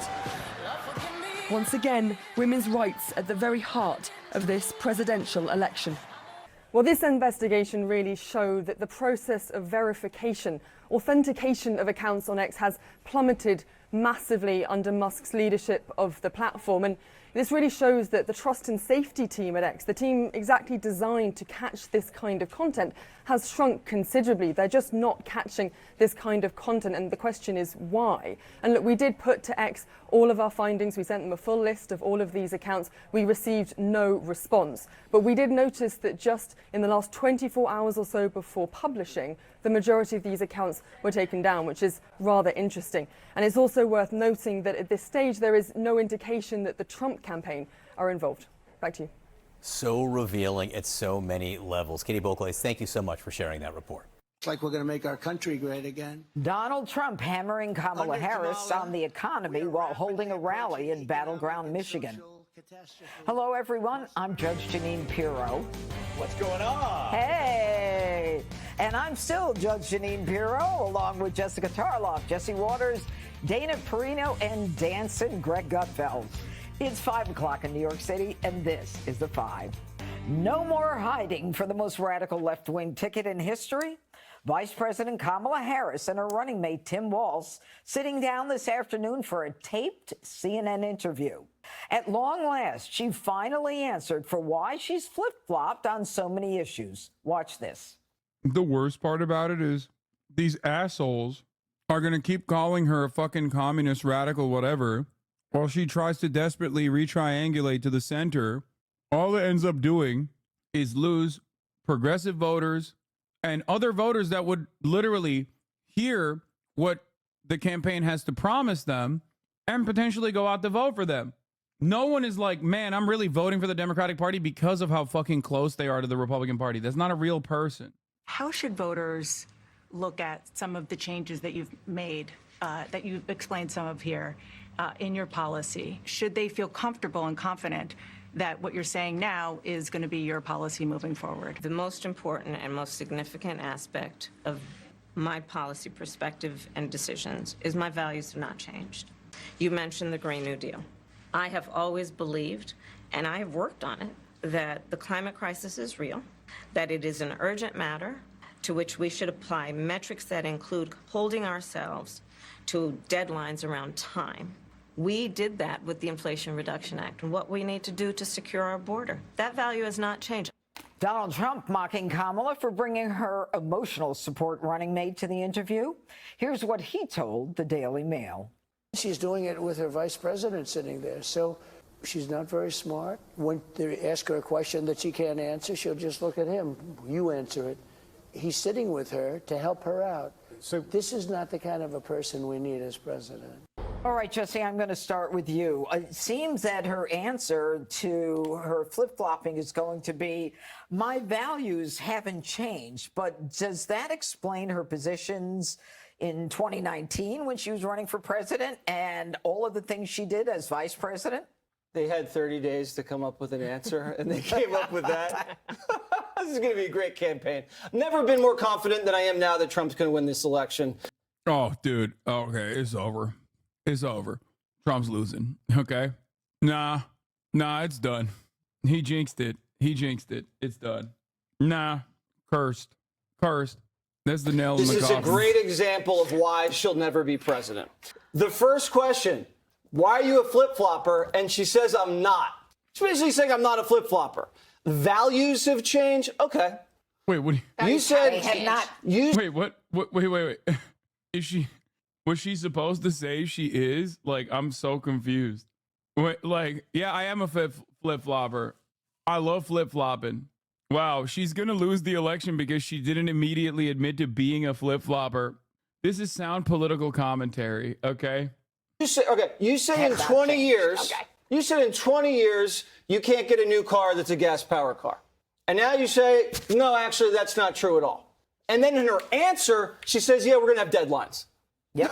That doesn't make any sense at all. And when you listen to her, it's just all like kind of vague gobbledygook. Like it just washes over you. Like, what is she talking about? She doesn't really like bring you in. Okay, so your values haven't changed, all right? When you were a prosecutor, you said you prosecuted people for crossing the border. And then when you were running for president, you said crossing the border isn't a crime. And when you were the border czar, you were literally flying people across the border. And now you want to build a wall? But your values haven't changed. None of that makes any sense. And Stephen Miller was on the show last night, and he said they basically nominated. I mean, yeah. Kamala Harris has went back and forth on the way she's communicated about the border. This much is true. But of course, when you listen to Jesse Waters' world and you're just like objectively living in an alternative reality, he's like, remember when Kamala Harris flew migrants over the border? Like, what are you saying? Dog, she literally flew down to Guatemala to be like, don't fucking come here. Okay? Like, I disagree with her on that. But, like, that's ridiculous. Down. Oh, yeah. Remember when Jesse Waters screamed, just lose one election? JFK was down. These people came back and won. I've come back and won. The red wave never happened. I would just throw that right in their face, and then I would stop criticizing Democrats, because that's what the Democrats are getting mad at, is Joe's just criticizing them. And he needs to make this about Trump again. He said, I beat him once, I'm going to beat him again. And we're running to restore democracy, and you guys want to rip away millions of people who voted for me. You can't just change the rules in the middle of an election and just say, oh, you know what? My candidate's probably going to lose. The polls are bad. Let's just rip them off the ticket. When has that ever happened before? It's never happened before in the history of this country when just because a candidate is down in the polls right before the convention, he's gone. They're not ripping him off this ticket because... Oh, man. If only we could go back to, like, 2 months ago. ...of his mental state. They're ripping him off because they think he's going to lose. The Democrats can't lose one election? It's one election, Richard. And Trump's only going to get in for 4 more years, and then you guys will get back with Gavin. Everybody knows. So it's like lose an election. Like, you're just going to just throw this democracy up in the air and just shoot it with a cannon? God, it was so awesome. It was so awesome. I was like writing fucking Nancy Pelosi talking about how wonderful she is and shit. Oh, I was like, that's my goat. That's my fucking goat, dude. I was talking about how I'm going to write Nancy Pelosi in. Yeah, for president. That's what I'm doing. Comrade Pelosi, you know? Turns out, nope, back to business. Back to fucking business as usual, dude. Ad breaks still come at the top of the hour. Nothing has changed. Nothing has changed. Before he got kicked out of the DNC.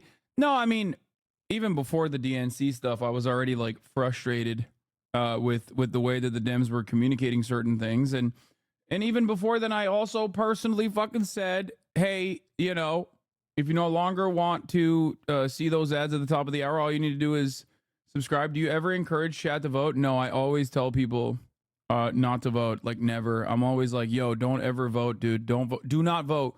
I'm like Kamala Harris in Guatemala. Here's a 3-minute ad break now.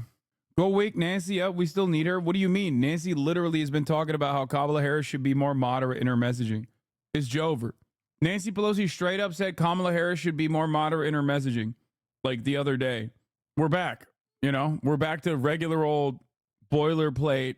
Democratic Party wants to lose, or at the very least, like, win by like the slimmest fucking majority. Nominated someone, a Democrat, who's afraid to go on a CNN interview. You can walk around DC and just bump into people dying to do a CNN hit, but they found the one person afraid to do CNN. And now you know why she's afraid. Because she knows she's not up to the job. She doesn't want the job. She doesn't understand the issues. She doesn't know where she stands on the issues. And she's like John Kerry. Remember the John Kerry? I voted for it before I was against it. Same thing with her. She's just not authentic. And that politically is the killer. You know, Dana, John Kerry, when he said, I voted for it before I was against it, he starts to give you an explanation.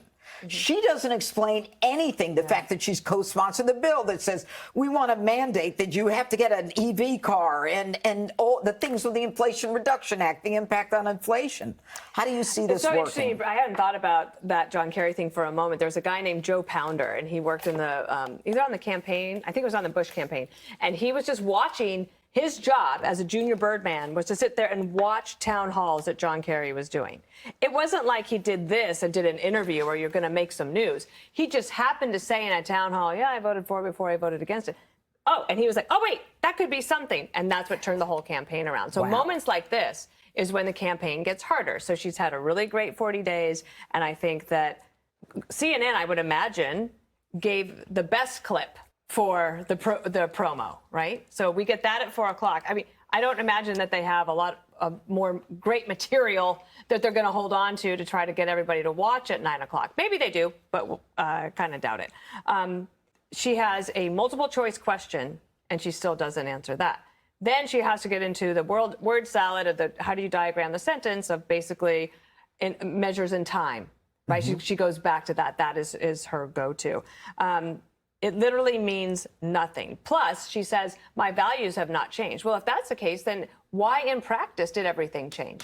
In practice, and your values are that you wanted to prosecute criminals. In practice, the Biden administration let all these people come across, and they're not putting any pressure on the DAs across the country in order to hold anybody to account. The last thing I would say is in the interview, she basically admits that Crime's the not a Inflation salient Reduction issue, Act dumbass. was a backdoor to get the Green New Deal done. And what did the Green New Deal do? It goosed all the prices.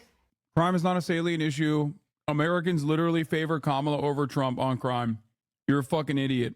Oh, what about these progressive DAs? Like, shut the fuck up, idiot. You don't know what the fuck you're talking about. Put all this money into the economy, which helped fuel inflation, which is why the Inflation Reduction Act is a problem. It's really easy to Monday morning quarterback, whatever today We've is, never had a Thursday Green New morning Deal. quarterback. A communications decision. But if you have to agonize this much to do one interview so that it becomes like the State of the Union address, and we're all like waiting on pins and needles, and they're going to send out excerpts beforehand, I do think you have a problem. The other thing is, you know, tonight is the opening night of college football. Who's going to watch? Well, you know, Right, Jessica, what Dana is saying is true. Like in practice, she not only allowed that border to open up, but she was responsible for getting millions to the Minnesota Bail Fund. So she can say my values have changed, but everything that she has done affirmatively, whether it's the Inflation Reduction Act or allowing the border to stay open, and you know, with fracking and saying all these things, everything is contrary to what she now wants us to believe. And by the way, if she's breaking the glass ceiling and she's really close because she's a vice president now, why does she need the crutch? Why does she need Walz there when it's her inconsistencies that we care about, not his? Well, on other days during the week, you seem to care a lot about Walz's inconsistencies. So I Well, don't think when that's we're really talking fair. about Walz, not when I'm talking about. Get him, Jessica. Nerds in chat shocked to find out football is more popular than an interview with someone no one likes. Wait, I mean, yeah, it's good for me, though. I like it. Get him, Jessica Tarkov. Escape from Tarkov. Get him. About Kamala. Well, that is the but ticket. now we're talking and about you're Kamala. And you were seeing the ticket in full. I think it's important to watch the entire interview before we totally malign her for not answering this properly or. The EV mandate is bullshit. It's so fucking infuriating. I literally lose my mind every time a Republican talks about it. It's just completely made up. There's no mandate. There's no deadline when everyone's forced to buy an EV.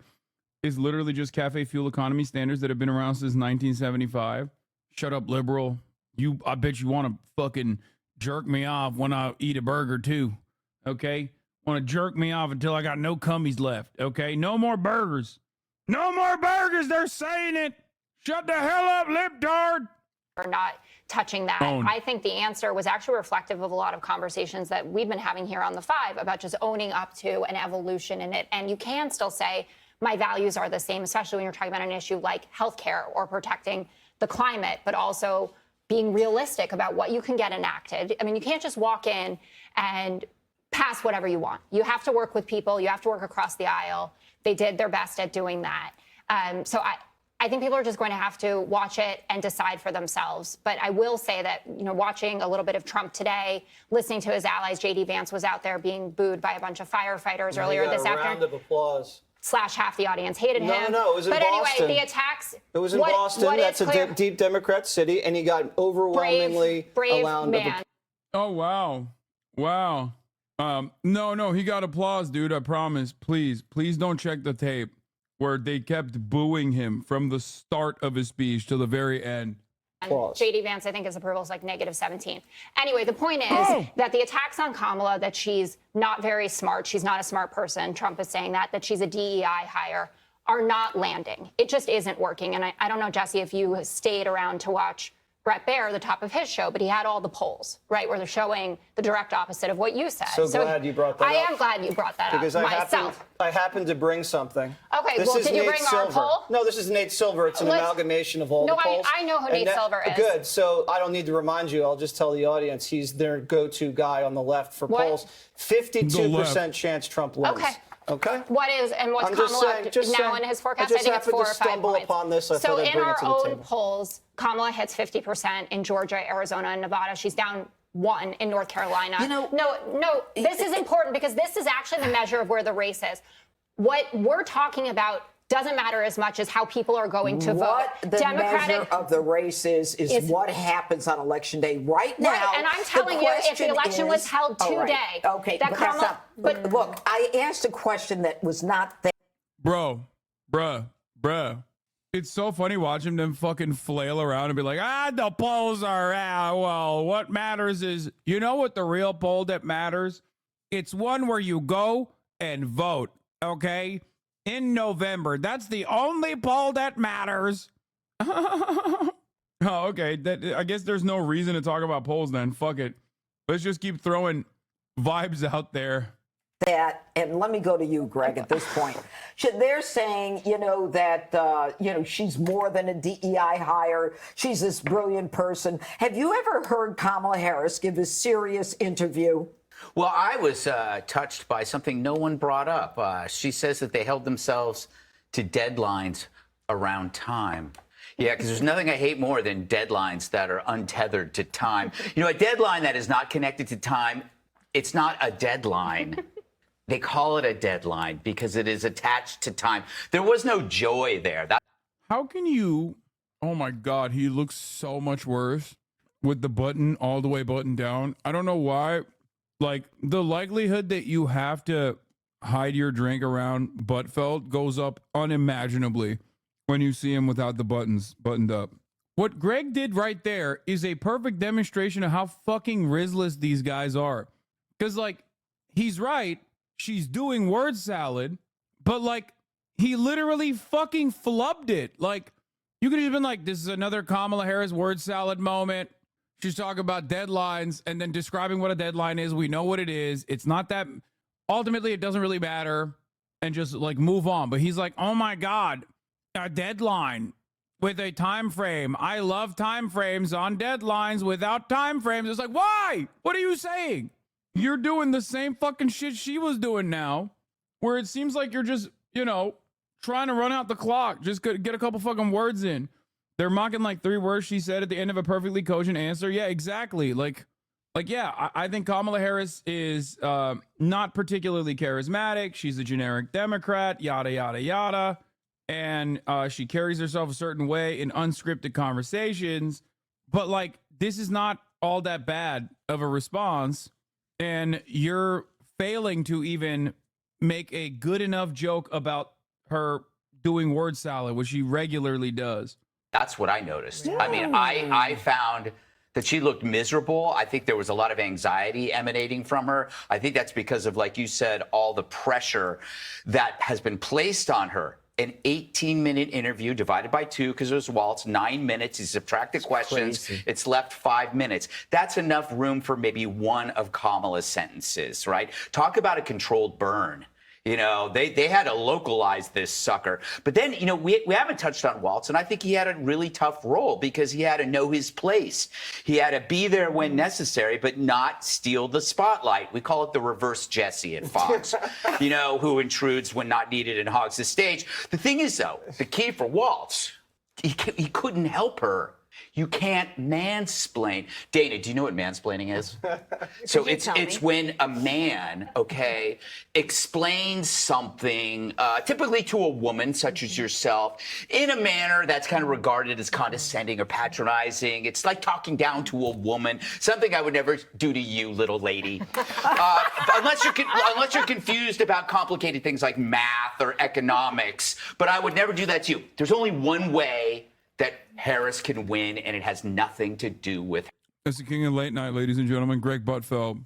That's the joke, chat. Yeah, he's mansplaining. That's the joke that he's trying to make. God damn, he is so fucking unlikable. King of late night.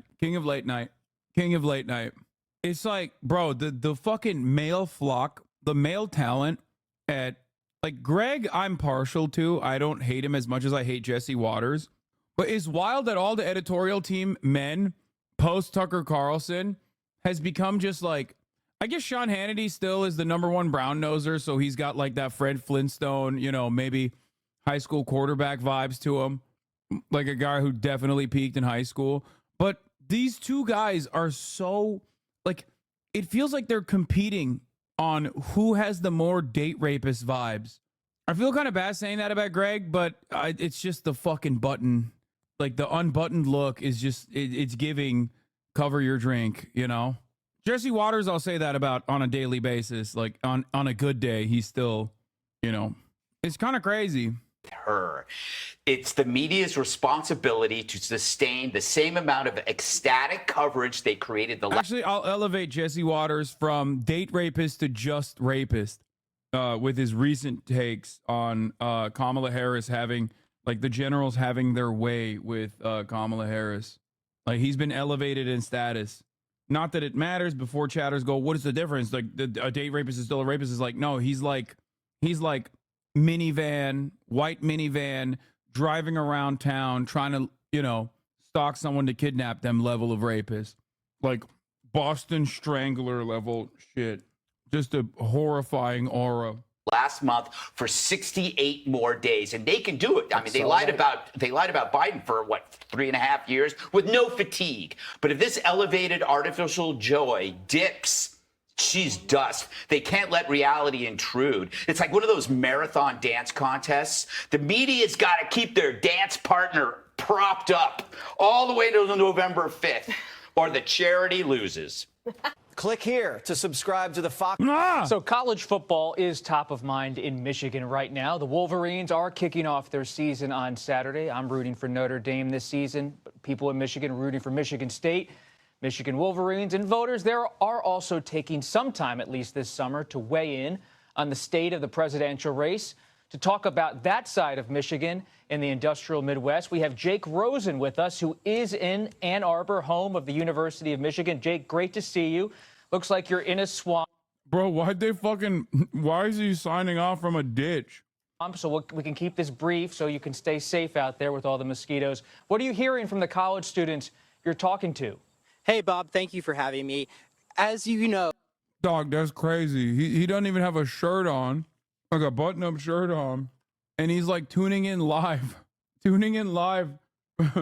next to a fucking random swamp. What the fuck? What is happening, dude? The war in Gaza has been a critical issue for Democratic and Democratic-leaning voters, not in a state like Michigan, not just in a state like Michigan that has tons of people who are concerned about this and colleges, but also all across the country. And when we spoke with voters in the Detroit metro area this week, here's what they had to say. You know, a lot of people have been hurt over the past year in Gaza, and she hasn't done a lot to recognize that. I live in a community filled with a bunch of, Arabs and Muslims, and we all feel the same way because what's happening back in Palestine. We all think we need a ceasefire, and then really, you know, some politics say they're gonna help make a change, but we haven't seen anything so far. I think the change in the Democratic presidential candidate is really encouraging. I'm really excited about it. So I'm feeling a lot different about this election than I was a couple weeks ago.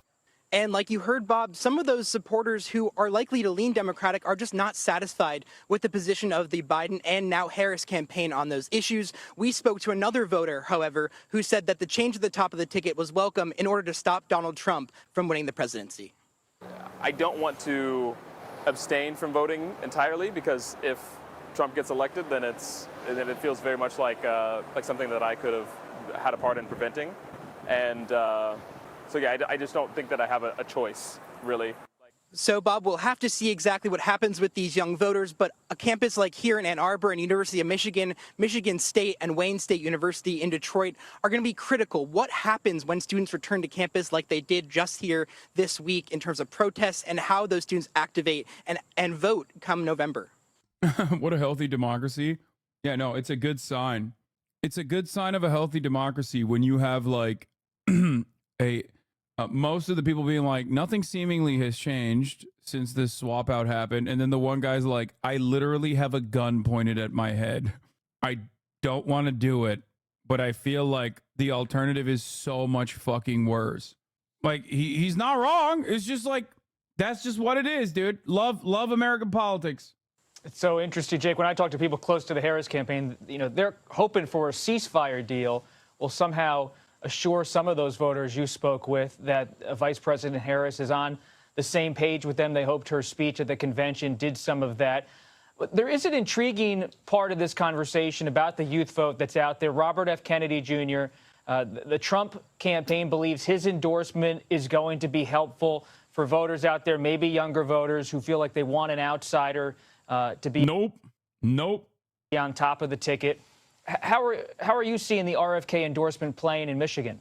Well, that's right. Just like you said, the Trump campaign touted Kennedy's support for them and endorsement as a boost to their campaign. But one drawback to that here and in neighboring Wisconsin is that it is too late for RFK to get off the ballot here. So even those people who are on the fence or were supporting him can still cast a protest vote. Now, listen to one supporter who said that he was going to switch to support Donald Trump instead of supporting Robert F. Kennedy. He's supporting Trump, so it's like... Does not supporting Kamala fix American politics? No, I've never said that. I literally didn't. I said I wasn't going to vote for Joe Biden, and I still said, and not voting for Joe Biden is not going to like get the Democratic Party to learn this lesson. They didn't in 2016. That is the example that I use all the time. The Democratic Party refuses to learn any lessons. They're not in it for victory. They're not in it to pass progressive legislation. They have their moments every now and then, but no, I'm convinced it's just, you know, they love getting like barely eking out a victory, like a marginal victory. But yeah, ultimately, I don't think that they are, ultimately, I don't think that they're like going to learn their lesson if you didn't fucking vote for them or whatever. No. Don't you think Democrats losing will force them to completely shift their position on Israel next time around? Fuck no. No. That's crazy. Yeah, dude. Democrats will definitely learn that lesson. No, dude, they're going to be extra. Bro, they will literally shift their policy on Israel to be like, we are going to make Michigan into Hebron. Okay? We will turn Dearborn into Hebron. They will fucking unironically do pogroms next time around. Literally look at post 2016 and the analysis. Hey, I'm going to have to, you know, go with Trump, I guess. And when asked why exactly... You have to vote for Kamala Hassan. I had a realization if Kamala doesn't win, then the Trump trials won't happen, thereby cucking your content. You are cucking your content by not voting for Kamala. I am voting for Kamala to see your live coverage of Trump's trials. You literally just made probably one of the most solid fucking arguments for voting for Kamala Harris so far. Like, I had not even considered that. But also the opposite is like, if Trump wins, then there's so much content regardless that he will make, which I will be live streaming from not America, maybe. I don't know if there is like concentration camps or some shit. It's not one of those like, if Trump wins again, I'm leaving. Like, I'm not saying that. I love America. Okay. I ain't trying to leave at all. I'm saying like, if he wins and he's like, oh, we're going to also like jail you for for hurting Israel's feelings that I might not be able to keep doing what I'm doing from here. He was going to switch his support. Here's what that voter had to say. I just gravitate towards Trump a little more. I don't know why. It's just like an energy thing, you know? Yeah. Very confident. And as we know, this is a critical part of the population that Donald Trump is aiming to court. Those people who are not trustful of the government, maybe because of COVID, maybe because of other issues. But the Harris campaign, as you pointed out earlier, in contrast to the Trump campaign, says that the RFK endorsement will not make a difference in these states. However, I think in a state like Michigan and Wisconsin, it's certainly notable that it is too late for RFK to get his name off the ballot. And Jake, it is notable that the Harris campaign made their own statement reaching out to RFK Jr.'s supporters in the wake of him deciding to make this endorsement. We'll see what happens. Jake Rosen on the ground in Michigan. We appreciate you and your reporting. You have been ahead of the curve on so many of these issues for so long. Here you go, chatters, you fucking animals, all of you that are like, oh my God, Hassan Minhaj. Hassan Minhaj talked to Bernie Sanders. Can you please watch the Hassan Minhaj? Hassan Minhaj. There you go, dude. Okay, here it is. Here it is, bro. Here, let's listen to what he had to say. Increasing the minimum wage, free tuition, LGBTQ rights. You've been talking about universal health care since Star Wars A New Hope was in theaters in 1978. Essentially, what you've been doing for the past 40 years is just doing what I do with my kids. Put on your shoes. Hey, put your shoes on. Stop. Put your shoes on. Put your shoes on. Please, for the love of God, put your shoes on. The health care is a right of all of its people. That health care is a right of all people. Health care is a right of all people. Health care is a right of all people. Health care is a right of all people. You've been saying put your shoes on for the past 40 years. Senator Sanders, do you ever feel like blowing your brains out? Occasionally. Because my daughter is in the first grade. She hasn't even gotten to the first grade. And Sounds like you feel like blowing your brains out. Daily, Senator Sanders. Don't do it. It's not the solution at the moment. Look. That was kind of funny, I'm not gonna lie. It was a good, strong start. He just straight up asked Bernie if he wants to kill himself, dude. That's insane. Have you seen the Palestinian man found in a Jew neighborhood in Belgium? Insane. What is this guy on right now? What is a Jew neighborhood? Bro asked this since 425, literally fucking 4 minutes ago. Like what? 1, 2, 3, 4, 5, 6 times, bro. Palestinian man was found murdered. What the fuck? Found dead in Belgium with hands and feet tied to a tree. An investigation was launched as suspicious death of a Palestinian man found bound in Antwerp's Stadspark, with allegations of a possible racist attack or lynching. Public prosecutors waiting autopsy results to determine if it was a murder. On Wednesday evening, 26-year-old Palestinian man was discovered hanged from a tree. Oh, dude, it's a fucking lynching for sure. It looks like a lynching. A man's hands and feet were bound. Police called it a suicide. His fucking hands and feet were bound. The likelihood that this is a Jewish person that did this to a Palestinian person is incredibly low in comparison to this being a Nazi, by the way. Like, the highest likelihood of what happened here is that some fucking rabid freak Nazi did this shit. Also, are there that many Jewish people in Belgium to begin with? This guy was talking about how it's a Jew neighborhood or whatever. Is there a thing in Belgium? You don't understand. That park is the most protected park because Jews live there. Brother, what are you talking about, dude? You're making it seem like Jews are living in the forest or something. What the fuck? Despite the park being one of the most secure and heavily surveilled areas in Belgium, authorities have claimed no witnesses have come forward or been identified. This lack of evidence in such a monitored area has raised concerns and questions about the investigation's process. Authorities are under scrutiny as the community observers await further details on the case. The man was found by a father who was in the park with his daughter. The public prosecutor's office is currently analyzing autopsy results. Community is deeply concerned with allegations of a potential racist Islamophobic attack or lynching circulating. The man's janazeh funeral is scheduled for tomorrow as the investigation continues to uncover full details of this troubling case. It does not appear at this investigation that there was any criminal intent or third-party intervention, the prosecutor stated. Dog, I don't know what the fuck's going on with the cops in Brussels. The park is right next to Diamond Jewish Quarter. About 29,000 self-identifying Jews live in Belgium today, constituting 0.25% of Belgium's population. I'm from Antwerp. Antwerp does have a large Jewish community, but the city park is not in the Jewish district. I can't comprehend how they could look at a fucking situation that says that they don't believe it's murder when the fucking headline literally says the dude's hands and feet were tied. They were bound. The autopsy did not clarify the cause of death, so all leads remain open. Yeah, this is fucking insane. The fact that there's anybody, then it's not in a Jewish neighborhood. Dude, no one at any point said that this was, except for that one fucking chatter who said, it happened in a Jew neighborhood, who was saying that to be like, the Jews did it, okay? There's no evidence of any of that. And like I said, the likelihood of this potentially being a fucking Nazi that did this shit is much higher, in my opinion. Your first article said it in the first paragraph, but you skipped it. Chatter said that it's not in the Diamond neighborhood, but the first article I read said it was the Diamond district, which is where a high concentration of Jewish people live. I don't know.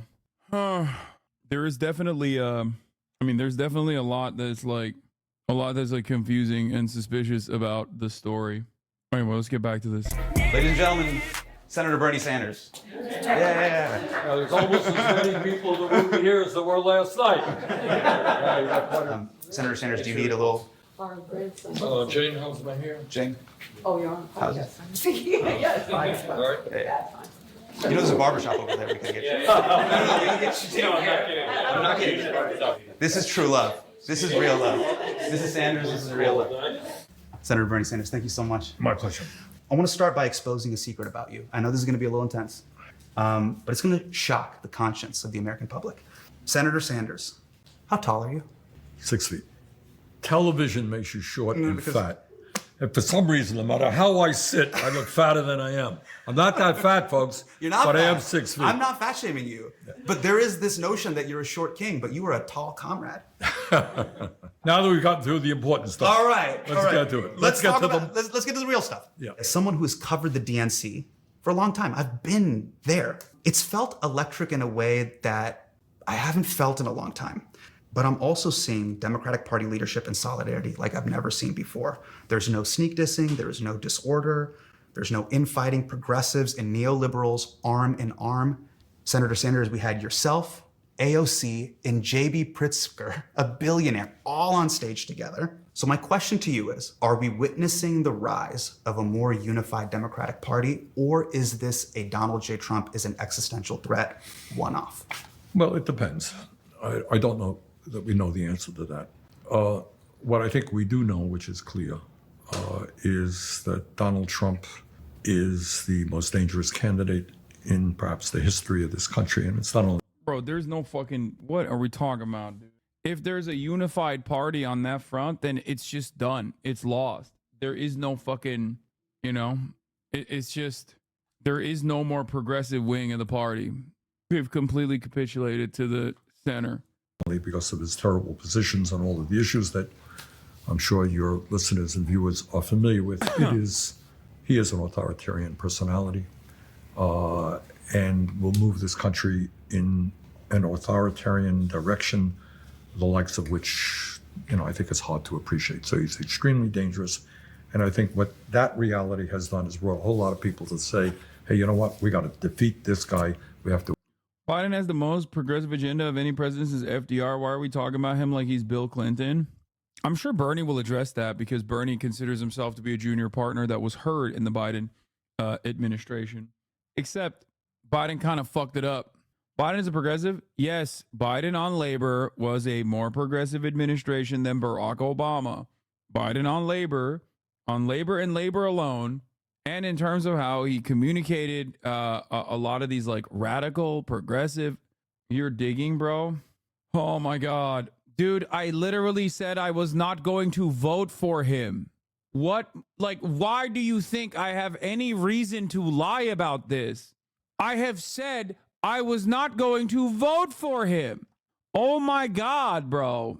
Like, Biden's labor record is above and beyond in comparison to previous Democratic leadership, especially in recent history. previous Republican leadership, especially in recent history. Okay? You said it 30 minutes ago, lol. Yeah, actually, I'm lying. I'm going to write his name in now. Now that I'm thinking about his record on labor, I'm going to write his name in. So Kamala is more progressive than Biden? Kamala is nothing. We don't know. All we have are her policies, which she surprisingly, at this point, confusingly, has none. So I don't know. It's funny because I've said that over and over again. I kept warning people. I was like, listen, 2019 is a different time. She, as a senator, said that, oh, God, I was so careful from the jump, too. You made striking if you're a rail worker illegal. Oh, my God. Every time, dude. There's no way that, like, every single time I talk about Biden's record on labor, there is, like, a new person who has not heard me speak on this a million times over. Like, that's crazy. RFK Jr. can still win if we vote for him. I agree. It's crazy. Every time I bring it up. We never stopped applying pressure. Hard-fought success on rail sick days. June 20, 2023. After months of negotiations, the IBES Railroad members of 4 of the largest U.S. freight carriers finally have what they sought long, but many working people take for granted, paid sick days. And they, in this article, say that they're thankful to the Biden admin for playing the long game. And actually, without making a show of it, Joe Biden and members of the administration in the transportation and labor departments work continuously to get guaranteed paid sick days for all railroad workers. Now, it's not a lot. This is why shit like an arms embargo is so important to do immediately, by the way. Every day that passes another day where someone doesn't hear the reversal and walks right into the voting booth thinking Harris still doesn't support an arms embargo, even if she comes out in favor of it. Exactly. But I don't think people understand that. That's why I'm saying, like, you need to immediately hit this on partisan fucking lines. You need to immediately hit this on partisan lines. He still stripped their negotiating power away by removing their ability to strike. I agree. But also, I still refer back to the labor union at this in this instance. And if the labor unions are still happy about it, I'm not going to fucking outflank them. Like, what are we talking about, dude? Oh, do you understand? It's like when chatters come in here and go, dude, we actually shouldn't even be pushing for a ceasefire. We should be pushing for the complete dissolution of the apartheid state. And it's like, I agree with you, but like, how the fuck am I going to sit here and outflank Hamas on this? You know what I mean? Like, what are we talking about? Getting your demands met without striking is better than striking? No, that's not true. Because if there was a strike, it would have literally crippled the American economy entirely. It would have destroyed everything, which is why the fear of a strike alone should have gotten the railroads to actually fucking capitulate to the demands. Because when the railroad workers unions strike, like, it's not just like, oh, I'm not getting my Amazon order. Like, it's everything, okay? People don't get fucking clean water, okay?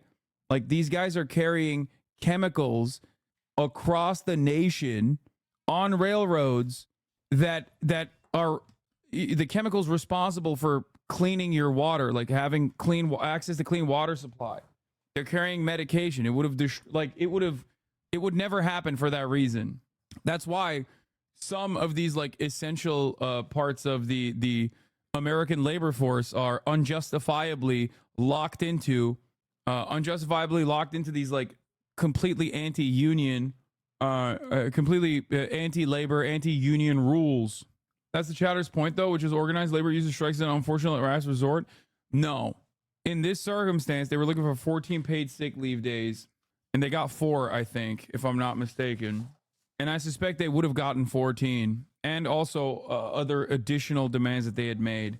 They will elect Kamala and Tim to the administration, and we go from there.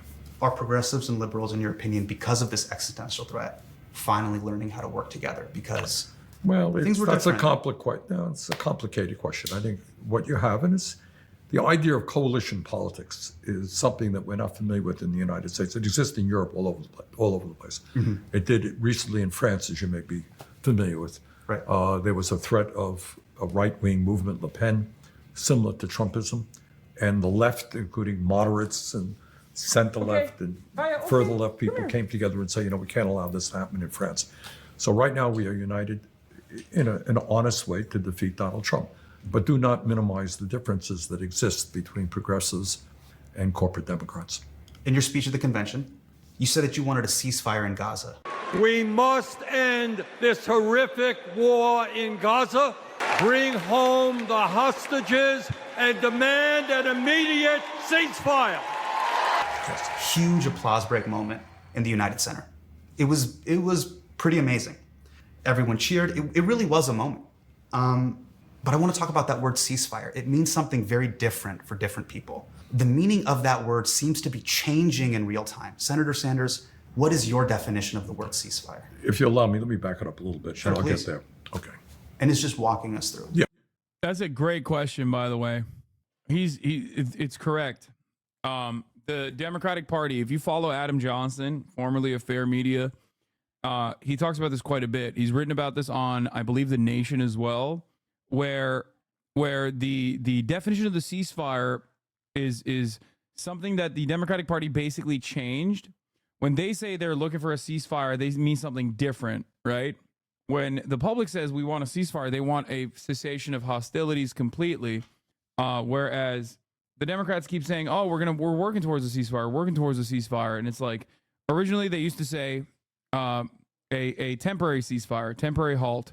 Then they started saying ceasefire, and then obviously the Israeli government's understanding of a ceasefire is very different than the Democratic Party's understanding of a ceasefire. They used to say humanitarian pause. Yeah, remember? Yeah. Okay. Let's go through with what happened.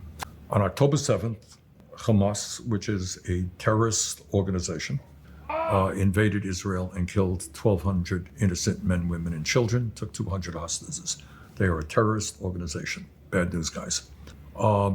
Israel responded as any government would respond to an attack like that. Israel had the right to defend itself.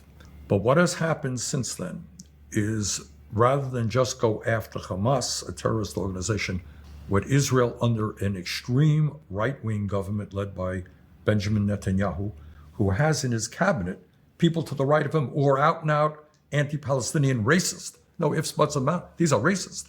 So this is the cabinet. What they have done is say, hey, we're not just going to go after Hamas. We're going to go after the Palestinian people. Mm-hmm. And the carnage has been horrific.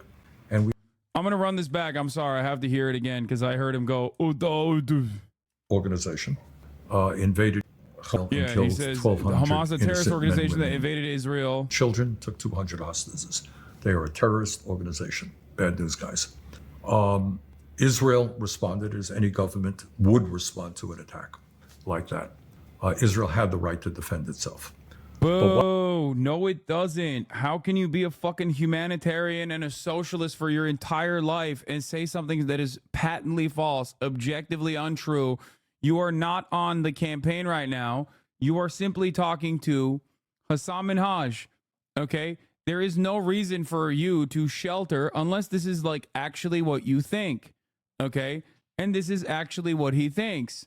He thinks Israel has a right to defend itself. Israel does not have a right to defend itself as a belligerent occupier over Palestinian occupied territories. That's just like, oh. What has happened since then is rather than just go after Hamas, a terrorist organization. Like this is, rather than just go after Hamas, which is a terrorist organization, is literally the justification that Israel uses. It's not like Israel saying, we are going to kill Palestinians. They're saying, we're going after Hamas. Plenty of fucking liberal Zionists also say Israel has a right to defend itself by going after Hamas. Like, it's silly. What Israel, under an extreme right-wing government led by Benjamin Netanyahu, who has in his cabinet people to the right of him who are out and out anti-Palestinian racist. No ifs, buts, and matter. These are racist. So this is the cabinet where they. This is not, again, this is not unique to like Itamar Ben-Gvir, Benjamin Netanyahu, Bezalel Smotrich. Okay? This is something that like Israeli society, according to numerous polls since October, specifically, and this is Israel's own designation, the Jewish society in Israel, the Jewish demographic of Israelis have been overwhelmingly in support of, if not demanding more of. Okay? If you don't personally come to this conversation with this recognition, then, and you try to single out like individuals, you fail to comprehend the severity of the problem. You literally end up lying by omission. You end up in denial of reality of a country that literally had pro-rape riots. A country where by the latest polling, okay, 66% of them said they didn't want the people who are being investigated for rape to have any criminal trial. And only 21% said they think a trial should take place. That right there is how far out Israeli society is. Now, let me explain something to you. You might be wondering, well, if Israel is so fucking racist, so crazy, why did they even do a trial, or why did they even detain some of these rapists in the Sde Teiman facility to begin with? The answer is simple. It's complementarity, okay? A principle known as complementarity dictates that as long as Israel is prosecuting some of its own war criminals for some of the war crimes that they engage in, then they can use that as a shield to not get prosecuted by the ICC. And that is the reason why they did that. Okay, they have to at least play pretend like they're playing by the rules, like there is a democratic process. Okay, that's the reason why they did it. And even then, Israeli society was like, "Fuck no, we're not doing that shit. Get out of here." They have done is say, "Hey, we're not just going to go after Hamas. We're going to go after the Palestinian people." And the carnage has been horrific, and we are looking at the worst humanitarian disaster, one of the worst in modern history. And I've been on the floor talking about this a whole lot. So it's not just 30,000. They got a population there in Gaza, 2.2 million, 30,000 dead, mostly women, children, and the elderly. Hassan, nobody in the U.S. politics is going to do anything about Palestine. You being pro-Palestine, what's the point of talking about elections, let alone siding with Kamala? I know this is basically your job, but it still doesn't sit well. All right, take a week off and really matriculate. Let that fucking sit in your mind a little bit, and then come back with like a normal fucking, a normal ass attitude. Over 80,000 injured, mostly women, children, and the elderly. Yes. You got 1.8 million people, 3/4 of the population displaced. You got it? Taken out of your home. Oh, and then you moved again, and then you moved again. And it's a young population, a lot of children. Okay? You got 65% of the housing damaged or destroyed. Got that? Right. So we don't know where these people are going to go back to. There are 12 universities in Gaza. Guess what? Every single one of them has been bombed. They had a fairly decent healthcare system, systematically destroyed. Very few functioning hospitals right now. You got no electricity in Gaza right now. And then as a result of Israel's efforts to deny humanitarian aid, to block humanitarian aid, you're now looking at the possibility of mass starvation, and children right now are malnourished. And I don't think Israel should be going on the offensive, but I think you lose a lot of people saying they have no right to defend themselves after losing civilians. 10 months of doing so is obviously not a defense anymore, though, of course. Oh, my expectations from Bernie Sanders is higher because he is one of the only politicians in American politics as a prominent Jewish politician that has actively talked about conditional weapons transfers to Israel far before October 7. Even talking specifically about like denying any, putting sanctions or denying any aid to Israel whatsoever. Okay. What is shocking to me is that he keeps repeating falsehoods. October 7 is the first time this ever happened. October 7 is when, Hamas, a terrorist cell, waged war on Israel. This is an abject denial of reality. Okay. What do I mean by this? It is an abject denial of reality because Hamas is not born out of like Jew hatred, okay? Or born out of anger and resentment. It's born out of a genuine need for resistance against an apartheid regime, okay? So saying like, oh, well, on October 7, they did this, and then Israel had a right to defend itself, literally just rips away necessary context in this equation, okay? That's it. That's why I'm very frustrated, because the necessary context is 75 at that moment, 75 years of ethnic cleansing and apartheid.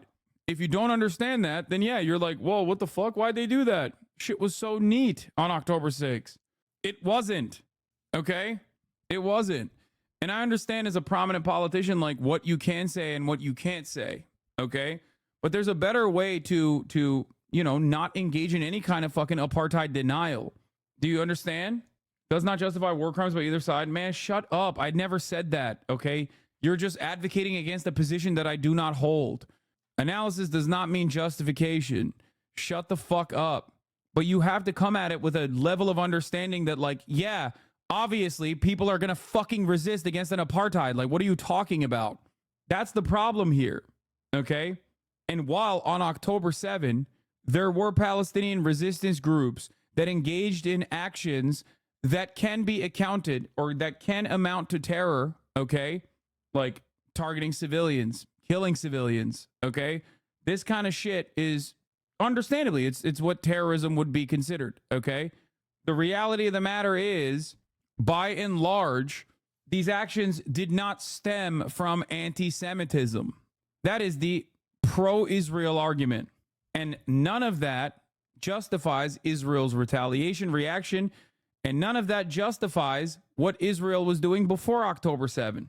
Oh, being a resistance group has to do with your reason for existence, not purity of action. Yes. And by the way, post October 7, and I've openly stated this time and time again, consistently saying Hamas are terrorists, actually also, once again, works to favor Israel's actions. Okay. You're laundering Israeli propaganda because Hamas, as a violent resistance group, is currently in a defensive posture against a belligerent occupier. They have the right to kill IDF soldiers in Gaza. Okay. Israel, on the other hand, is in violation of international law when they're bombing Gaza. Do you understand? Same goes for the Jenin Brigade. The same principle applies if you want to look at it, not even from morality, but simply on international law, on the basis of international law. They have a right to defend themselves. That's it. That's literally it. I know that this sounds ridiculous because, we have this idea that like we are infallible beings of good in the world and our allies are doing the same thing, but that is not the reality. When you're a child, malnourished, that's permanent. I mean, you may not necessarily die. It'll impact your...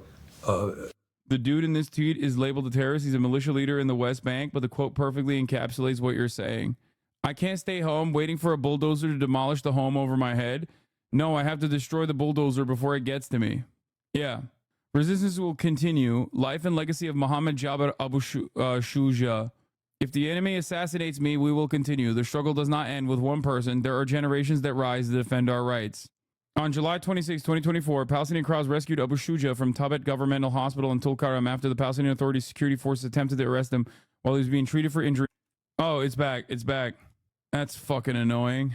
God, I hate this shit.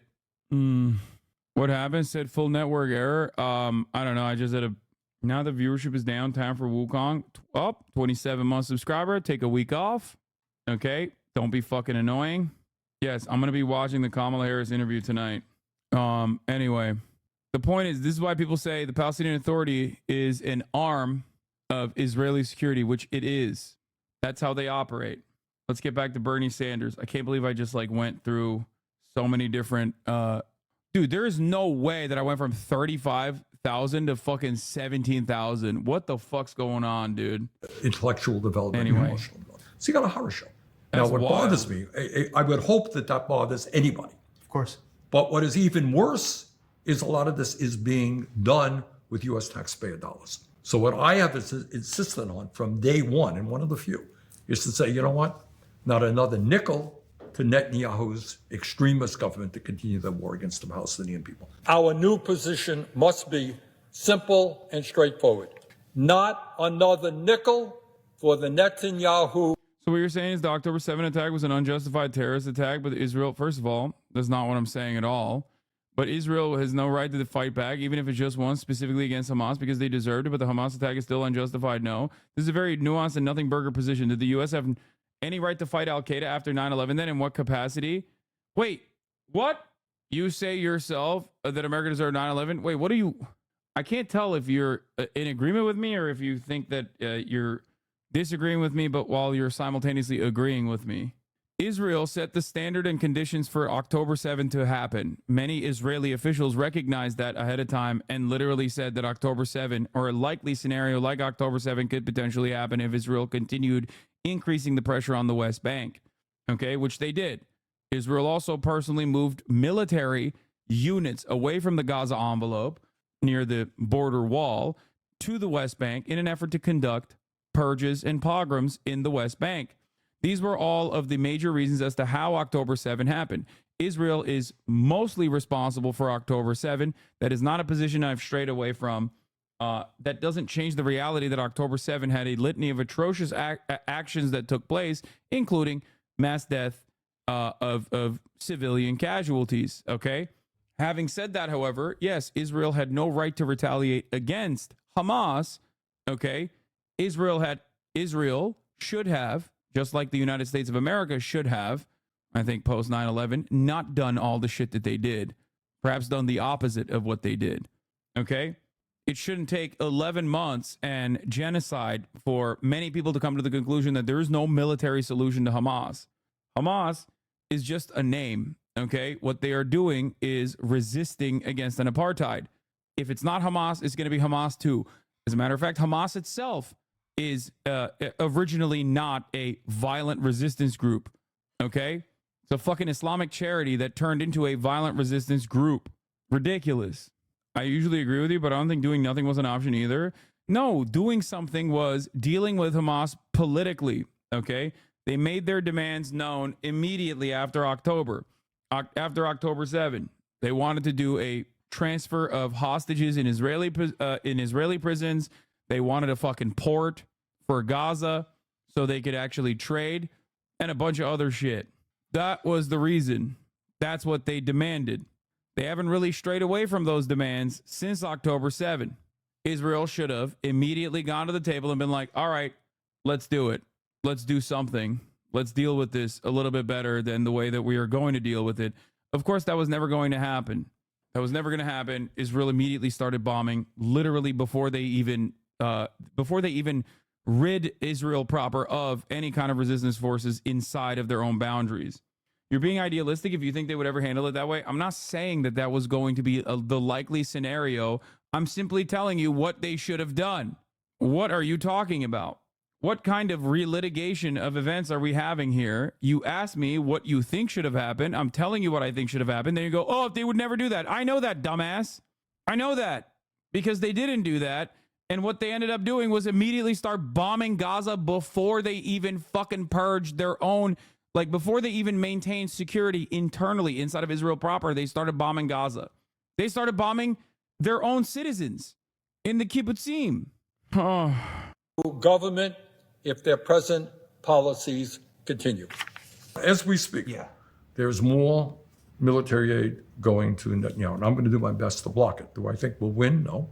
But there is a provision that you have to block that kind of military aid, and I will do my best to block it. As I read and internalize the news, they're giving me these updates on the negotiations, and it feels almost like the iTunes user agreement, where it's, we all want a ceasefire, but ceasefire if, ceasefire but. Help me understand that. Well, I can't. I mean, look, you're asking a very fair. Chad, did he game earlier? Because why the viewers so low? I had a fucking like I had a 5-minute F, and it's Jover after that point. It's not because I fucking gamed. Shut up. Yeah, I mean, every other day there's more information like this, obviously. IDF knew more than it was disclosed about impending attack on JIT, sources reveal. IDF doubles down that it was only given general warnings. Yeah, question. Okay. And it's just not, I have not been involved day-to-day ceasefire. I got to go so watch it's a good question. Don't know the answer. All that I do know. Can you help me frame this? Well, sure. If you're Hamas, right, what do you want? If you want a ceasefire, which I suspect they may want it, you want to protect your interests as best you can. Right. If you're Israel, you want to minimize or diminish Hamas to the degree you can. So I suspect within that framework, that's what these discussions are about. Do you feel the U.S. has a role as a neutral broker between these two sides? U.S. is not a neutral broker. U.S. is significantly supporting the Netanyahu government. Okay. Not neutral, but I think, and what we focus rightfully so on Gaza, but I hope everybody understands there's another part. There's the West Bank, where you're seeing unprecedented vigilantism against Palestinian landowners and homeowners as well. So look, the role that the United States can play is Israel has been dependent on U.S. financial support and military support for a long time. And what we have got to say to them, if you want another nickel, sorry, this is the way it's going to be. At the very least, there's going to be a Palestinian state.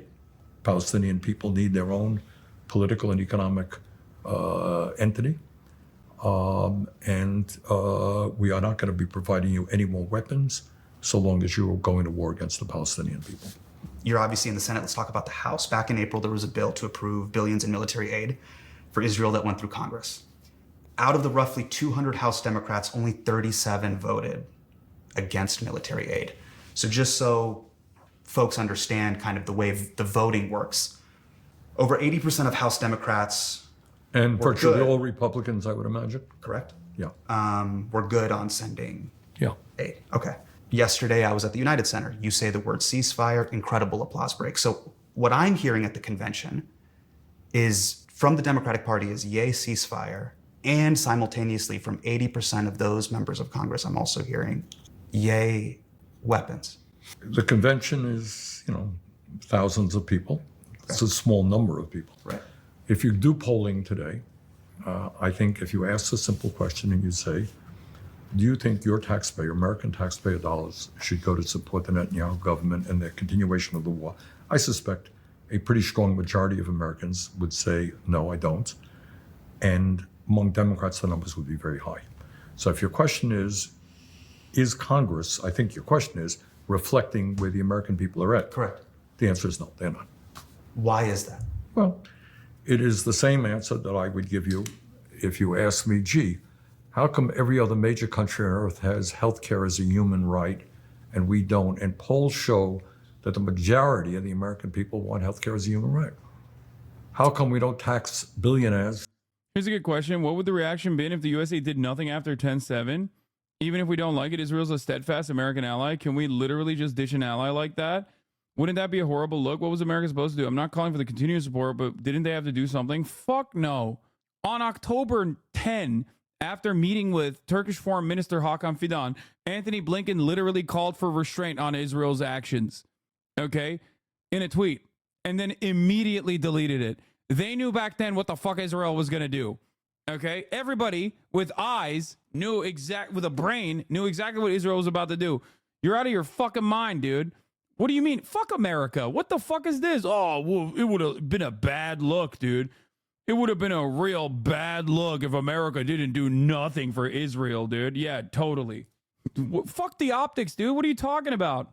How about the real bad look? America can't even look like it can restrain its own fucking attack dog in the goddamn region and keeps fucking funneling endless weapons to its attack dog in the region, which is an objectively fascist, bloodthirsty, monstrous, NC-style, Nazi Germany-style country at this point. What do you think is a bad look? Reasonable elder statesmen understanding exactly what Israel's gonna do and then like trying to fucking calm the tensions, or giving a bear hug to a fucking Nazi demon like Netanyahu and then letting him run rampant in the fucking region? Bad look. That's crazy. Trump is live? What do you... Bro, I don't give a shit. I mean, fuck Trump. Yeah, Bernie Sanders' position on it right now is that this is like a unique problem with Benjamin Netanyahu. That should be the position of, like, I don't know, most of the Democratic Party at this point. Bernie should be far above that, openly saying this is an apartheid. It's ridiculous. It should not exist in the way that it does. Your favorite response? What is this? If you say fuck America, why do you live in the USA? Hassan, can I link you an article? We're trying to start encampments and we would love your support. I am not sub. I can't do it. If you say fuck America, how can you on the one, like it, that makes no sense. This person is literally going, I want to do encampments, okay, would love your support. And then simultaneously being like, if you say fuck America, why do you live in the USA? Why do you want to start a fucking encampment? Bernie was saying the whole cabinet under Netanyahu was racist, not just Netanyahu himself. At a higher rate when the American people think we should. And the answer to all of those questions is the same. And I tried to talk about that a little bit last night. It is the role of money in politics. So right now, both major political parties, Democrats and Republicans, are funded very heavily by the wealthiest people in this country. And if you were a billionaire and you wanted to start a super PAC, you could put hundreds of millions of dollars into campaigns to defeat people who opposed you and to support your friends who will support your agenda. 2 out of those 37 House members. Chad, I ran the 3-minute ad break when I was offline, or when I lost connection. Like, it was one of the things I did. Probably the reason why so many people fucking left too. They thought, oh, it's over. The stream is done. That voted against the weapons bill were Jamal Bowman and Cori Bush. That's right. They recently lost their primaries. Why did they lose their primaries? Well, that's good. And they lost their primaries because a super PAC, AIPAC, put an unprecedented amount of money. I was involved in both of their campaigns. Jamal's more than Cori's, but we helped Cori raise money. And the reason is the billionaire class does not want strong opposition to the billionaire agenda. And in Jamal, you had somebody who was strongly opposed to it. And it's not just on Israel, where his views were not probably dissimilar to mine or Cori's, but on other issues as well. So what you got, and let me repeat this because it's not talked about enough. Yeah, do we have a democracy? Yes, you can go out and vote. That's great. And please, everybody, go out and vote. But what most of you cannot do is put hundreds of millions of dollars into a super PAC to elect candidates you want or defeat candidates you don't like. So there's a super PAC out there. They went after Jamal in an unprecedented way, defeated him. Went after Cori, defeated her. And that is the power of money in politics. And that is why it is absolutely imperative that we get rid of this disastrous Supreme Court decision on Citizens United and move to public funding of elections. Right. This is just money. Look, it is not complicated.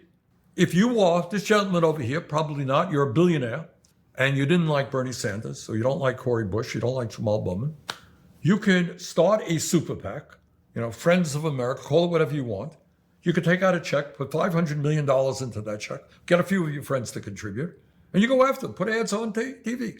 That's legal. That's what Citizens United allows us to do. Nothing conspiratorial about it. That is the reality of American politics.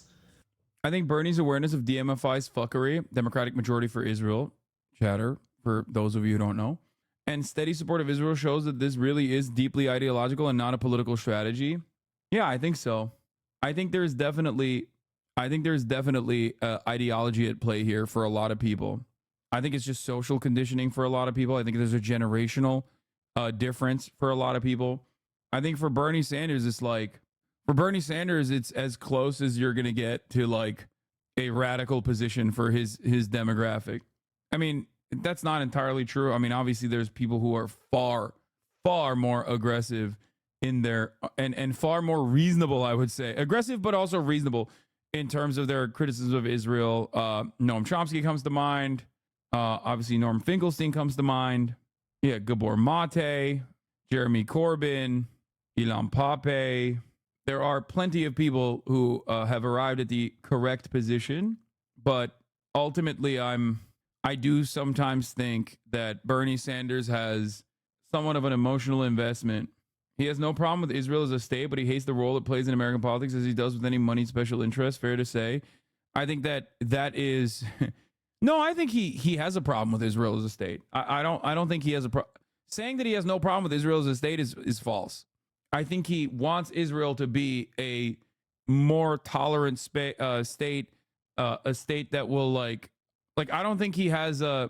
I've never heard him, for example, say Israel has to be a Jewish ethnic majority state. You know what I mean?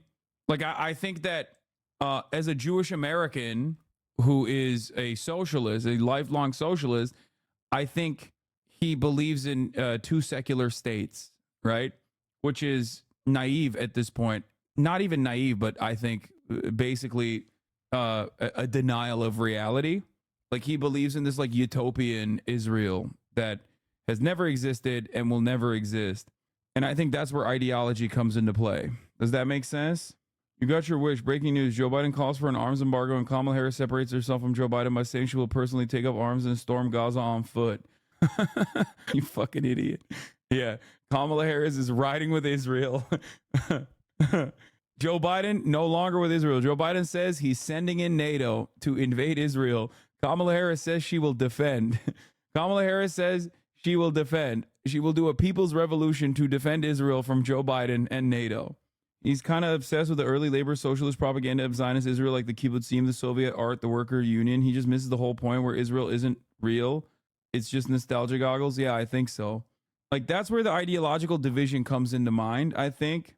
Maybe Bernie's like my 19-year-old brother who's been to Israel 3 times now and identifies as a labor Zionist. That's so funny. Like, it makes sense for Bernie to have that position. Your 19-year-old brother should not have that position. That's like 3 total people in Israel, dude. Like, Bernie's generation is the last time such an ideology existed. You know that, right? How the fuck does a 19-year-old arrive at that conclusion? Like, it is an ancient ideology at this point. Labor Zionism is the most dead. That's so funny. That's cool. I've tried to explain it to him and he's too history nerd pilled. Okay, but like, does he not realize? Does he not realize that that's not like a thing that happens anymore? Like, what's the Labor Party look like in Israel currently, for example? You should ask him about that. Labor Zionist is about as dumb as MAGA communists. No, there was a point where it was a real thing. It's just so funny that like it is completely perished. Anyway, the one guy you interviewed is one, but yeah, which guy? No, the people that I interviewed are not labor Zionists. They're anti-Zionists. Ofer Kasif is not a labor Zionist. He is what? He's literally an anti. No, Ofer Kasif is not a labor Zionist, chat. What the fuck? He's a communist and an anti-Zionist. What are you talking about? He literally said, Zionism. He said anti-Zionism is the moral position. Anti-Semitism is a crime. Anti-Zionism is morality. You know who is a labor Zionist? One of the only fucking sitting Israeli politicians, the current president of Israel. He's a labor Zionist. You guys should check out his opinions on miscegenation. That's going on in both political parties. Check out the amount of money that billionaires are now contributing both to the. Einstein kind of was one, yes, except at that time, even at that time, with the rose-tinted glasses that many labor Zionists were looking at Israel as a nation-state project. Einstein was one of the few people immediately who was like, "Oh, this shit is fascist, bro. Don't do this." He literally said, "Don't do this. This is some straightforward fascism." Yeah. Republican Party and the Democratic Party. And that will answer your question, I think, not only about the war in Gaza, it's why we don't have healthcare as a human right, why we have massive income and wealth inequality, why we have a corrupt tax system, why we are not able to send our kids to college and make it affordable, et cetera, et cetera. It's money. Money talks. I want to talk about your career in politics. You have been propping open the Overton window for the past 40 years. And 8 years ago, a bunch of my friends were just... Money talks. I want to talk about your career in politics. You have been propping open the Overton window for the past 40 years. And 8 years ago, a bunch of my friends were just hunched over a laptop on Reddit, vaping, on their phones, just going, you know what? This guy makes a lot of sense. Does it ever get exhausting seeing how slow it takes for the electorate to eventually catch up to ideas that feel so basic? They feel basic, but there's an idea that I think people don't comprehend, is that the people on top have enormous power. Just think, I'm a little bit older than you. I think the American left have ideological issues mainly because of where they live, but even in Western imperial countries like France, the left, Mélenchon and his party refused to condemn the October 7 attack. I don't know. No, it's America is on overdrive. We don't do normal imperialism. Like, we are the imperial core. We are the empire. We are the power. Okay? And we have no robust, active, working left-wing politics. Okay? We don't have any real left politics in this country. That's not a thing. I'm crying. What is labor Zionism, please? It's one of the many ways in which early Zionists tried to fucking package Israel, the Israeli project, as like a socialist project, okay? A pro-labor socialist project, a utopia. They told the religious people that Israel had a religious reason for existing. They told the socialist Jews that this was a socialist project. Basically, whoever the fuck wanted, the goal basically was to just get as many Jews as possible to what was going to become Israel. Okay, So that's it. They were like, "Oh, come on, we have kibbutz. Like, you can do a communal space where you can live your socialist life." Bernie Sanders did live in one of the kibbutzim, actually. The USSR early on was also pro-Israel too, and at that point, especially with a lack of access to like immediate information, it was a little bit more understandable that people were personally invested in this project because they just didn't really know what it was about. But those who were paying close attention to it, like even Einstein himself. So if Einstein was a socialist and he was against this idea, what part made him call it fascism? He wrote a letter. He was supposed to be the first president of Israel. He wrote a letter. I think it was on the New York Times at the time, where he basically said, labor Zionism seems like a good idea in theory, but the way that it's being practically applied is an ethno-state, and you can't have an ethno-state. That is fascism. He was right. That's why it's funny, like when you think about it with today's lens, Einstein would be considered an anti-Zionist. Yeah, Einstein didn't believe in an Israeli state. He believed in Jews living in Palestine. So when I was a kid, people of your color, I couldn't drink at a water fountain in Mississippi. Okay? Yeah. Go to segregated schools. Yeah, look. 1948, New York Times publishes letter by Einstein. Other Jews accusing Menachem Begin of fascism. Lest America be fooled by post-independence rhetoric, the Herut party Begin led was closely akin to the Nazi and fascist parties, they wrote. On December 4th, 1948, the New York Times published a letter by a group of Jewish dignitaries, including Albert Einstein and the political theorist Hannah Arendt, protesting a visit to the United States by Menachem Begin and denouncing his Herut Freedom Party on the grounds that it was, as they wrote, a political party closely akin in its organization methods, political philosophy, social appeal to the Nazi and fascist parties. For your information, Noam Chomsky was definitely pro-Israel in its inception. He also spent time at a kibbutz, but realized this dream came at the expense of Palestinians. Oh, yeah. There are plenty of people who originally were Zionists themselves. Gabor Mate is another example of this. Plenty of people, like, I mean, people who survived the Holocaust, you know what I mean? Of course, they were like, oh my God, this is so promising. This seems like a great idea. This seems like a great fucking idea. Okay? And then they were like, oh my God, this is fascist as fuck. It's not such a great idea. Are you bothered by the far right support for Palestine, by that people are blatantly anti-Semitic? There are far more anti-Semites on the far right support for Israel than the far right fake support for Palestine. So those guys fucking hate Muslims as well as hating Jews. As a matter of fact, the far right is more divided on Israel for that reason. They're like, but they are killing Muslims though, and that's kind of sick. There's like, for every 3 Nazis that are like pro-Palestinian but anti-Semitic, there are a ton more. There are hundreds more Nazis who are pro-Israel and also anti-Semitic. Thousands more, if not fucking millions more. For the one Nicholas Fuentes, you have every fucking evangelical Christian in the South sitting inside of a goddamn megachurch every Sunday thinking that Jews have horns and tails, while simultaneously saying, yeah, those horned Jews with their tails should go to the desert and live there so that Jesus Christ can come back to earth, fight the devil in Megiddo, and that we can get sucked into the fucking heavens, and all of those Jewish people will then, of course, die in eternal damnation in hell because they didn't convert to evangelical Christianity. So, you know, you tell me, you tell me what I think about the far right support for Palestine in that regard. I mean, fuck those guys, and I shit on them regularly. The people that are like constantly trying to fucking sneak in anti-Semitism in their anti-Zionist sentiment. Like, imagine looking at a fucking genocide and being like, ooh, let me use my pet project. Let me try to focus people on what truly matters, okay? Hating random Jews. Great. Thanks. Like, deeply unserious, pathetic fucking losers. Ironic because, once again, Zionism is a fascist ideology, and therefore, given that Zionism is a fascist ideology, they hate that, like, Israel gets to do what they want to do here in the United States of America for white people, etc. It took God knows how long for people to stand up and fight against segregation and racism. It took a very long time. People died in the struggle. Can you explain why there are more Jews in New York than Israel itself? There aren't more Jews in New York than Israel itself.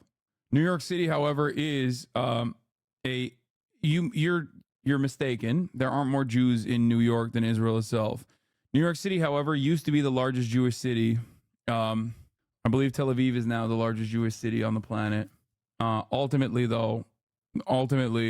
America has, I believe, the same number of, America as a nation has the same number of Jewish people.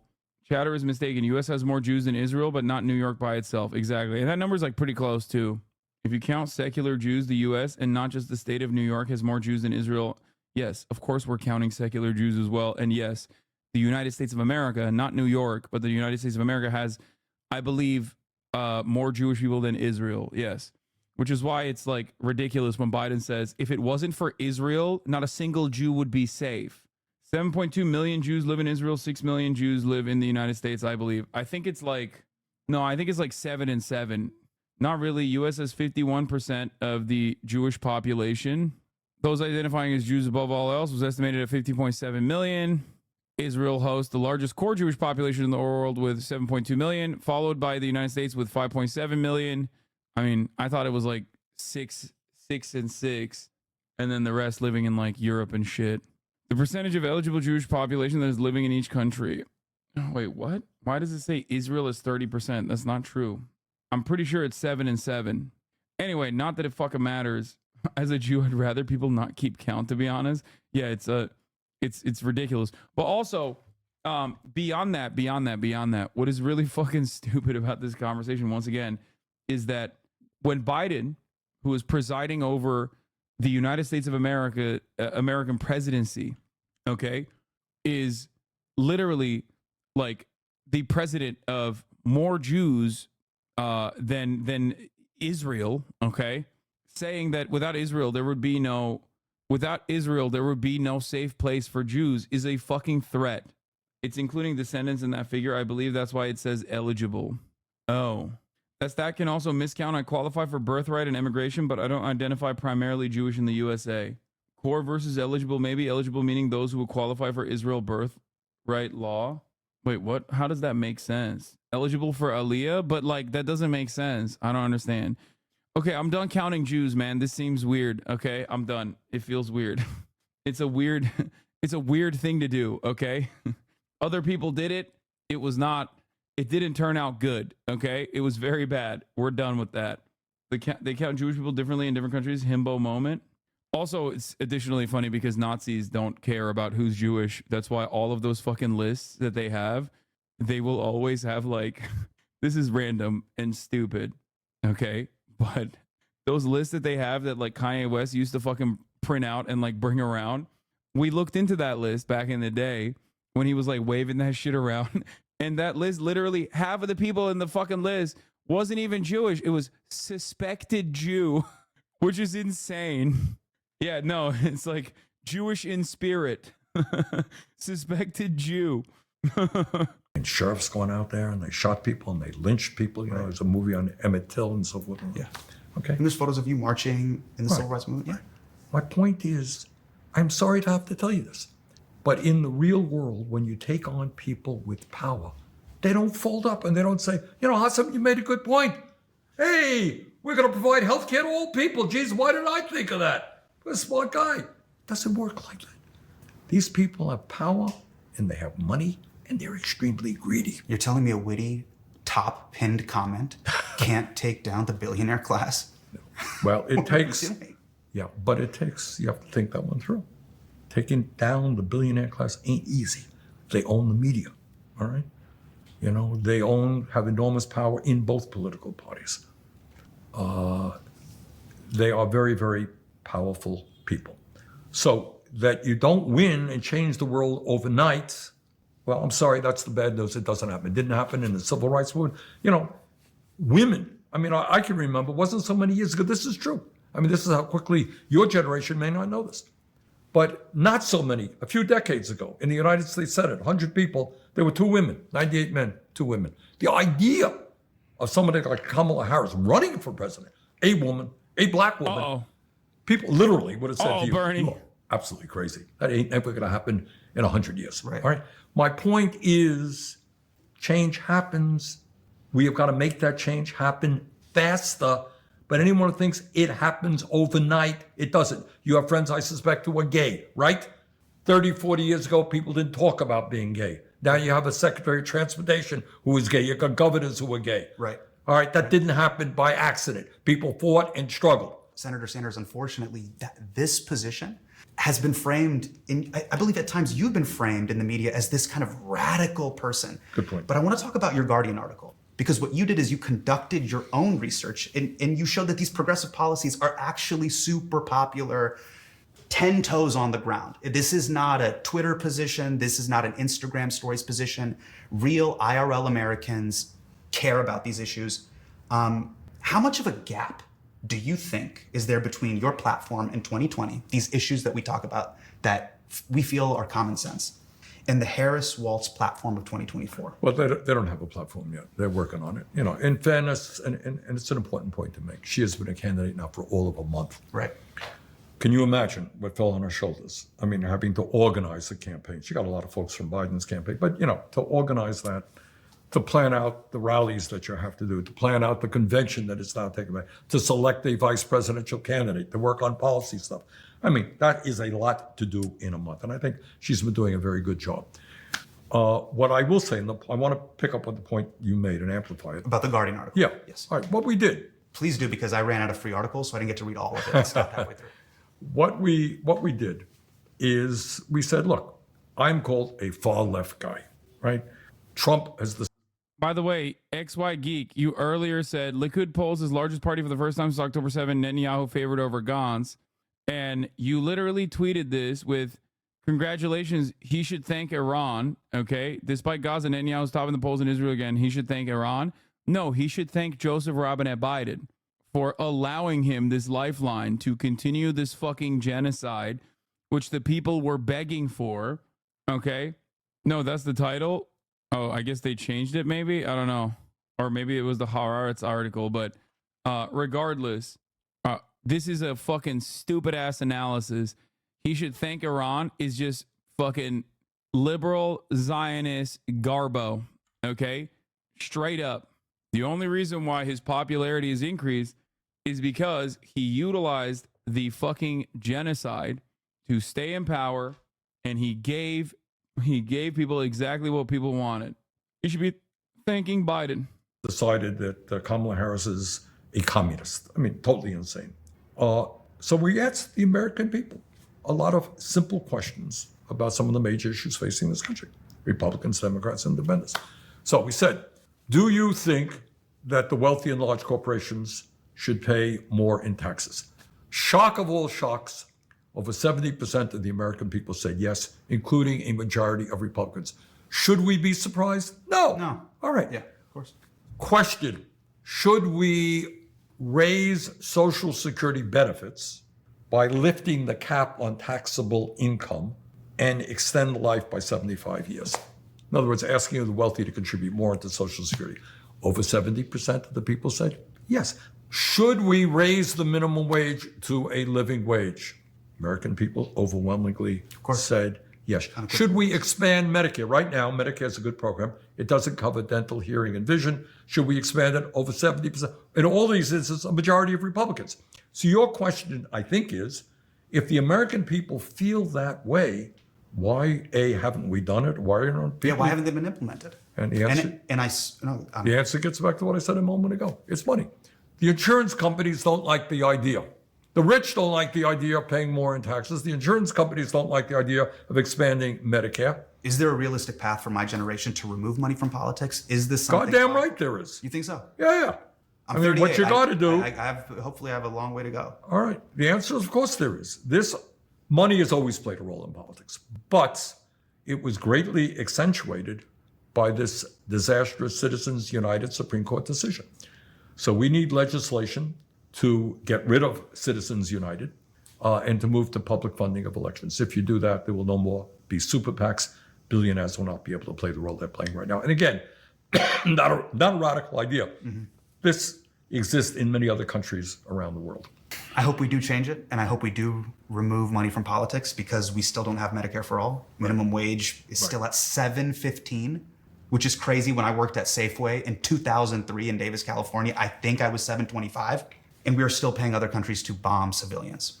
I want to ask you about your legacy and what you represent in American politics. Do you ever feel like you failed because these things haven't happened? No. Or do you feel like a success because these things are now part of the regular conversation? Well, I'm sure you're familiar with people like Pramila Jayapal and Alexandria Ocasio-Cortez and Maxwell Frost and many others. Look, what is, again, an untold story in the Congress right now, and I just saw Pramila this morning, actually, is there are almost 100 members of the Progressive Caucus, and a significant number of them are young, often women, people of color.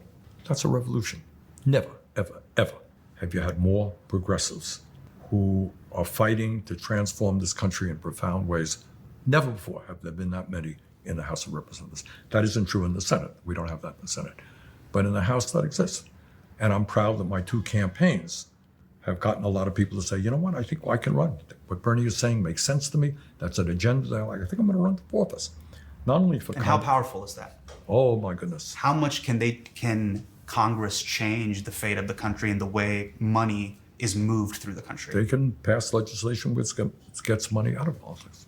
So I'm saying you can pass legislation. Super PACs are not biblical. They're not inherent. You can get rid of them tomorrow if you had the legislation to do it, and that's what we've got to do. I have so many friends that were Bernie or bust.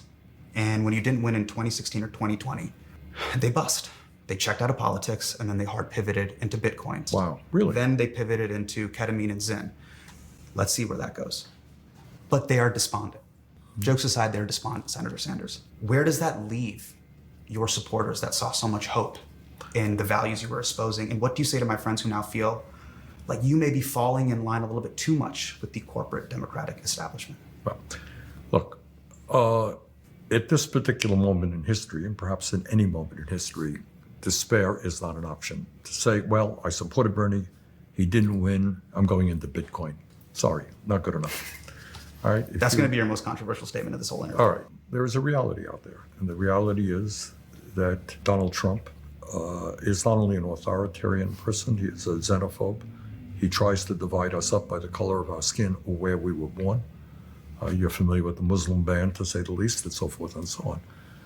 So I think, not to mention a dozen other issues. So I think if you are a human being who wants to live in a sane and decent society, who is concerned about your kids, you know what? Sorry, you don't have a right to check out. That's a privilege you don't have. It's a massive Wukong update. You might want to get that started in the background. It's probably fixing that glitch, but it's not showing for me. There's a glitch that gives you like unlimited mana.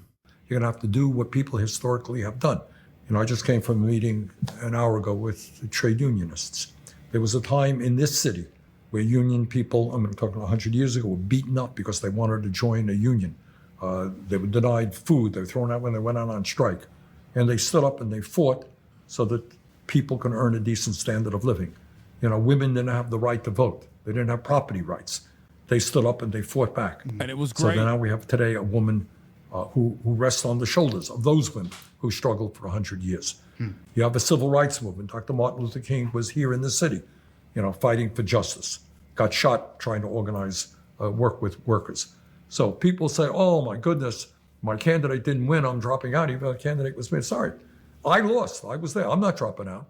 You gotta look at the world as it is and do the best you can. And people can disagree, Hassan, what is the best? How do we go forward? But dropping out is certainly not one of the options. Feels crazy to have him keep saying my name. So I'm 38, a lot of our viewers are around my age. You're 83, we have a long way to go to become your age and to have your wisdom. How should we apply the next decades of our life? We're first generation. A lot of us are first generation kids. Well, I'm first generation, not a kid.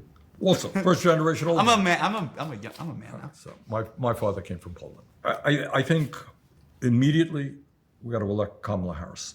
But second of all, we have got to keep our eyes on an agenda that speaks to the needs of working people. And by the way, not only is it not a radical agenda, we just discussed how American people support, this exists all over the world. Right. I live 50 miles away from Canada. You go in a hospital in Canada for 3 weeks. You know what the bill is when you come out? Do you know? Zero. It's zero. Yeah. It's publicly funded. Nominal, yeah. It's a human right. And by the way, they spend 50% of what we spend per capita on healthcare. All right. You go to Finland and countries, you know what childcare costs or college education? Virtually free. Because they understand they want a well-educated country. They want the kids to do well. These are not radical ideas. They really are common sense ideas supported by the majority of the American people. So what I'm asking your viewers and your listeners to do is to stay focused on the issue. Don't let politicians get off the hook saying, oh, well, yeah, I want to improve healthcare. Well, what do you mean? Can I go to any doctor that I want without taking out my wallet? Well, I'm not talking about that. What do you mean by that? Should we pay the highest prices in the world for prescription drugs?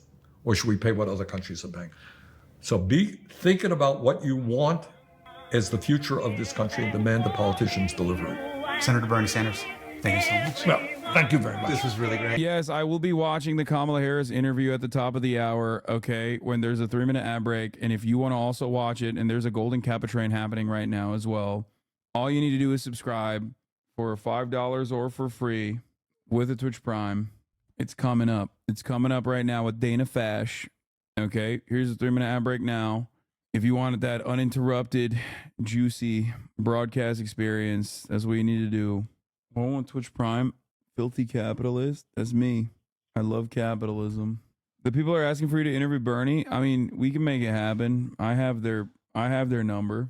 I'm not gonna lie, the interview kind of knocked the wind out of my sails a little bit. Like, I don't know why. It made me kind of sad. Because, like, Kamala Harris' campaign is just not going to listen. Because, like, right after we watch this interview, we're going to dive into Dana Fash talking to Kamala Harris, where she's going to say, like, she wants to appoint Republicans into her cabinet and a bunch of other dumb shit, you know? Meanwhile, Trump is doing a town hall with Tulsi Gabbard. You got to get libbed up again, bro. Woo, neoliberalism, hell yeah, let's fucking go. He will do it at the debate. Women who are running for executive offices just face a different level of scrutiny and a different challenge, and the weak label is often applied to them. It's going to be no different here. You are going to see him. I think that, frankly, his advisors would like him to do it more often than he is doing it. Bro, he literally fucking sent out an email blast to his supporters being like, Kamala Harris is not more radical than me, which is crazy. It's like, bro, what are you doing? You know? Positive he will have thoughts about this interview. Do you think Kamala Harris is going to do more sit-down interviews? Or, I mean, She absolutely should. She should be talking to local press at every stop. She needs to. She can't do it. She shouldn't be doing an interview and have it be like a Bigfoot sighting. The anticipation built around it. It gives bigger scrutiny to it. Donald Trump did a, by the way, tape interview with Dr. Phil just the other day. It's not really driving headlines. The more you do them and get in this pace, it makes you a sharper candidate. It'll make her better for the debate. And it will take away this really, actually, frankly, strong tape interview with Dr. Phil just the other day. It's not really driving headlines. The more you do them and get in this pace, it makes you a sharper candidate. It'll make her better for the debate. And it will take away this really, actually, frankly, strong and fair attack line that she hasn't been as accessible. And she could do interviews with local outlets in these battleground states. There are lots of ways to do it, but I quite agree that if you turn it into a remarkable event, then you actually raise the stakes for yourself. I also, I fundamentally challenge the idea that these things are minefields to be navigated.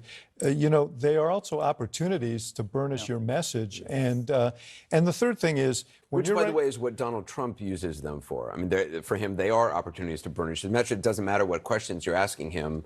He will answer whatever he wants. There often is collateral damage along the way, but he does not shy away from them. And I think, that is part of the test of running for president. There are lots of different, you can't just do one thing. Every time you do something well, and she's done everything very well, the bar gets raised, and you have to keep clearing the bar.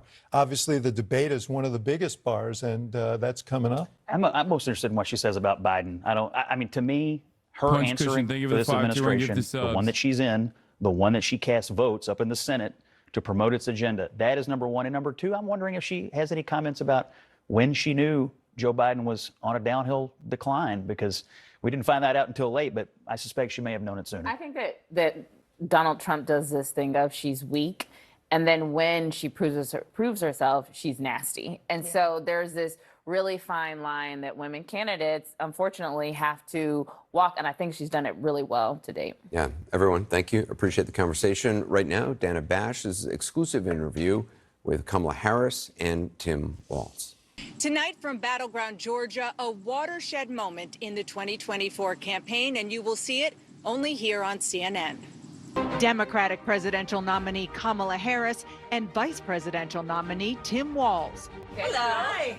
Hi. How are you? Tonight, the new Democratic ticket in their first interview. Hi. Hi, crew.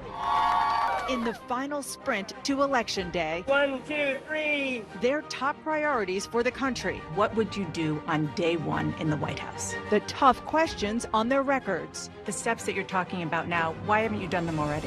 What do you say to voters who aren't sure whether they can take you at your word? Taking on Donald Trump. People might be surprised to hear that you have never interacted with him, met him face to face. That fateful phone call from Joe Biden. I'll give you a little too much information. And their take on those viral convention images. It's very humbling. It's very humbling in many ways. I don't know as a father I could have ever imagined that. With just days until early voting begins, a defining moment in the race for the White House. CNN's exclusive interview of the Democratic nominees starts now. Good evening. We're live from Savannah, Georgia. I'm Dana Bash, and this is a state very much up for grabs. In between a whirlwind series of stops, I sat down with the Democratic candidate for president and her running mate today at Kim's Cafe here in Savannah.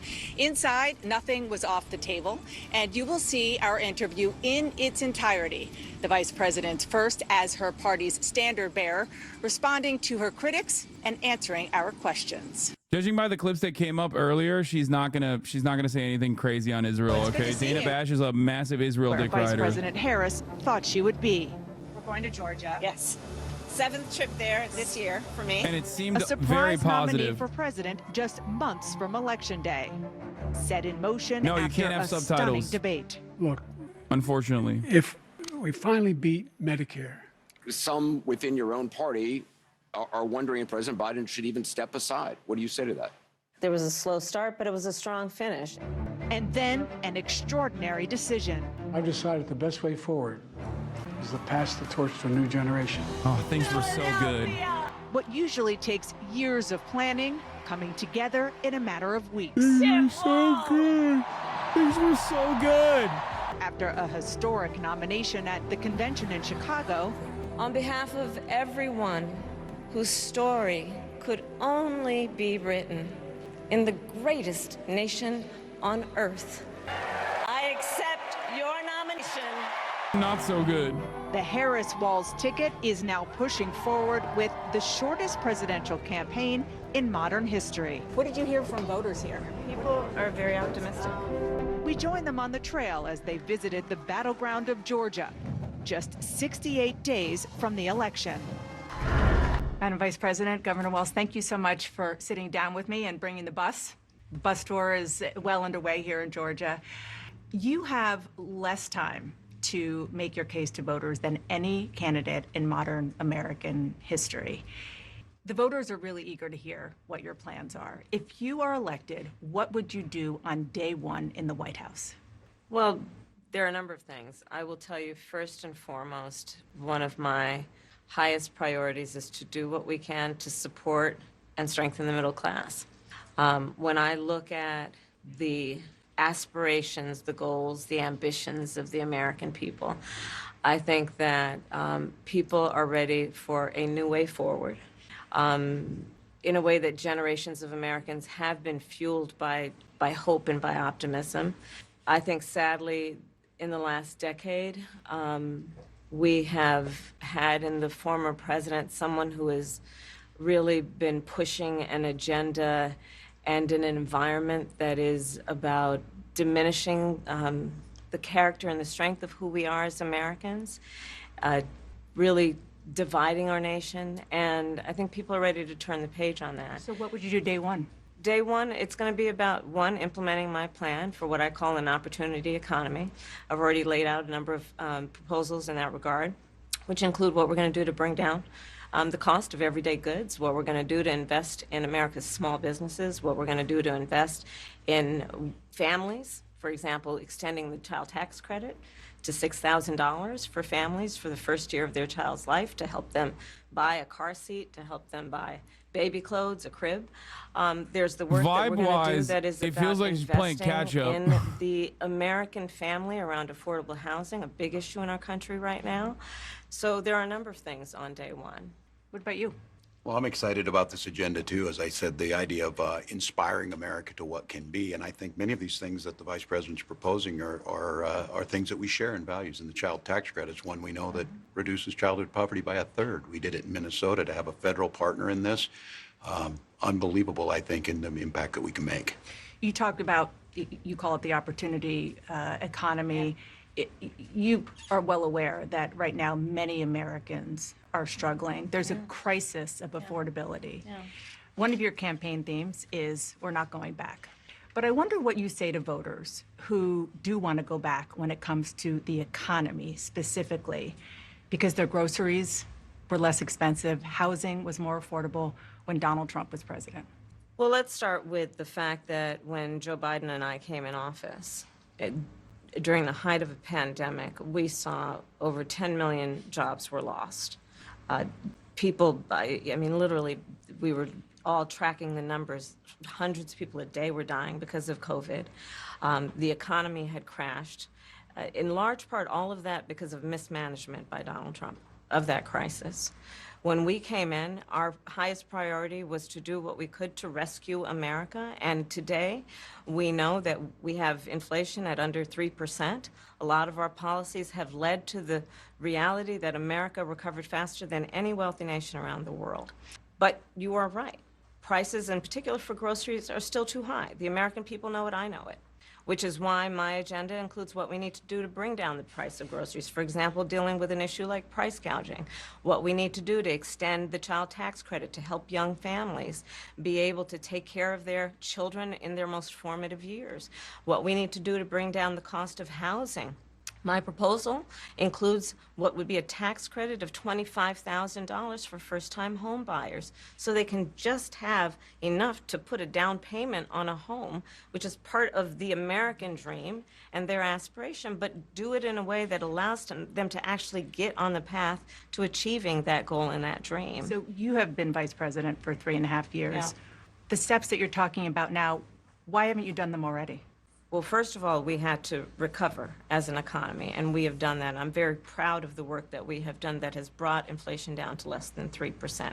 The work that we have done to cap the cost of insulin at $35 a month for seniors. Donald Trump said he was going to do a number of things, including allowing Medicare to negotiate drug prices. Never happened. We did it. So now, as I travel in the state of Georgia and around our country, the number of seniors that have benefited. I was in Nevada recently, a grandmother who showed me her receipts. And before we capped the cost of insulin for seniors at $35 a month, she was paying hundreds of dollars, up to thousands of dollars a month for her insulin. She's not doing that anymore. You maintain Bidenomics is a success. I maintain that when we do the work of bringing down prescription medication for the American people, including capping the cost of the annual cost of prescription medication for seniors at $2,000, when we do what we did in the first year of being in office to extend the child tax credit so that we cut child poverty in America by over 50%, when we do what we have done to invest in the American people and bringing manufacturing back to the United States so that we created over 800,000 new manufacturing jobs, bringing business back to America, what we have done to improve the supply chain so we're not relying on foreign governments to supply American families with their basic needs, I'll say that that's good work. There's more to do, but that's good work. I want to get some clarity on where you stand on some key policy issues. Yeah, it's a hard. These are hard questions. That's why she was avoiding interviews. When you were in Congress, you supported the Green New Deal. And in 2019, you said, quote, "There is no question I'm in favor of banning fracking." Do I consider this a populist ticket? Fracking, No. as you know, is a pretty big issue, particularly in your must-win state of Pennsylvania. Sure. Do you still want to ban fracking? No, and I made that clear on the debate stage in 2020, that I would not ban fracking. As vice president, I did not ban fracking. As president, I will not ban fracking. In 2019, Why I is believe, fracking a big issue? Western Pennsylvania. You said you were asked, would you commit to implementing a federal ban on fracking on your first day in office? And you said, there's no question I'm in favor of banning fracking. So yes. So it changed in that campaign? In 2020, I made very clear where I stand. We are in 2024, and I've not changed that position, nor will I going forward. I kept my word, and I will keep my word. What made you change that position at the time? Well, let's be clear. My values have not changed. She wants to win Pennsylvania. I believe it is very important that we take seriously what we must do to guard against what is a clear crisis in terms of the climate. And to do that, we can do what we have accomplished thus far. The Inflation Reduction Act, what we have done to invest, by my calculation, over probably $1 trillion over the next 10 years, investing in a clean energy economy. What we've already done, creating over 300,000 new clean energy jobs. That tells me, from my experience as vice president, we can do it without banning fracking. In fact, Dana, I cast the tie-breaking vote that actually increased leases for fracking as vice president. So I'm very clear about where I stand. And was there some policy or scientific data that you saw that you said, oh, okay, I get it now? What I have seen is that we can grow and we can increase a thriving clean energy economy without banning fracking. Another issue, big one, is immigration.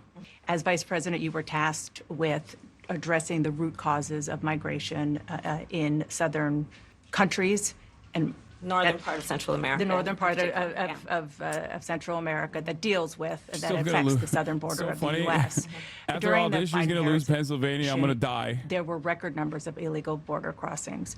Why did the Biden-Harris administration wait 3.5 years to implement sweeping asylum restrictions? Well, first of all, the root causes work that I did as vice president, that I was asked to do by the president, has actually resulted in a number of benefits, including historic investments by American businesses in that region. The number of immigrants coming from that region has actually reduced since we began that work. But I will say this, that Joe Biden and I and our administration worked with members of the United States Congress on an immigration issue that is very significant to the American people and to our security, which is the border. And through bipartisan work, including some of the most conservative members of the United States Congress, a bill was crafted, which we supported, which I support. And Donald Trump got word of this bill that would have contributed to securing our border. And because he believes that it would not have helped him politically, he told his folks in Congress, don't put it forward. He killed the bill, a border security bill that would have put 1,500 more agents on the border. And let me tell you something, the Border Patrol endorsed the bill. And I'm sure in large part because they knew they were working around the clock, and 1,500 more agents would help them. That bill would have allowed us to increase seizures of fentanyl. Ask any community in America that has been devastated by fentanyl what passing that bill would have done to address their concern and a pain that they've experienced. So you would push that legislation Dog, again? that link is from 2019. Shut up. I will make sure that it comes to my desk and I would sign it. Just one other question about something that you said in 2019 when you first ran. There was a debate. You raised your hand when asked whether or not the border should be decriminalized. Do you still believe that? I believe there should be consequence. We have laws that have to be followed and enforced that address and deal with people who cross our border illegally, and there should be consequence. And let's be clear, in this race, I'm the only person who has prosecuted transnational criminal organizations who traffic in guns, drugs, and human beings. I'm the only person in this race who actually served a border state as Attorney General to enforce our laws, and I would enforce our laws as president going forward. Pro-fracking, pro-border.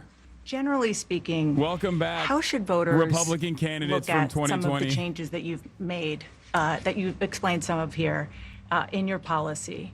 Is it because you have more experience now and you've learned more about the information? Is it because you were running for president in a Democratic primary? And should they feel comfortable and confident that what you're saying now is going to be your policy moving forward? Dana, I think the most important and most significant aspect of my policy perspective and decisions is my values have not changed. You mentioned the Green New Deal. I have always believed, and I have worked on it, that the climate crisis is real, that it is an urgent matter We hear to you. which we should apply metrics see that you. include holding ourselves to deadlines around time. We did that with the Inflation Reduction Act. We have set goals for the United States of America and by extension the globe around when we should meet certain standards for reduction of greenhouse gas emissions. As an example, that value has not changed. My value around what we need to do to secure our border, that value has not changed. I spent 2 terms as the Attorney General of California prosecuting transnational criminal organizations, violations of American laws regarding the illegal passage of guns, drugs, and human beings across our border. My values have not changed. So that is the reality Kamala of it. In 4 Harris. years of being vice president, I'll tell you, one of the aspects to your point is traveling the country extensively. I mean, I'm here in Georgia. I think somebody told me 17 times since I've been vice president in Georgia alone. I believe it is important to build consensus, and it is important to find a common said place of he understanding wants to give a MAGA of hat where to we her. can actually solve problems. On that note, you had a lot of Republican speakers at the convention. Will you appoint a Republican to your cabinet? Yes, I would. Anyone Yes, in I mind? would. No one in That's a particular in bingo. mind. I got 3 for 68 3. days to go with this election, so I'm not putting the cart before Would the you horse. like to but I drop would. out I and let a think- Republican win? I think it's Yes. really important. I have spent my career inviting diversity of opinion. I think it's important to have people at the table when some of the most important decisions are being made that have different views, different experiences. And I think it would be to the benefit of the American public to have a member of my cabinet who was a Republican. That was just the start of our wide-ranging conversation, and we have some never-before-shared details about the phone call that changed everything between President Joe Biden and Vice President You Kamala paid the Harris. piper. There you go. I'm telling you. I'm just curious, staying on She did President the job. Biden, That's when why he this called interview you was and said he positive. was pulling out of the race, Okay. what was that Now like? the rest of it is like, oh, what do you think? What's happening between you and Biden? Like, this is It spoilers. was- I'm not going to show you right now because I want to see the actual interview while it happens. So I'm cutting this. But yeah, she did the job. She was like, she paid the piper. She said all the fucking right wing things. Some of the controversies that have sprung up since Harris put him on the ticket. Governor Walz, the country is just starting to get to know you.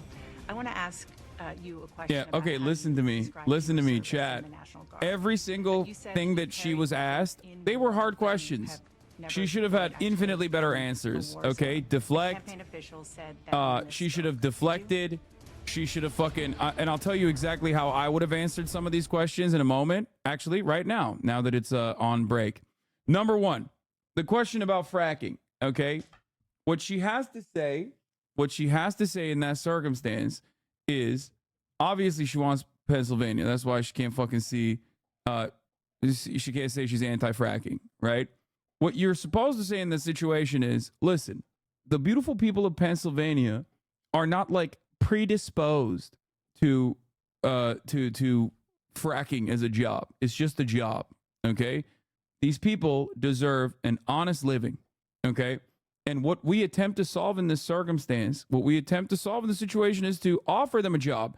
Currently, as it stands, 75 to 85% of subsidies on the energy front go to the fossil fuel industry. Those subsidies are what make these jobs available to people in Western Pennsylvania. Okay? We should restructure said subsidies to ensure that we can, one, in the short term, not eviscerate fracking altogether because we do not want to destroy these communities and have them resemble, West Virginia. But the goal should be to move away from our reliance on a finite resource of energy. There is only a finite amount of fossils in the ground. Okay? Obviously, we're not going to fucking abolish fracking tomorrow, as my administration has not done. Having said that, however, the goal is so that we do not have to rely on China to make up for the energy crisis that is coming up. And it's not just me saying this. Obviously, British Petroleum, ExxonMobil, and many other oil giants recognize that, which is why they're hedging their bets by dumping a lot of the funds that they get from the subsidies that we offer them, taxpayer dollars offer them, directly into renewable energy companies, because they too understand that this is not infinite. Okay? We don't want China stealing our lunch money as they have done so far. That's why I said we're not going back. We're not looking backwards. We're looking forward. That's number one. Number two, when she was asked about the border, okay, way too long leftist response. What the fuck are you talking about? That response was almost identical to the same time frame that she had to respond to the questions. Okay? Number two, when she was asked about the fucking border bill, oh my Lord, dude. Listen. Completely ceded ground to Republican commentary at this point. It's just literally just fascism light. The idea that like, oh, I am super strong against, criminals, whatever. Nobody believes that. You're a fucking Democrat, okay? Nobody believes that. It's so stupid. If you're gonna have this if you're gonna receive this question, the least you should do is to turn around and say something along the lines of, listen, a lot of Americans have been misguided by Republican hysteria on this issue of the border. America is a nation of immigrants. I am a descendant of immigrants. I myself am running for president. This is what makes this country great. Okay? Donald Trump's vitriolic rhetoric around migrants is genuinely devastating. And now they're waving mass deportation flags at the Republican National Convention. And not a single person has asked how that would happen. That means Border Patrol. That means SWAT, BORTAC, militarized Border Patrol at people's doors, doing dragnets on brown communities. This is fucking terrifying. This is not what America is about. He keeps talking about Eisenhower and the 1.3 million Mexicans and Mexican descendants, or American citizens of Mexican descent that were forcibly extracted and deported from this country. This is a devastating prospect. That's precisely why I'm running against Joe Biden, against Donald Trump, to stop this from happening. As voters are getting to know Kamala Harris, they want answers on how she will make their lives better.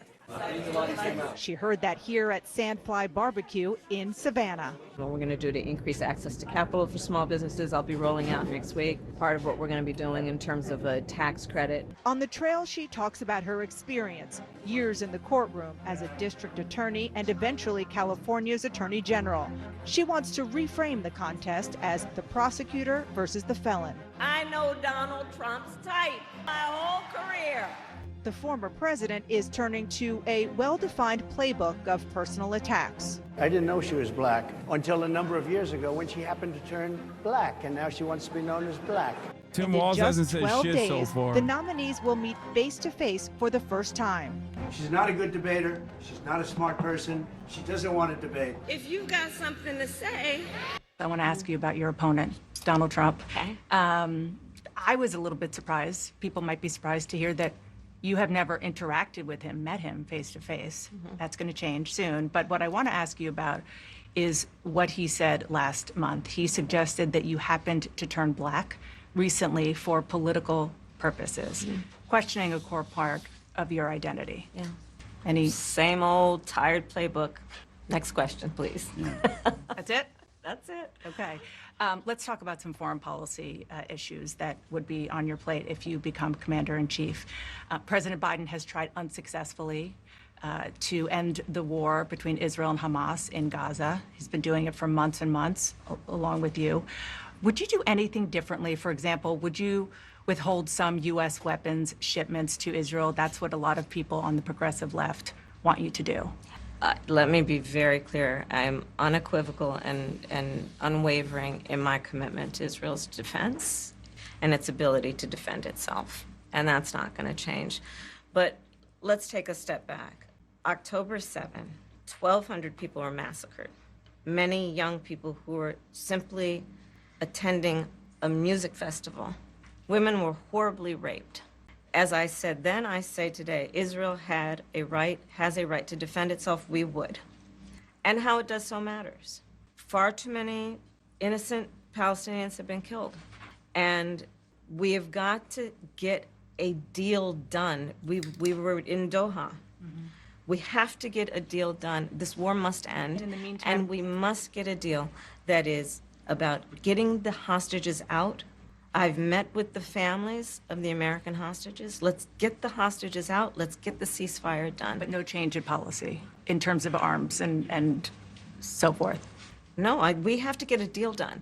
Dana, we have to get a deal done. When you look at the significance of this to the families, to the people who are living in that region, a deal is not only the right thing to do to end this war, but will unlock so much of what must happen next. I remain committed since I've been on October 8 to what we must do to work toward a two-state solution, where Israel is secure and in equal measure, the Palestinians have security and self-determination and dignity. Governor Walz, the country is just starting to get to know you. I want to ask you a question about how you've described your service in the National Guard. You said that you carried weapons in war, but you have never deployed actually in a war zone. A campaign official said that you misspoke. Did you? Well, first of all, I'm incredibly proud. I've done 24 years of wearing the uniform of this country. Equally proud of my service in a public school classroom, whether it's Congress or the governor. My record speaks for itself, but I think people are coming to get to know me. I speak like they do. I speak candidly. I wear my emotions on my sleeves, and I speak especially passionately about our children being shot in schools and around guns. So I think people know me. They know who I am. They know where my heart is. And again, my record has been out there for over 40 years to speak for itself.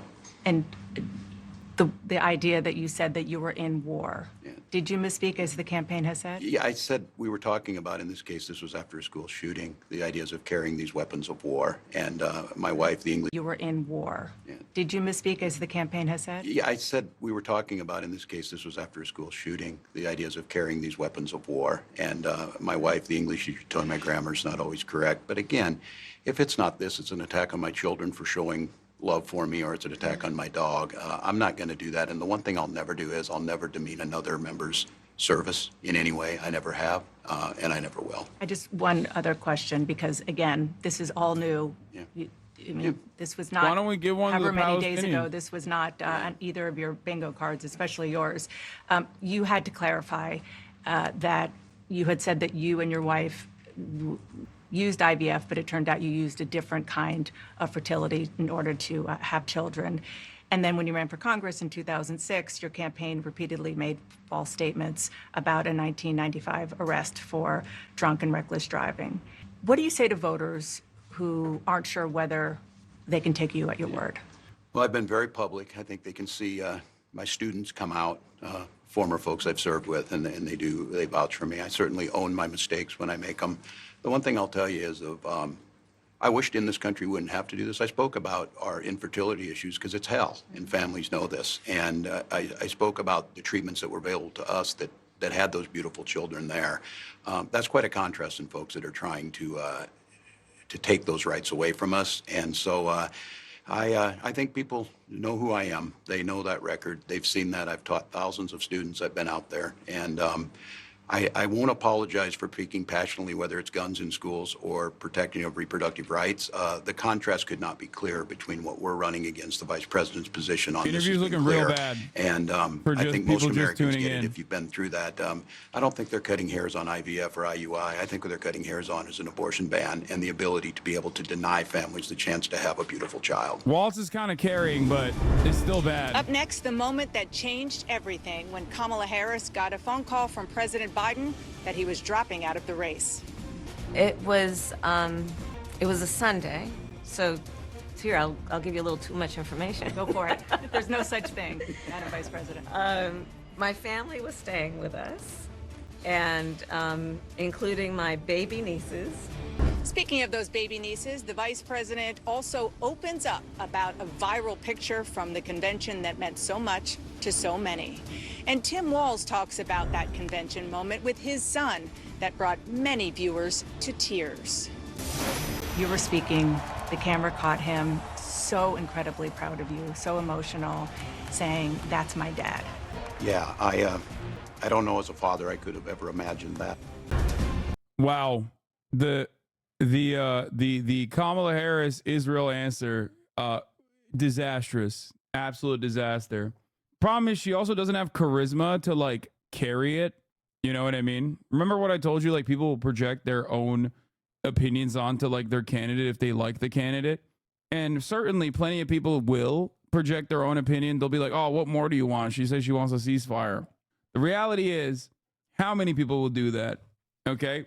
And it is a very clear, to be clear, interviews bad on positions, but not really bad performance-wise, like GOP is such what we're expecting. I mean, it's not great. What about saying we need a ceasefire is bad? You think that was my major point of contention with that? Okay, I'm not going to answer silly questions right now because we don't have enough time. Kamala Harris needs to separate herself from Joseph Robinette Brandon. Joseph Robinette Brandon is objectively unpopular on the issue of Israel. Kamala Harris currently is unpopular on Israel. She will only become less popular on Israel as time goes on, as she has moments like this one. Okay?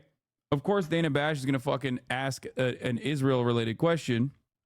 So far, she's pro-fracking, pro-border wall, she talked about how fucking prosecutorial she was as a cop.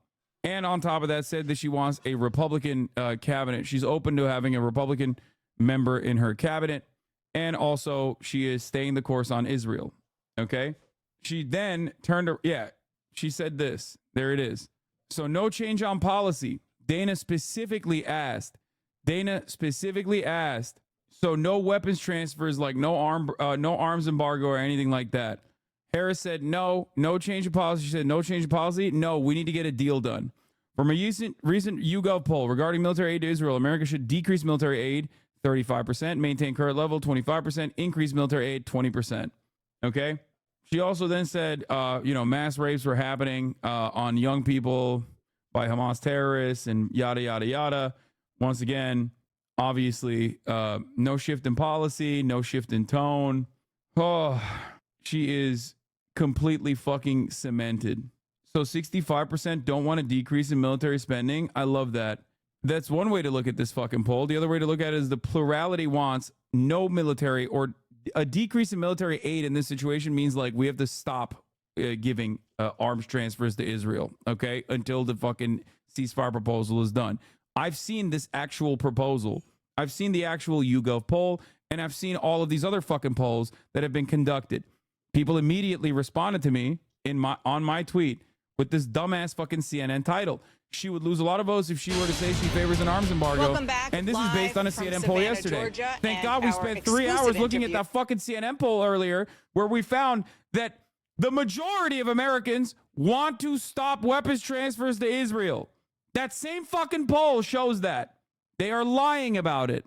His re-election bid, but before he tweeted the news, Biden called his vice president, and for the first time, we are hearing about that phone call and exactly what Kamala Harris was doing when she answered. But we started this discussion with the moment that set all of this in motion, CNN's presidential debate, and whether President Biden was strong enough to lead this nation again. Vice President Harris, you were a very staunch defender of President Biden's capacity to serve another 4 years. Right after the debate, you insisted that President Biden is extraordinarily strong. Given where we are now, do you have any regrets about what you told the American people? No, not at all. Not at all. I have served with President Biden for almost 4 years now, and I'll tell you, it's one of the greatest honors of my career, truly. He cares so deeply about the American people. He is so smart and loyal to the American people. And I have spent hours upon hours with him, be it in the Oval Office or the Situation Room. He has the intelligence, the commitment, and the judgment and disposition that I think the American people rightly deserve in their president. By contrast, the former president has none of that. And so, one, I am so proud to have served as vice president to Joe Biden. And two, I am so proud to be running with Tim Walz for president of the United States and to bring America what I believe the American people deserve, which is a new way forward, and turn the page on the last decade of what I believe has been contrary to where the spirit of our country really lies. But the last decade, of course, the last 3.5 years has been part of your administration. I'm talking about an era that started about a decade ago, where there is some suggestion, warped I believe it to be, that the measure of the strength of a leader is based on who you beat down, instead of where I believe most Americans are, which is to believe that the true measure of the strength of a leader is based on who you lift up. That's what's at stake as much as any other detail that we could discuss in this election. Because we haven't had a chance to talk, I'm just curious, staying on President Biden, when he called you and said he was pulling out of the race, what was that like? And did he offer to endorse you right away, or did you ask for it? It was a Sunday, so here, I'll give you a little too much information. Go for it. There's no such thing, Madam Vice President.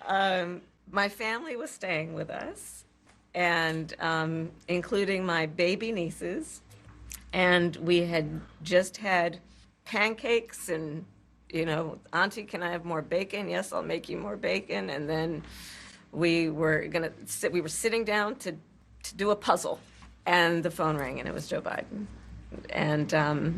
And he told me what he had decided to do. And I asked him, are you sure? And he said yes. And that's how I learned about it. And what about the endorsement? Did you ask for it? He was very clear that he was going to support me. So when he called to tell you, he said, I'm pulling out of the race and I'm going to support you. Well, my first thought was not about me, to be honest with you. My first thought was about him, to be honest. I think history is going to show a number of things about Joe Biden's presidency. I think history is going to show that in so many ways it was transformative. Oh, so boring. Be it on what we have accomplished around finally investing in America's infrastructure, investing in new economies, in new industries, what we have done to bring our allies back together and have confidence in who we are as America and grow that alliance, what we have done to stand true to our principles, including one of the most important international rules and norms, which is the importance of sovereignty and territorial integrity. And I think history is going to show not only has Joe Biden led an administration that has achieved those extraordinary successes, but the character of the man is one that he has been in his life and career, including as a president, quite selfless and puts the American people first. A passionate defense of the man who chose her to be his running mate 4 years ago. 4 years later, Harris made a choice of her own. And with Governor Walz's rise to national prominence, a star was born at the convention, Gus Walz. We'll hear about that moment between father and son, and the woman who could make history in the Oval Office on this iconic photo. Madam Vice President, the photograph that has gone viral. You were speaking, one of your grandnieces that you were just talking about was watching you accept the nomination. You didn't explicitly talk about gender or race in your speech, but it obviously means a lot to a lot of people, and that viral picture really says it. What does it mean to you? Bro, I swear to fucking God, like, people just don't understand. Like, the Democratic Party doesn't understand that, like, a big part of the reason why people were excited was because she wasn't Biden, which meant that she was going to be more dynamic and potentially even change some of these policies that Biden was running on. Okay, one of those policies was Israel-Palestine as well. They're banking on the idea that people just simply aesthetically are excited that it's no longer Biden. And also simultaneously banking on the idea that Republicans don't have enough oppo on Kamala Harris and were caught with their dicks out in the fucking wind, pissing against the goddamn wind, and they don't have enough time to develop enough attacks against Kamala Harris, which to a certain degree is true. And therefore, her approval ratings will just soften from this point on, and she will skirt by. Okay? The problem is they expect progressives won't vote for Trump. I mean, it's true. And progressives won't vote for Trump.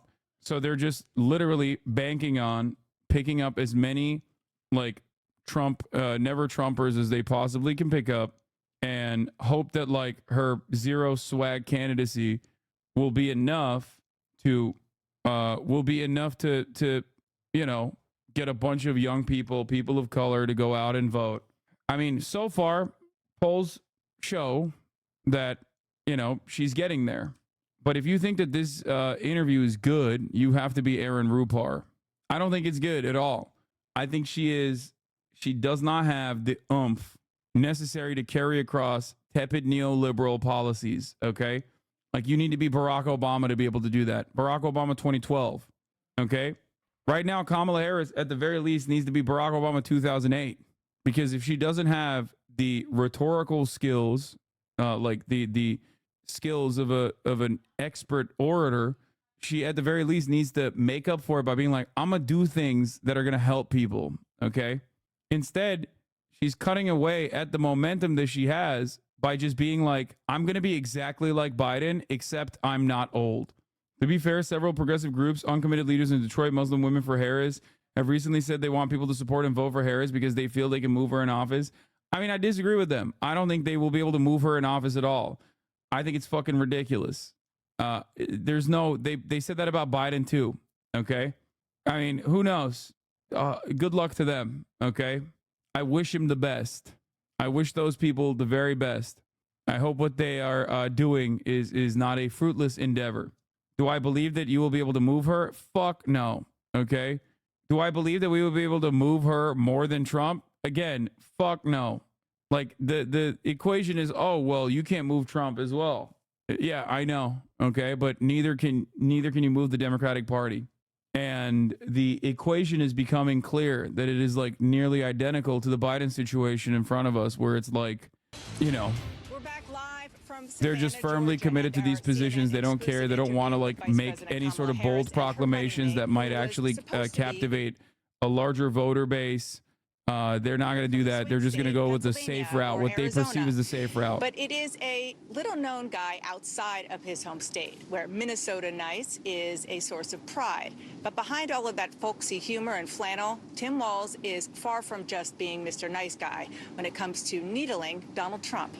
Governor, you obviously have spoken to voters all over your state for years. Yeah. What are you learning in a place like Georgia? We're seeing explosion in small business growth. The one thing is workforce and child care, because workers have to have child care. Campaigning with Tim Walz. Don't do it. I'll just tell you, like, this, I'm sorry, guys. If you want me to be lived up about this shit, like, I can't lie to you. It's just, it just hurts to see something so obvious. With this word. These guys are just weird.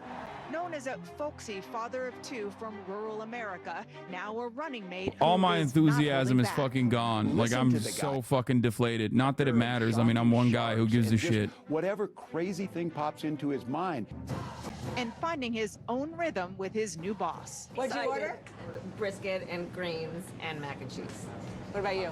I had the brisket and coleslaw on this. And what about the spice situation, the Tabasco? What's happening with that? I'm going to let him speak for himself. The vice president's growing peppers at her residence, so she's trying to like bring me along on this. You know, Minnesotans. It's okay. Like, it honestly feels like they saw a crumb of momentum and then thought, oh my God, like, we have this in the bag. Let's not change anything. Moments, aside, of course, from the addresses that you both gave, but standout moments that were perhaps unexpected during the convention. You mentioned one of them, Governor. A moment that you shared, that the world shared with your son, Gus. You were speaking, the camera caught him, so incredibly proud of you, so emotional, saying, that's my dad.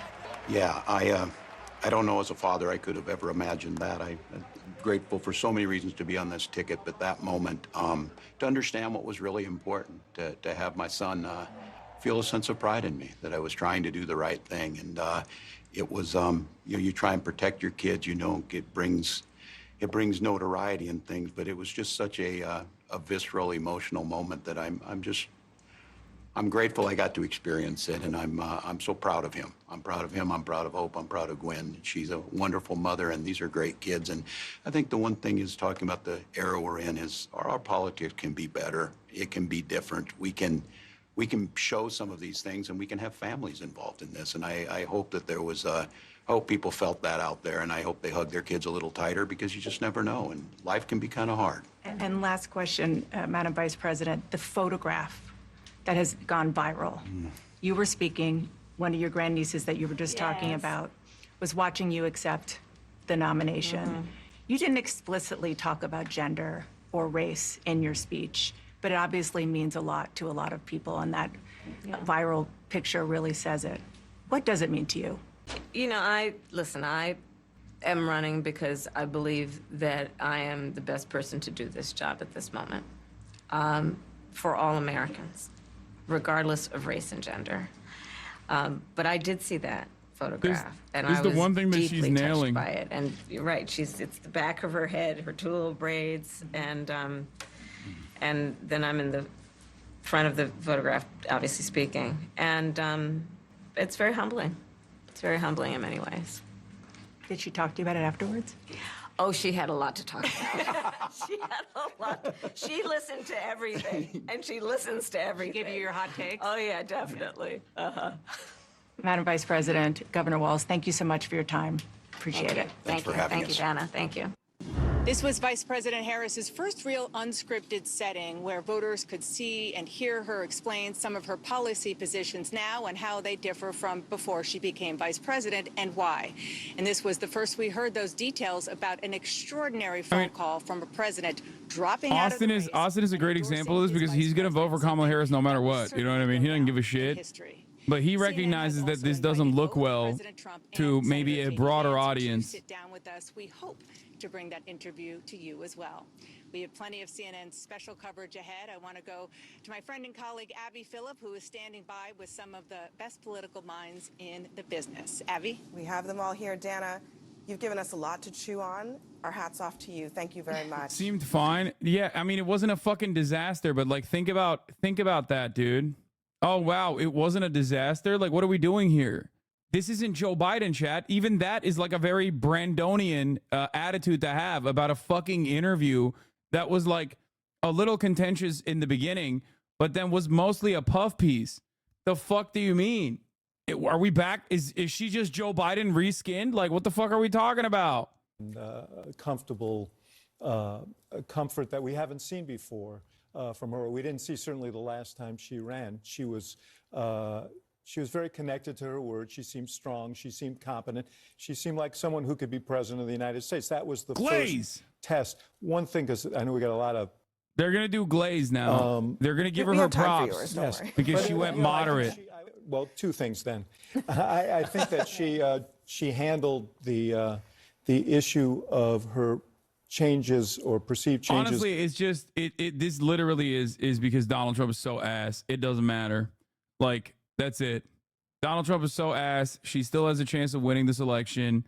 Overall, though, like, the bar for our politics has been set so low that Kamala not physically crapping herself during an interview is now considered a brilliant performance, but in reality, she's a mess. Platitudes mixed with lies, mixed with nonsense, with saccharine slathered on by Dana Bash. I mean, who gives a fuck what Ben Shapiro has to say? He should worry about his own candidate. But, like, overall, to be fair, I think her lame duck campaign is enough to get across the finish line. I think so, too. If you're, like, worried, chatters, about nothing other than, making sure that Trump is not president, fear not. The Trump campaign has been bouldering towards death and destruction at a rapid clip, okay?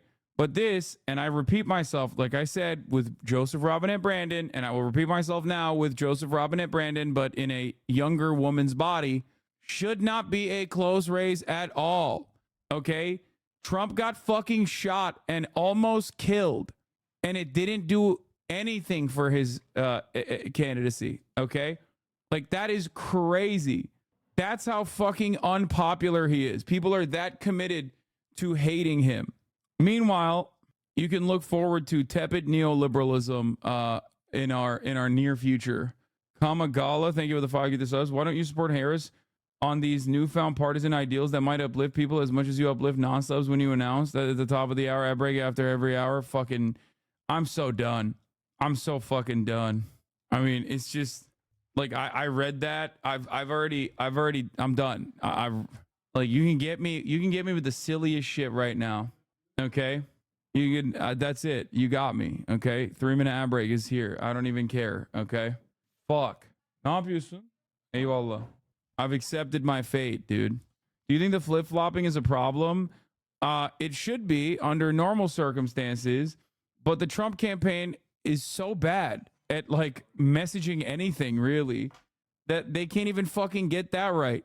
I think this interview was very useful as a mask-off moment of what liberals say they are. She admitted that Israel is violating international law, which means that under the Leahy Act, it is illegal to give them weapons, and yet they still are. Laws are nothing but a paper shield to serve the interests of capital. I mean, we already knew that.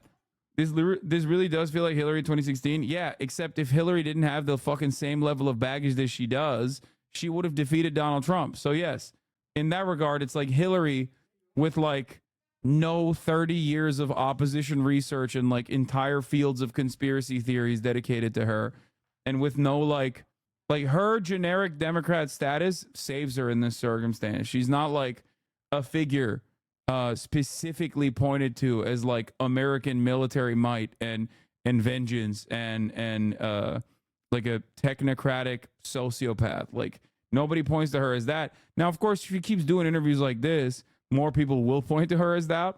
But overall, I would say it just really fucking shitty interview. It was basically her stump speech reiterated over and over again. Nothing new there. I told you guys already that she wasn't going to fucking change direction on Gaza. You know, I mean, Hillary was also running on her positive vibes of Obama, whereas Kamala is bringing baggage from Biden's presidency. No, I still think she has a pretty solid shot of winning. Aren't we as progressives a bit of guilty of glazing and overly wish casting the past few weeks? No, I still fucking said, we'll wait and see. I haven't seen anything from her. I reiterated that her progressive championing of causes under the Trump administration as a senator was meaningless overall. What was meaningful is what she would do now. Oh, here, the clip that Chatter wanted me to play earlier. This is me from 2021. If it's purely defensive, why don't we give one to the Palestinians? Shit, dude, they get bombed more than fucking Israel. By Israel. Like, I don't understand. It's purely defensive. I think we should give Hamas an Iron Dome. Straight up. I actually I'm not even joking about that. I think that the Gaza Strip deserves its own Iron Dome. Make no mistake. I'm being 100% serious. Don't think that I'm joking about that. How much of the poor direction do you think is a result of Kamala's direction for the campaign versus Hillary Biden staffers composing a significant portion of her campaign? I don't fucking know. Do you think she will pivot her message away from the center in a meaningful way in the near future? Are we cucked to a Joe Biden reskin? No, you are cucked to a Joe Biden reskin. Hopefully she'll carry on some of the good policies of Joe Biden in terms of like being pro-labor and shit. Maybe not like taking out Lena Khan. But at this point, I don't even fucking know. Okay? I don't even know. Maybe she'll fucking fire Lena Khan too. Fuck it. YOLO, you know?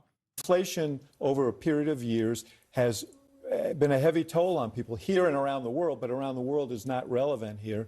And so to the degree that they can say, she is going to continue doing exactly what Joe Biden was doing for people who don't have confidence in Biden's policies, that is a prospective problem. I don't think the thing about, this whole thing about, you didn't say it tonight, but you've said before, and I just disagree with this notion that Dan actually asked a question. Well, you've been there for 3.5 years. No vice president makes policy. Okay, let's just make that clear. Well, nobody has said this before. Nobody.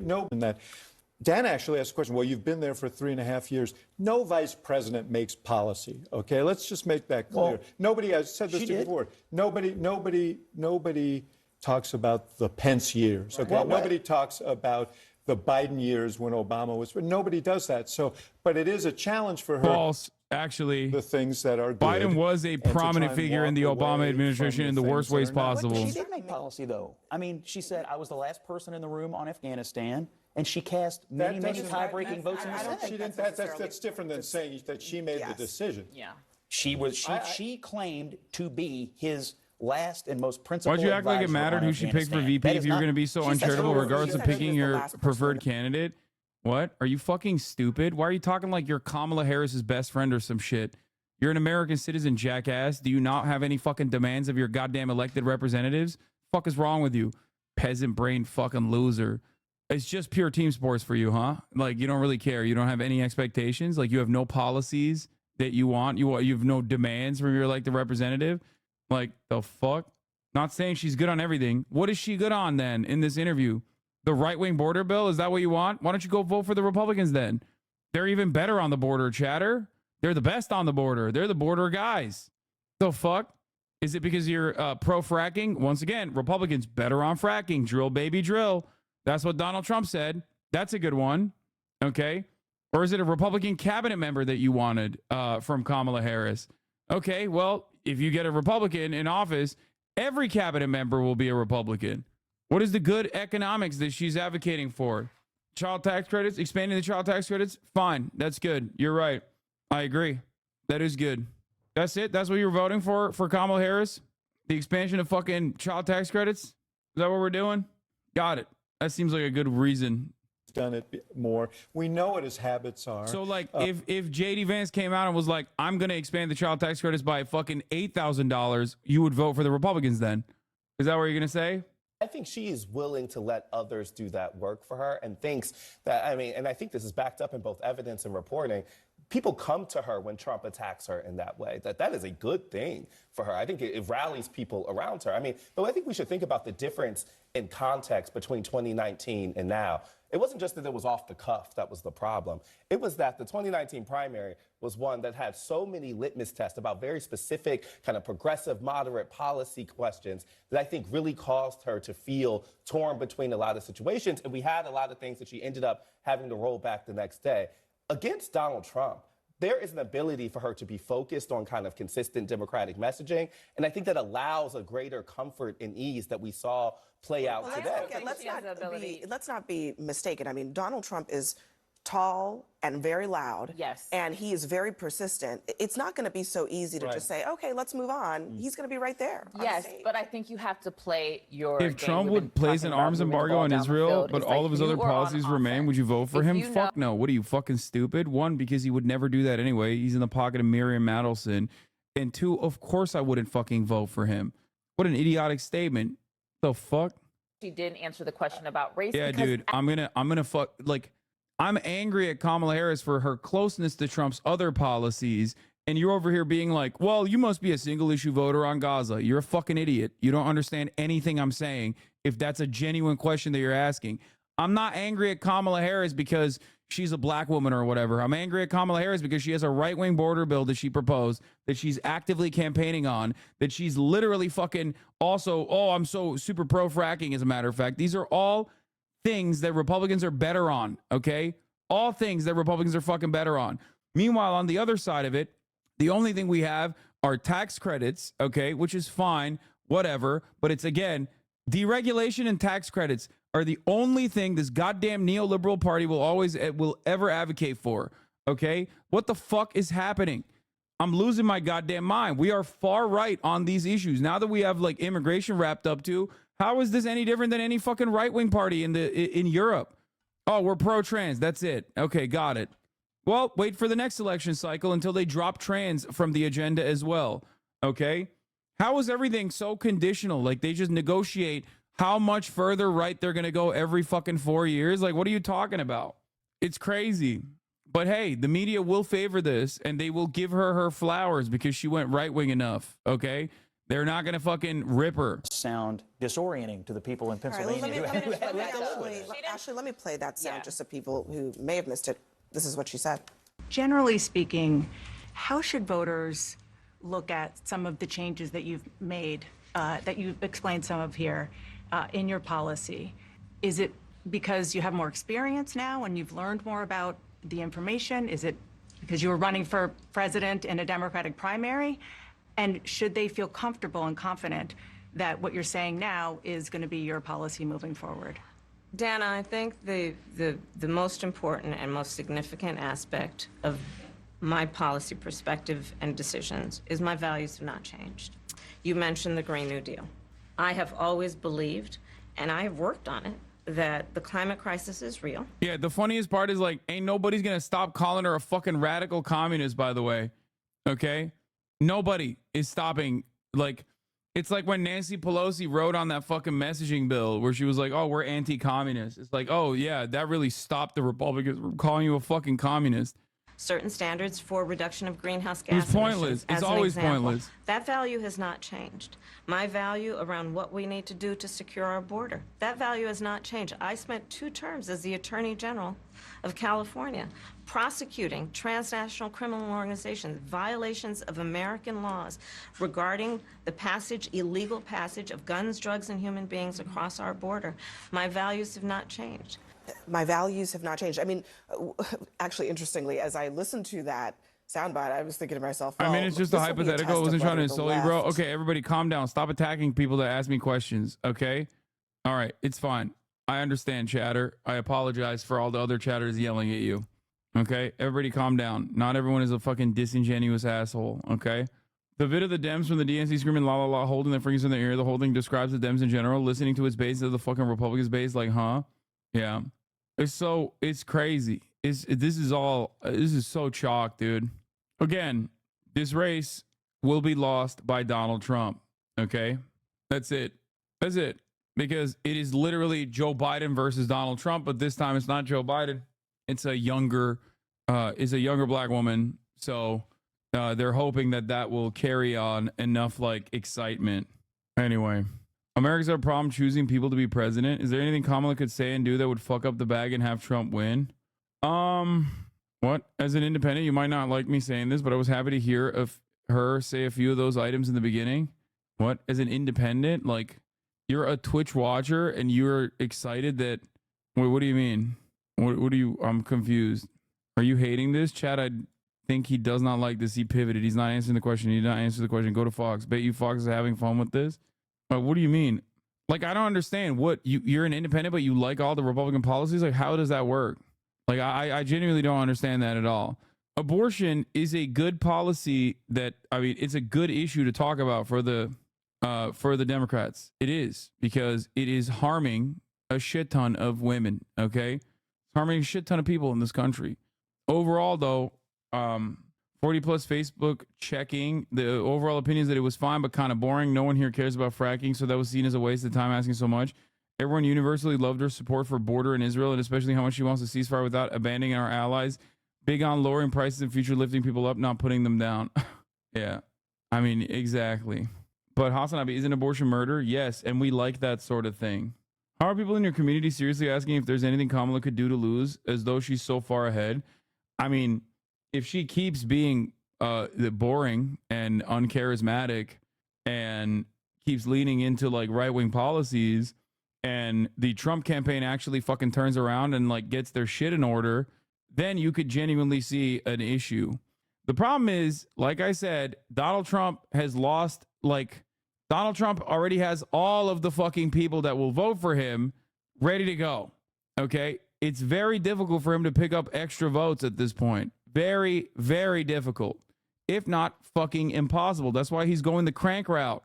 Because, like, ain't nobody out here voting for this man. Okay? So, overall, it's just like, if Kamala ends up depressing her own voter turnout, then she's cooked. That's copium. What? Aborting born babies, bad sexual decisions? What are you saying, bro? You're fucking deluded. Like, you are a delusional person. Aborting born babies? Yes, dude, we love aborting born babies here, okay? 10-month abortion. You should get you should get the 1,000-month abortion, honestly. Anyway, I'm starting to get even more worried that if she's pushing on the border policy, she might even go further right-wing on that. Yeah. Yeah, she kind of came out of the gate swinging with that border shit. There was no reason for her to do so, but she still did it, huh? Do you believe she's a strong candidate? Fuck no. And what were your overall thoughts on the interview? Sorry if I missed you saying. I don't believe she's a strong candidate. I never believed she was a strong candidate to begin with. I thought that her malleable positions actually made it an interesting race, depending on which direction she went with. But it turns out the direction is just regular old Democratic Party bullshit. Overall though, it is obvious that, half of the fucking, I mean, think about it this way, dude. Think about it this way. What's carrying her right now is literally Republican success in terms of carrying out their restrictive agenda on abortion. That is the only thing that's carrying her. If the Republicans were not stupid and fucking did not repeal Roe v. Wade, this would be a Reagan-style landslide victory for fucking the Republican Party at this point, okay? Because it's unimaginably, like, there's nothing motivating the Democrats to fucking go out. Also, trans issues.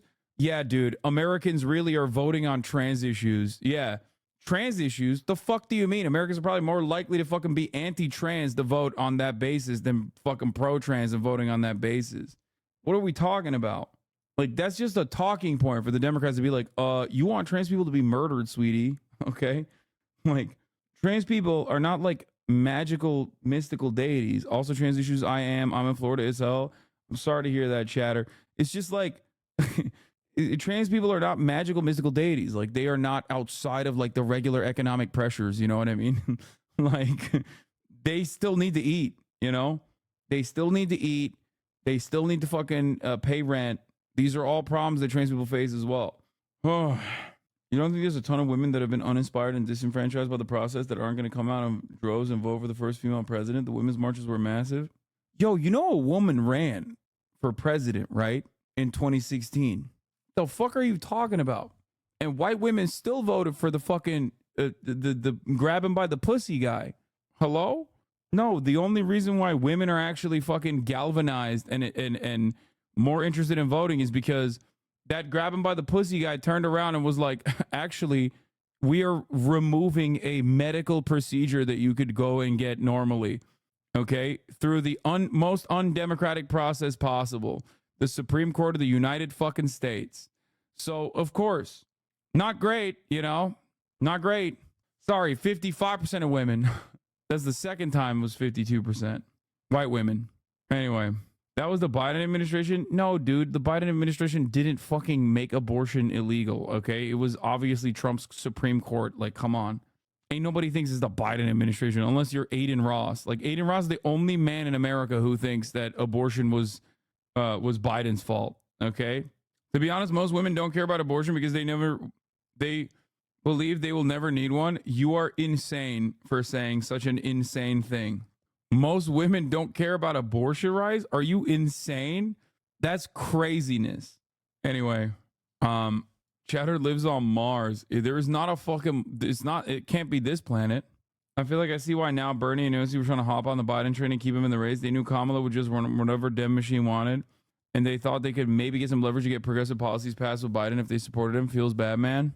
Yeah, but Biden was going to lose. So it wouldn't have fucking mattered what progressive policies they could have gotten with Biden. So that was bad political instincts too. I love that Chatter said, most women don't care about bodily autonomy. Just like casually drop that. That was sick. Yeah, JD Vance in the chat. Anyway, can anyone tell me the point of Tim Walz? I thought his whole thing was we did progressive stuff in our state and we want to translate it to national politics. Yeah, I was just, I don't know what happened. I think it was a fluke. Bro, you know there are pro-life women, right? Wait, what? You live in Southern California, you have no clue? Dog, you elderly lady, I think you live on not this planet, okay? You think only women in Southern California don't give, like, or care about abortion? Are you insane? Yeah, I know there are pro-life women. I know. Just like there are pro-choice men. Please look at one singular poll, elderly lady, before coming in here and saying this. Oh my God. Elderly lady, please, please, I beg you. There is not a single red state in this country right now that is not overwhelmingly voting to codify abortion protections. Okay? This includes motherfucking Missouri. In Missouri, there is a ballot measure that will protect abortion. That is polling at 54% in Missouri. You are crazy. What are you saying? Yes, they do support it enough to go out to vote. What is happening? Yo, I'm 10 minutes from Missouri. What? I know. Okay. My parents are alt-right, Q in Missouri, and definitely wild to have it on the ballot law. I mean, Missouri is not going to go blue. That's not what I'm saying at all. But like the idea that women don't give a shit about abortion is crazy, okay? They definitely do, all right? I agree with the policy position, but it seems so negative from your commentary. That's why I stray away from watching you during the Israel coverage. Wait, what? Shame on you for abusing an elder? Nah, it's not touching Hawley's seat. The Democrat on that ticket is at like polling at like 38% or something. No, these places are fucking locked in, okay? Oh, Missouri was purple in 2008, Hassan. Missouri is not going to go blue or purple. You guys are fucking insane. Missouri, just like every other fucking stupid ass nation in this state, especially southern states, will literally go and fucking vote for the possibly most unimaginably progressive policy position, as long as it is just a ballot measure, and then they will go straight down ticket Republican. They will vote for Adolf Hitler reincarnated and will love it. Okay. Missouri, not Southern. No, I'm thinking of Florida in that situation. Missouri, and all these other fucking Midwestern states, all these southern states, you have all of these initiatives that are incredibly progressive. As long as it is a ballot measure and not associated with a Democrat, they will go out and they will vote for it by wider margins than they even vote for the Adolf Hitler reincarnate. And then they'll turn around and vote for Adolf Hitler reincarnate on the motherfucking same ticket. Okay? Yeah. That's how it is in Florida, too. Another state with an abortion ballot measure, which Trump just said he will be voting for, by the way, earlier today. Oh, my Lord. Oh, my Lord. That's all I got for today. I'm tired. I will dive further in. Okay? I will dive further in to this interview tomorrow. Okay? My Lord, I am fucking tired. Really, really deflated. Sorry for no Wukong today. Obviously, I had, other things going on. I don't want to hear you guys talk shit, okay? I've been fucking cooking on Wukong. I've been giving the Gaming Frogs way too much. Anyway, love you guys. See you tomorrow. We'll do Wukong tomorrow, obviously. Peace from the Middle East. Sunny Los Angeles, California, says Hassan.